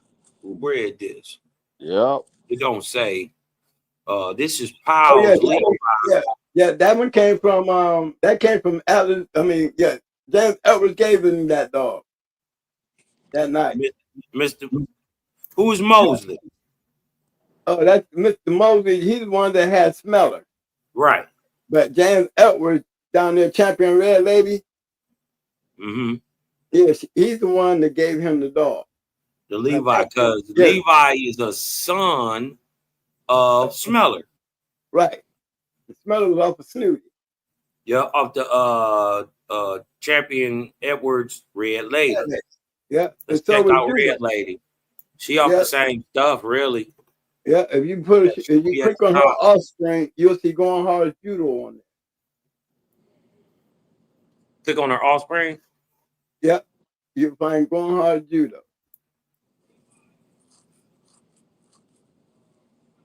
Sure as shit. Sure as shit. Snooty Molly breed, brother sister breed.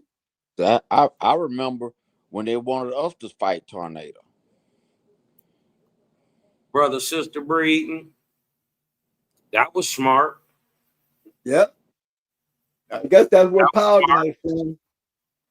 But yeah, Judah was that dog, man. That motherfucker was a matrix. Say my first out. Came in at 46, picked up game. Yo, he said, "What you mean conditioning high?" Hey, you just thought you put him out there, man. Hey. Yeah, Mike called me out. I was going in 46, and the actual weight was really 43. He was on 43 because it was a mile champion Stein, little made brother, big bro. It was Stein's little mate brother. I mean, you know, from the second breeding, the made champion, Big Red. That's who we put judo on. Now, we lasted maybe, it was like 40 minutes. And we ended up having to get him out of there because he was getting ready to kill him. And they was like, man, these dudes don't know what they doing. He was like, man, how you bring that dog in? I bought him in at the weight he tell. I bought him in at that weight. He said, man, that dog ain't no 47-pound dog. Cause I came in at 43. He was like, that ain't no 47-pound dog. And he said, that's a 35-pound dog. And after that, man, I took and healed judo up. And he hooked me into them boys up there in New York with that 2-time winner. And he said, we're going to beat this dog because you got the dog to beat him. But he had me walk from my side of town all the way over to his side of town. You know what I'm talking about too, Mason? I'm talking about triple B-Crest, Cash. Right. Yeah. My boy. Yep, he had me walk to his house. When I get to his house, he had me put the dog on the meal, run the hell out of the dog, take the dog, walk him for 30 minutes, come back, see him, get me some water, and then walk back home. Now, it's like me walking from the east side to the west side. Now, Akron, you can do it in 2 hours. So I walked all the way from his house back. I did this every day. Dang. And then everything Cash told me, everything. Man, if that dog didn't look so goddamn good tonight, we went into them boys, man. We went into them the rock combine up there in Rochester. They had this 2-time winner named Jughead. He was so off of Magnum, so boy shit. Right, man. You had him out of there in 35. Boy, all them boys down there was hounding that Mac. Now, oh yeah. You know, I went against Willard. Willard had a dog called Vito, directly off of Cowboy. Bad. He had a dog. We picked my dog. That's when I picked Battle Cat up game down there. I got Gameless and show. He had lost a lot of weight, man. A lot of stuff happened that we should have just paid, but we was too hyped.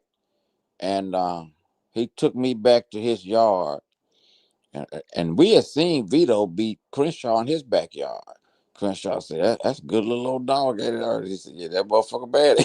Crenshaw, he said, yeah. He said, so he gave me, I said, man, I would like to have a cowboy dog. So he gave me a dog off of Vito, and which was off of the Magnum stuff. Mm-hmm. And I brought it home and bred it, man. Made some good. I was breeding it to Blackfoot. That was inbred son off of Smiley. Made some good dogs. So right before Daddy died, I made some good dogs. I gave them to a lot of my friends. It worked pretty good. But Willard had the real cowboy stuff, man. And his little old Vito dog was a good little dog. Good little old dog that he made his yard off of. Mm-hmm. Yeah. Now, hey, when Miles Davis, didn't you cross some stuff back in the Miles? I didn't get a chance to. Well, we repeated the breeding, and he ended up with a red nose because you know Esther was a red nose nigger dog, real inbred off the old stock, and he had, but he got messed up. No, he had to go away, and he let some boys get him, and they messed him up. They jacked him off. And because I had another dog off of Smiley he got, and they got into it, and their red nose killed that other one. And when I made that repeat breeding, and Randy had to go away for a while, and he let some guys get him. He thought they was going to really do pretty good, man, and they just jagged the dog off real tough. Right. Yeah. But in this one, he Miles had a spinal problem or something that he found out. And this other one was 100%. We thought he went, got out there a few times, but he didn't. He had to go away, man. Then they just messed some of the dogs off, but some of the guys still kept the blood for him. That was good.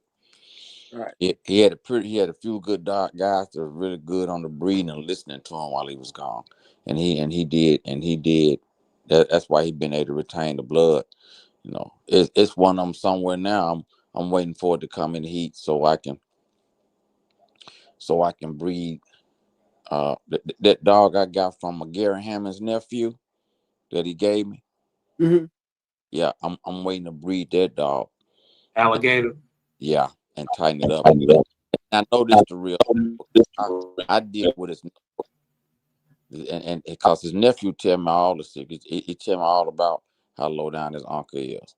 So, and this one died off his champion. So I know this one is right. I sent you that pedigree one time. Point had a lot of alligators. Had real good professional breeding. Got some of every dog in line bred alligator good, but got a lot of good dogs in his pedigree. How he got real scientifically bred, man. Real good. Look, Gary Hammond, man, I've seen some good ass dogs in his in these pedigrees of him, man. Man, I had one. I had a good one off Racehorse Haynes. And she was like a hunter. She just killed everything like rats, squirrels, skunks. She got sprayed twice by a skunk. So they had crazy prey drive, and they're not the best looking dogs, but the conformation, the body, the way the body looked. They got the little mine. Well, I see them with the longer face, but mine had the little shorter looking face. Right, the short square face, on the marker type. Yeah, big head, but the short muzzle. Brindle. Mm-hmm. You know what I mean? But a mega athlete, real like racehorse. That's and she was really prey driven. You dig what I'm talking about? I wish I would have, been able to do something, but she showed well. You know what I mean? In her school, and she showed very well. Yeah, get my sandwich out of it. So, if you get it, you run across some of that stuff, man. I mean, hey, it might be. Yeah, they crossed it with that Garner shit too. I mean, Garner seems to work. Big shout out to my man Carlos Regis. He said, "Twin one, get Mr. Mason to tell us something about the Moore boys and that champion Ernie." Come on, tell me about my fellas. Champion Ernie. Let me tell you what. Joe Davis was the guy that went up there with us when I bought Smiley. He bought Smiley's little mate sister. And we later on he went to Tom Gardner. Now what he did,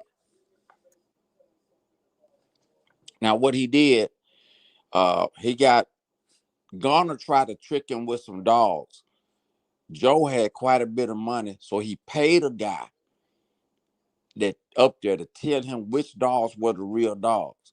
Garner gave him some 50-50 dogs, but it wasn't the dogs that he specified on the paperwork. So Joe Davis went back, put those dogs back, and got the dogs he was supposed to get, and came back to Arkansas. Because he stopped here at my dad and told us the story and showed us the dogs. So, later on, he got in some trouble, and Grady ended up with the dogs and stuff. He made a champion out of this and that. So we bred Smiley to one of the dogs, like a granddaughter of Chinaman. And we tried to get in user for, when I tell you bad, I'm talking about a stone cold cock killer. And he made this breeding, and we bred to the bitch that was game.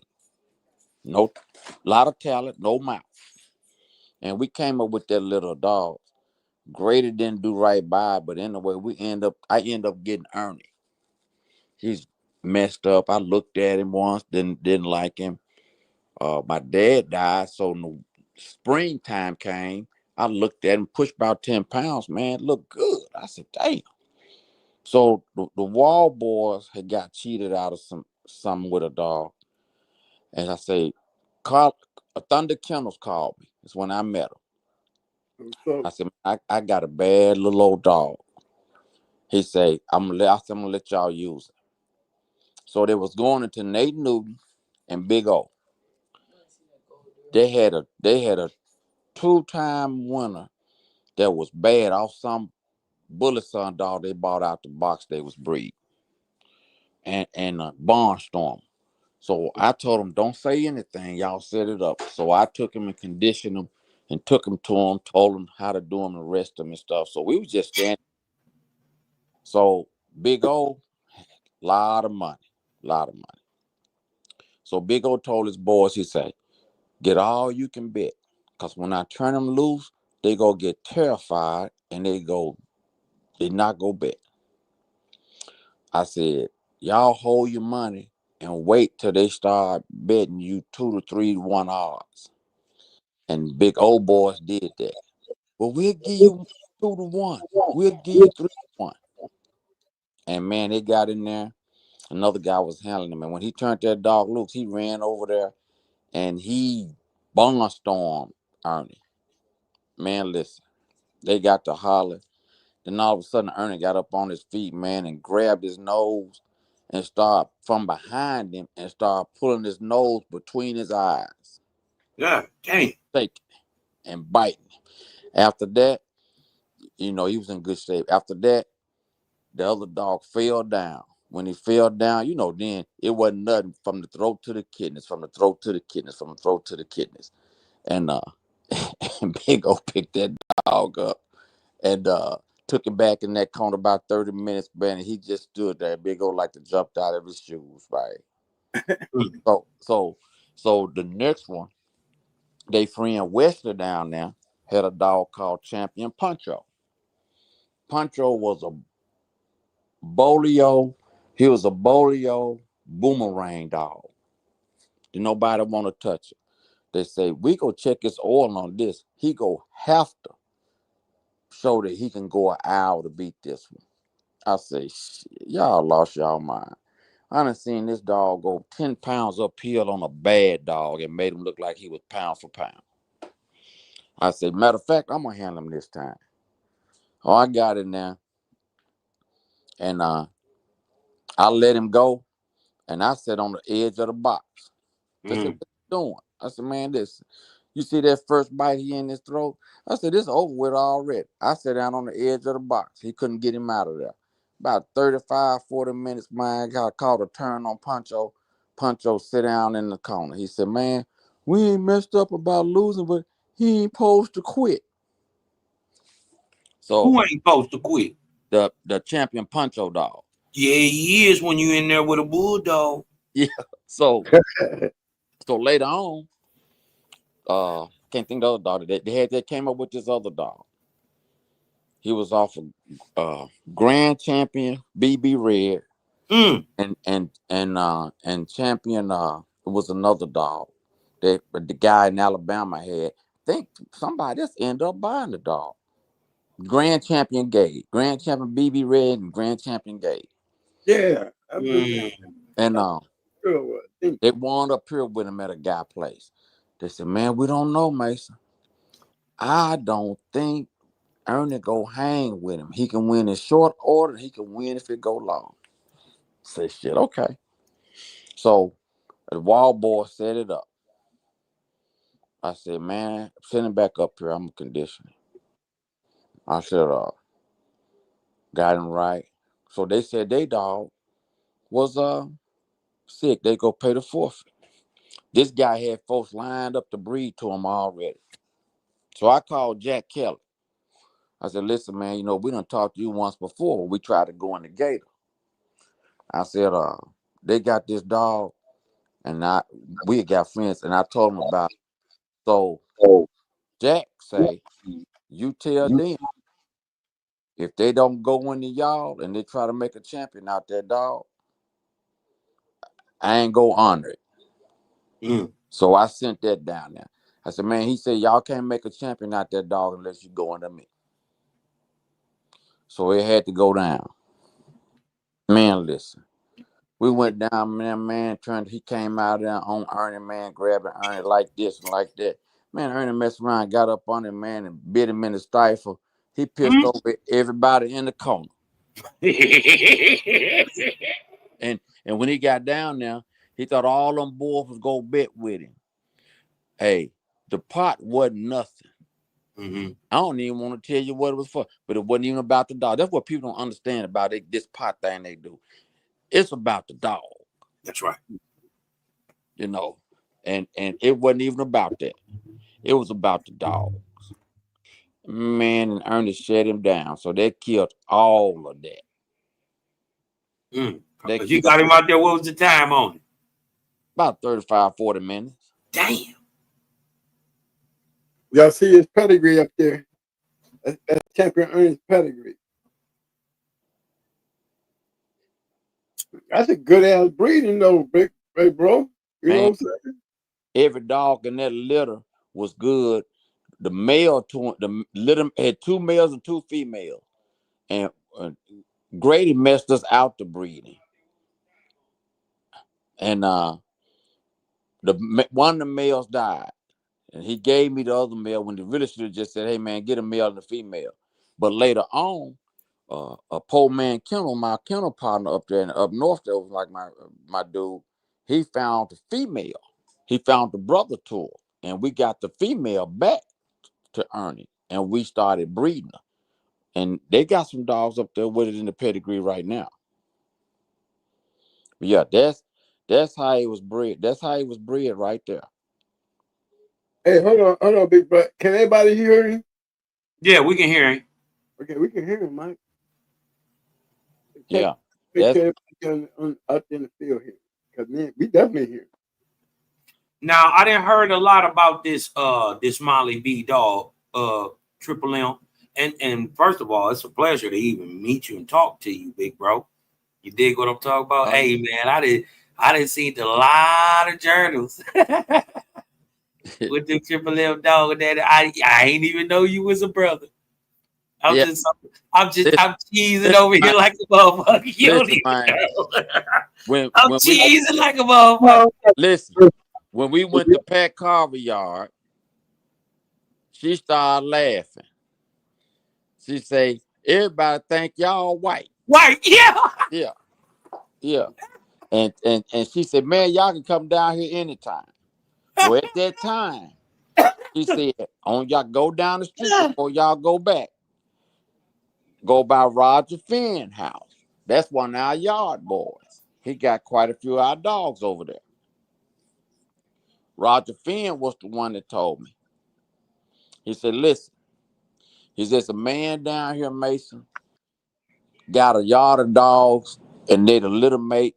They come down off a little mate to Honey Bunch. He said, I can't tell you. We got to keep it a secret. He said, but you come back. And this is what I kick myself in the head right now. Normally, I'd have went back. I didn't go back. He said, you come back down and we're going to go there and I'm going to get you an inbred one if that's what you want.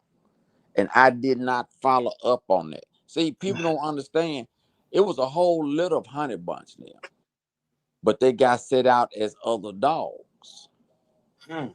See, when Crenshaw went down there with Irish Jerry say, hey, man, Bullet's son, they counted the weeks on the dogs and stuff.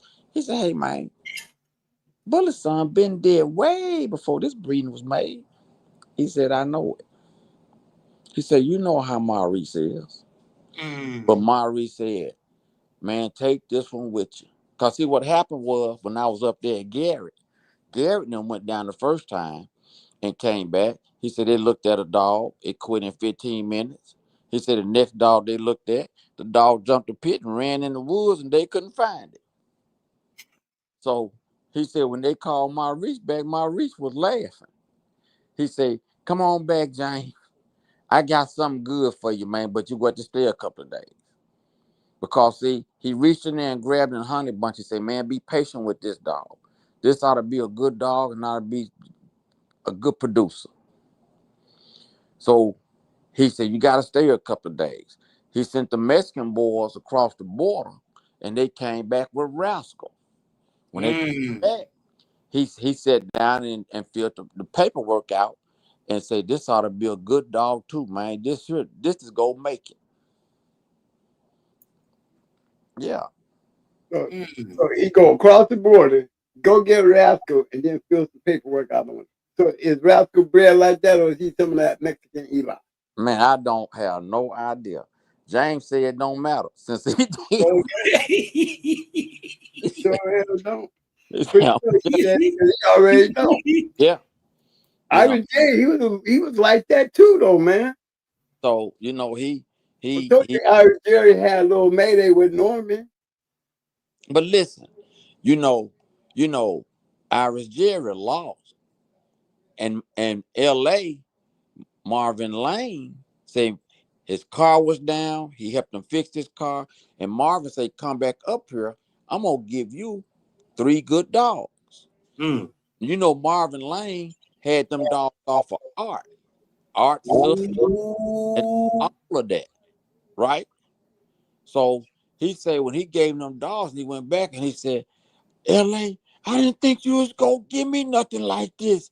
He said, man, you thought I was gonna give you some trash? Now, and you ain't never seen none of LA dogs on none of that paperwork.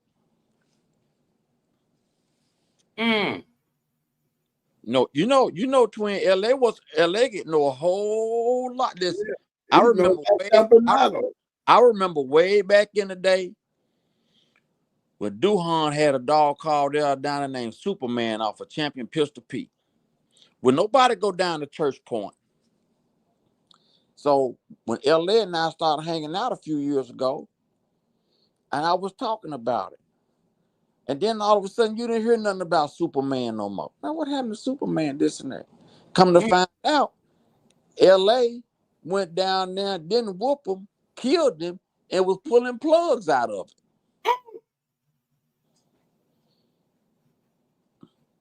See, them cages didn't tell that. They didn't tell that. And then LA told me the dog he had was a hard mouth cur. He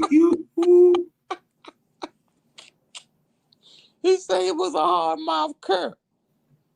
I said, oh man. You know, he bred them art dogs. He bred them art dogs to what you call them. They had the Turtle Buster dog too. And in return, he gave him a inbred Turtle Buster male dog that was a good dog. And he started breeding that to that art stuff. He said, now if you want to see some dogs, yes, sir. Yes, sir. They was good. They was good. Triple M. Yeah, we just lost. Did he fall off? He's still there. We can't hear him. He was talking then listening. Can't hear him. Nope. Think he fell off. It's on here then. Triple M, you can hear me, man. We don't hear you no more. You dropped off. The voice is gone. Oh man, I wanna hear about them Turtle Buster dogs. Am I back yet? Okay, there you go. Yeah, you back. Yeah. See you see, yeah. And see, LA yard was down off the art stuff that he had made a lot of good crossing. See, people don't understand. Shit. LA had to littermate the red boy. But what? he was a cur. Oh shit. Yeah. Man, this that hey, you hey, Mr. Mason. That's where them art dog. Yeah. Was that stuff blended with that Turtle Buster good, that art Turtle Buster stuff? Oh man. He said, man, he said, man, shit. He said, you talking about a bad little dogs. Bad little dog. And but see, what you call them bred to him about 3 times. But you don't see none of LA art dogs up in that Turtle Buster stuff. Mm-mm. Mm. Wonder why. Mm. Mm. Oh shit. Hey, big brother, your mic must be going out again because you got quiet. So holler when you get back. You still in the room. It's just your mic ain't up. Can you hear me now? Yes, sir. Yeah. But yeah, it takes LA to tell you about that stuff, man. Remember he was telling us about Stompanato? Yeah, well, the boys in Illinois can tell you about Stompanato, the ones like them. Because the man on the west side was the one, he was real good friends with Maurice. And See, every time you get to a good part, he blink out. Bro, you're down again, man. You got to the good part and fell off. Yeah. Ooh wee. This gotta be like a tale from the swamp or something. This juicy. yeah, am I back yet? Yeah, Yeah, you good. Yeah. So when the guy later on, Maurice said, "Man, I need that dog down here," and the guy took him down there to him.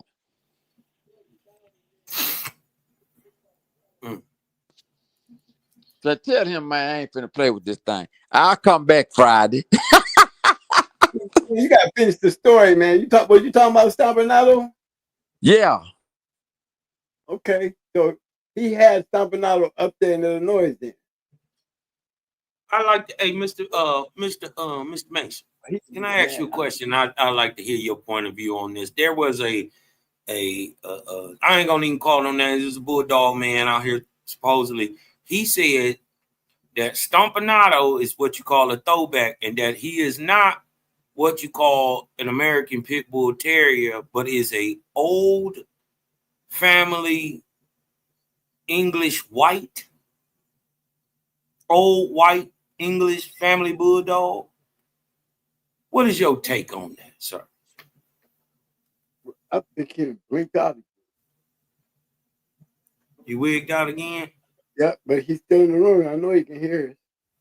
He probably throwing the phone against the wall. He gets frustrated. About move around in the house or something. Yeah, okay, look, his mic. Here you go. Come up. Yep, press the mic. You're on Press mute. the mic, bro. You're on mute. You're on mute. Okay, All right, I'm back in. Yes, sir. Yeah, it's the guy up there, man, that bred him and bred up the whole litter, and he was the one that made it. And he took him back down there to Maurice. Hey, somebody tell me what you just said. Somebody said something about how he was bred. Okay, I really don't know. I think one part of his pedigree is right. Yeah, that's the part we heard. But to say he bred to out of another line other than the pit bull. Yeah, I sure know what that other line would be. The way he produced. Yeah, my guy say the guy threw the pedigree down in his lap, but he didn't pay no attention to it. He looked at it and said, "Yeah, okay, that's the way he bred. All right," but he didn't pay no attention to it, and that was James. James dead now. Mm-hmm. He said it was something called a old family white bulldog or something. That's what he said it was cut with. That's what he said. I'm not saying that. That's what he said. He might have had, but he was getting dogs from Carver. They were breeding dogs. He was friends with him, so it was no telling. Carver didn't really. He was a done king of the game. You know. Pat say he took a lot of stuff to his grave. So, she know and she don't know. She was married to him. Pretty sure she did. She knew something. But when she said he took a lot of shit to his grave, that means she knew some shit. A lot of shit he didn't tell y'all. You know, and then for To her, come back and draw the pedigree up on and hand it to you. you dropped out for a minute. Say that again. Ray Long said he used to come over there and breed his dogs all the time and tell him to come get a few out the litter.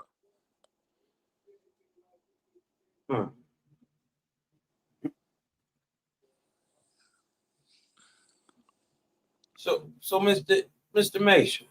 Yeah. Would you say it's not really about what you know, it's more about who you know?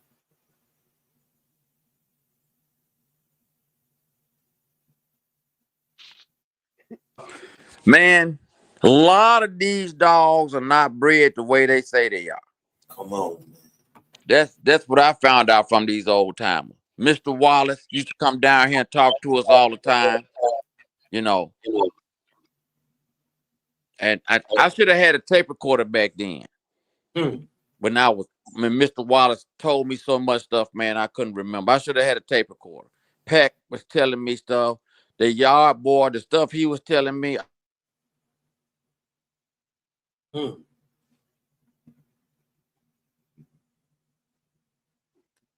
He must be down there in the woods somewhere. Right. Yeah. You going in and out. Yeah, well, listen. Y'all go ahead on, man. I'm finna pack it in for the night. I'll be back this weekend.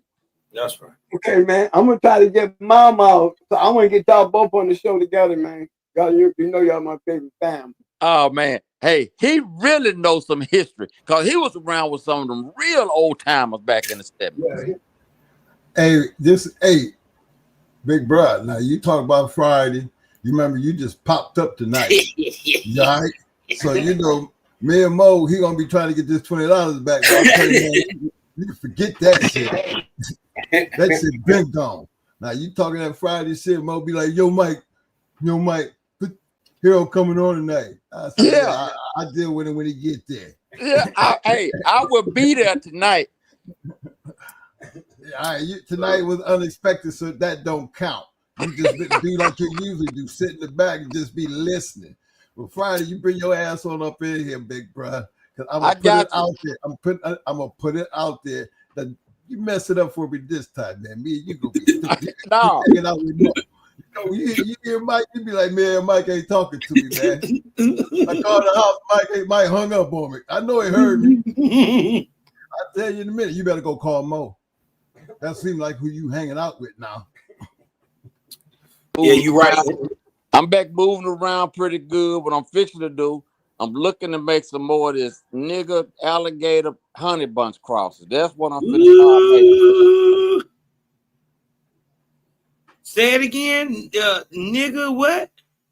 Nigga honey bunch, but it's got a red boy. That's all the same. I'm looking to, I'm finna start infusing that back in there. See if that could bring it back what I had at one time. Well, I'm gonna get Big Bro. I'm gonna check on Mama, and I'm gonna see.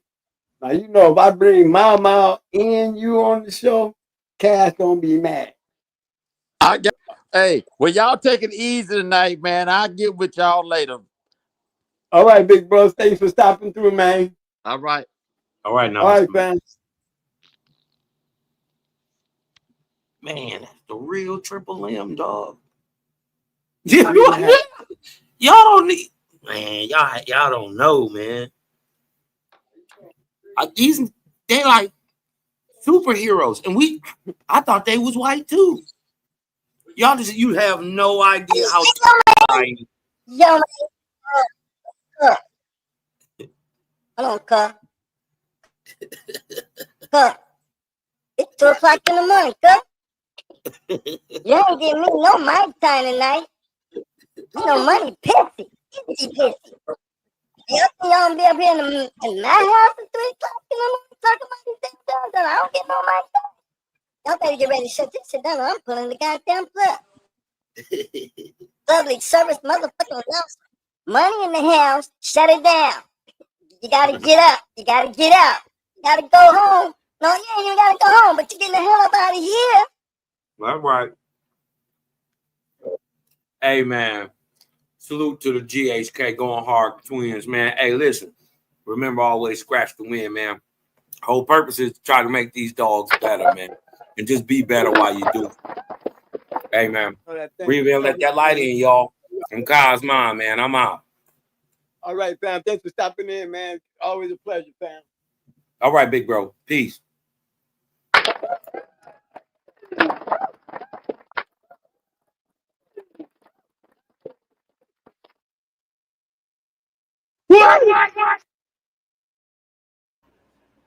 Yeah. All right, y'all. Look here. I want to definitely give a big shout out to Kaz and Big Bruh, Eminem, and M showing up in the house. Big special shout out to everybody out there in that Shark Tank still out there hanging around. And while I got y'all attention, you know, I'm trying to give Money his little playtime. So I'm going to let him do his thumbs up and shit. So y'all just hang on a second. Let me get him back on the mic here.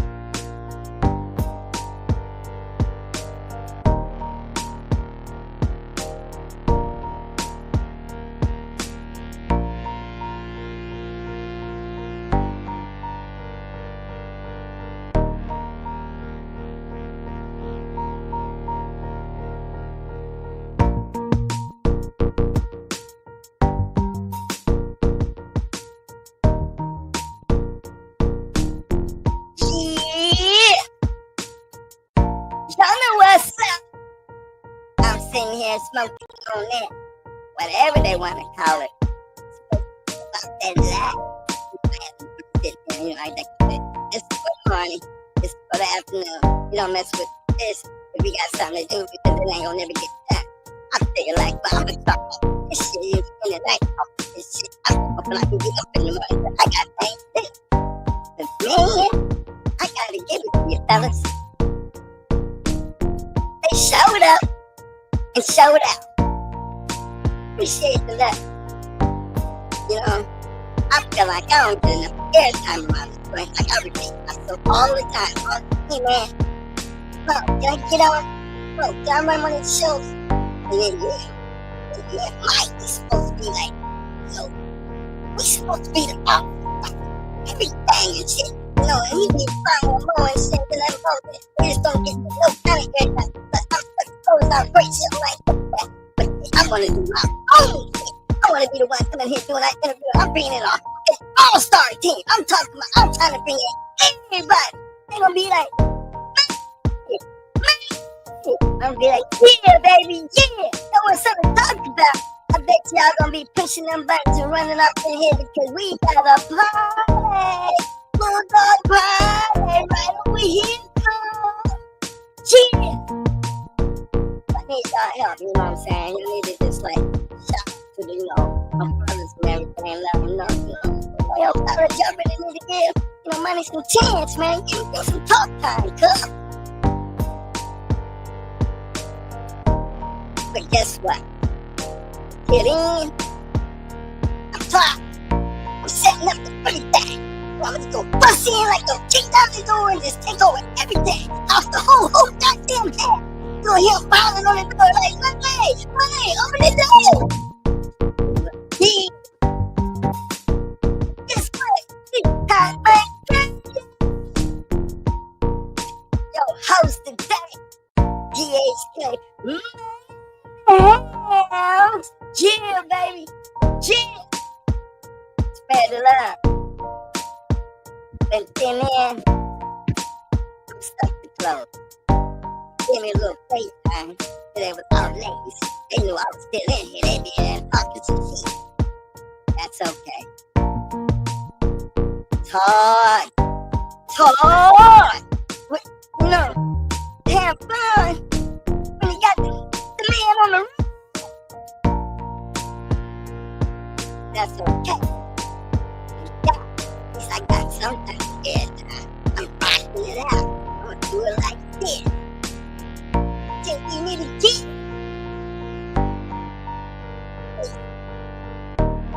Take that. I'm good. Do what you do. Be great all by yourself. Be great all by yourself. But you know what? Y'all haters is welcome. We don't discriminate. We invite you all. You know, I'm just saying, you know, we got to start things and shit and everything. I just feel like it's really going to come on by because they, you know, the charm, they ain't got enough charm in the water, you feel me? You know, when there ain't enough charm in the water, you start seeing fighting they stuff and everything, and then, you know, man, I gotta take care of this Frenchy right here. I be telling man, you see that shit they doing good, you need to let me get in there, man, and feed them some fucking shots. Feed them damn shots, dude. Feed them damn shots. Nah.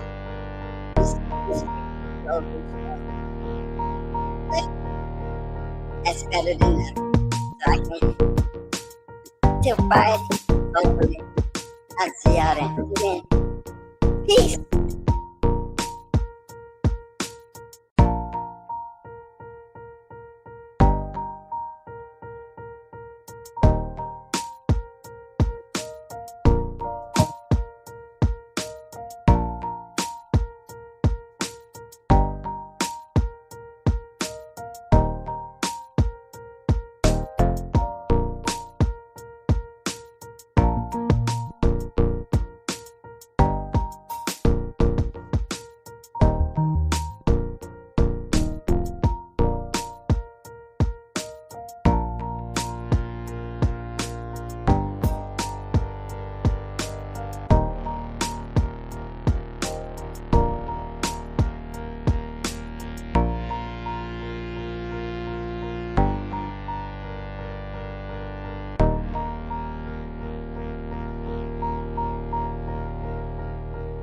Yo, Money, shut it down. What you doing?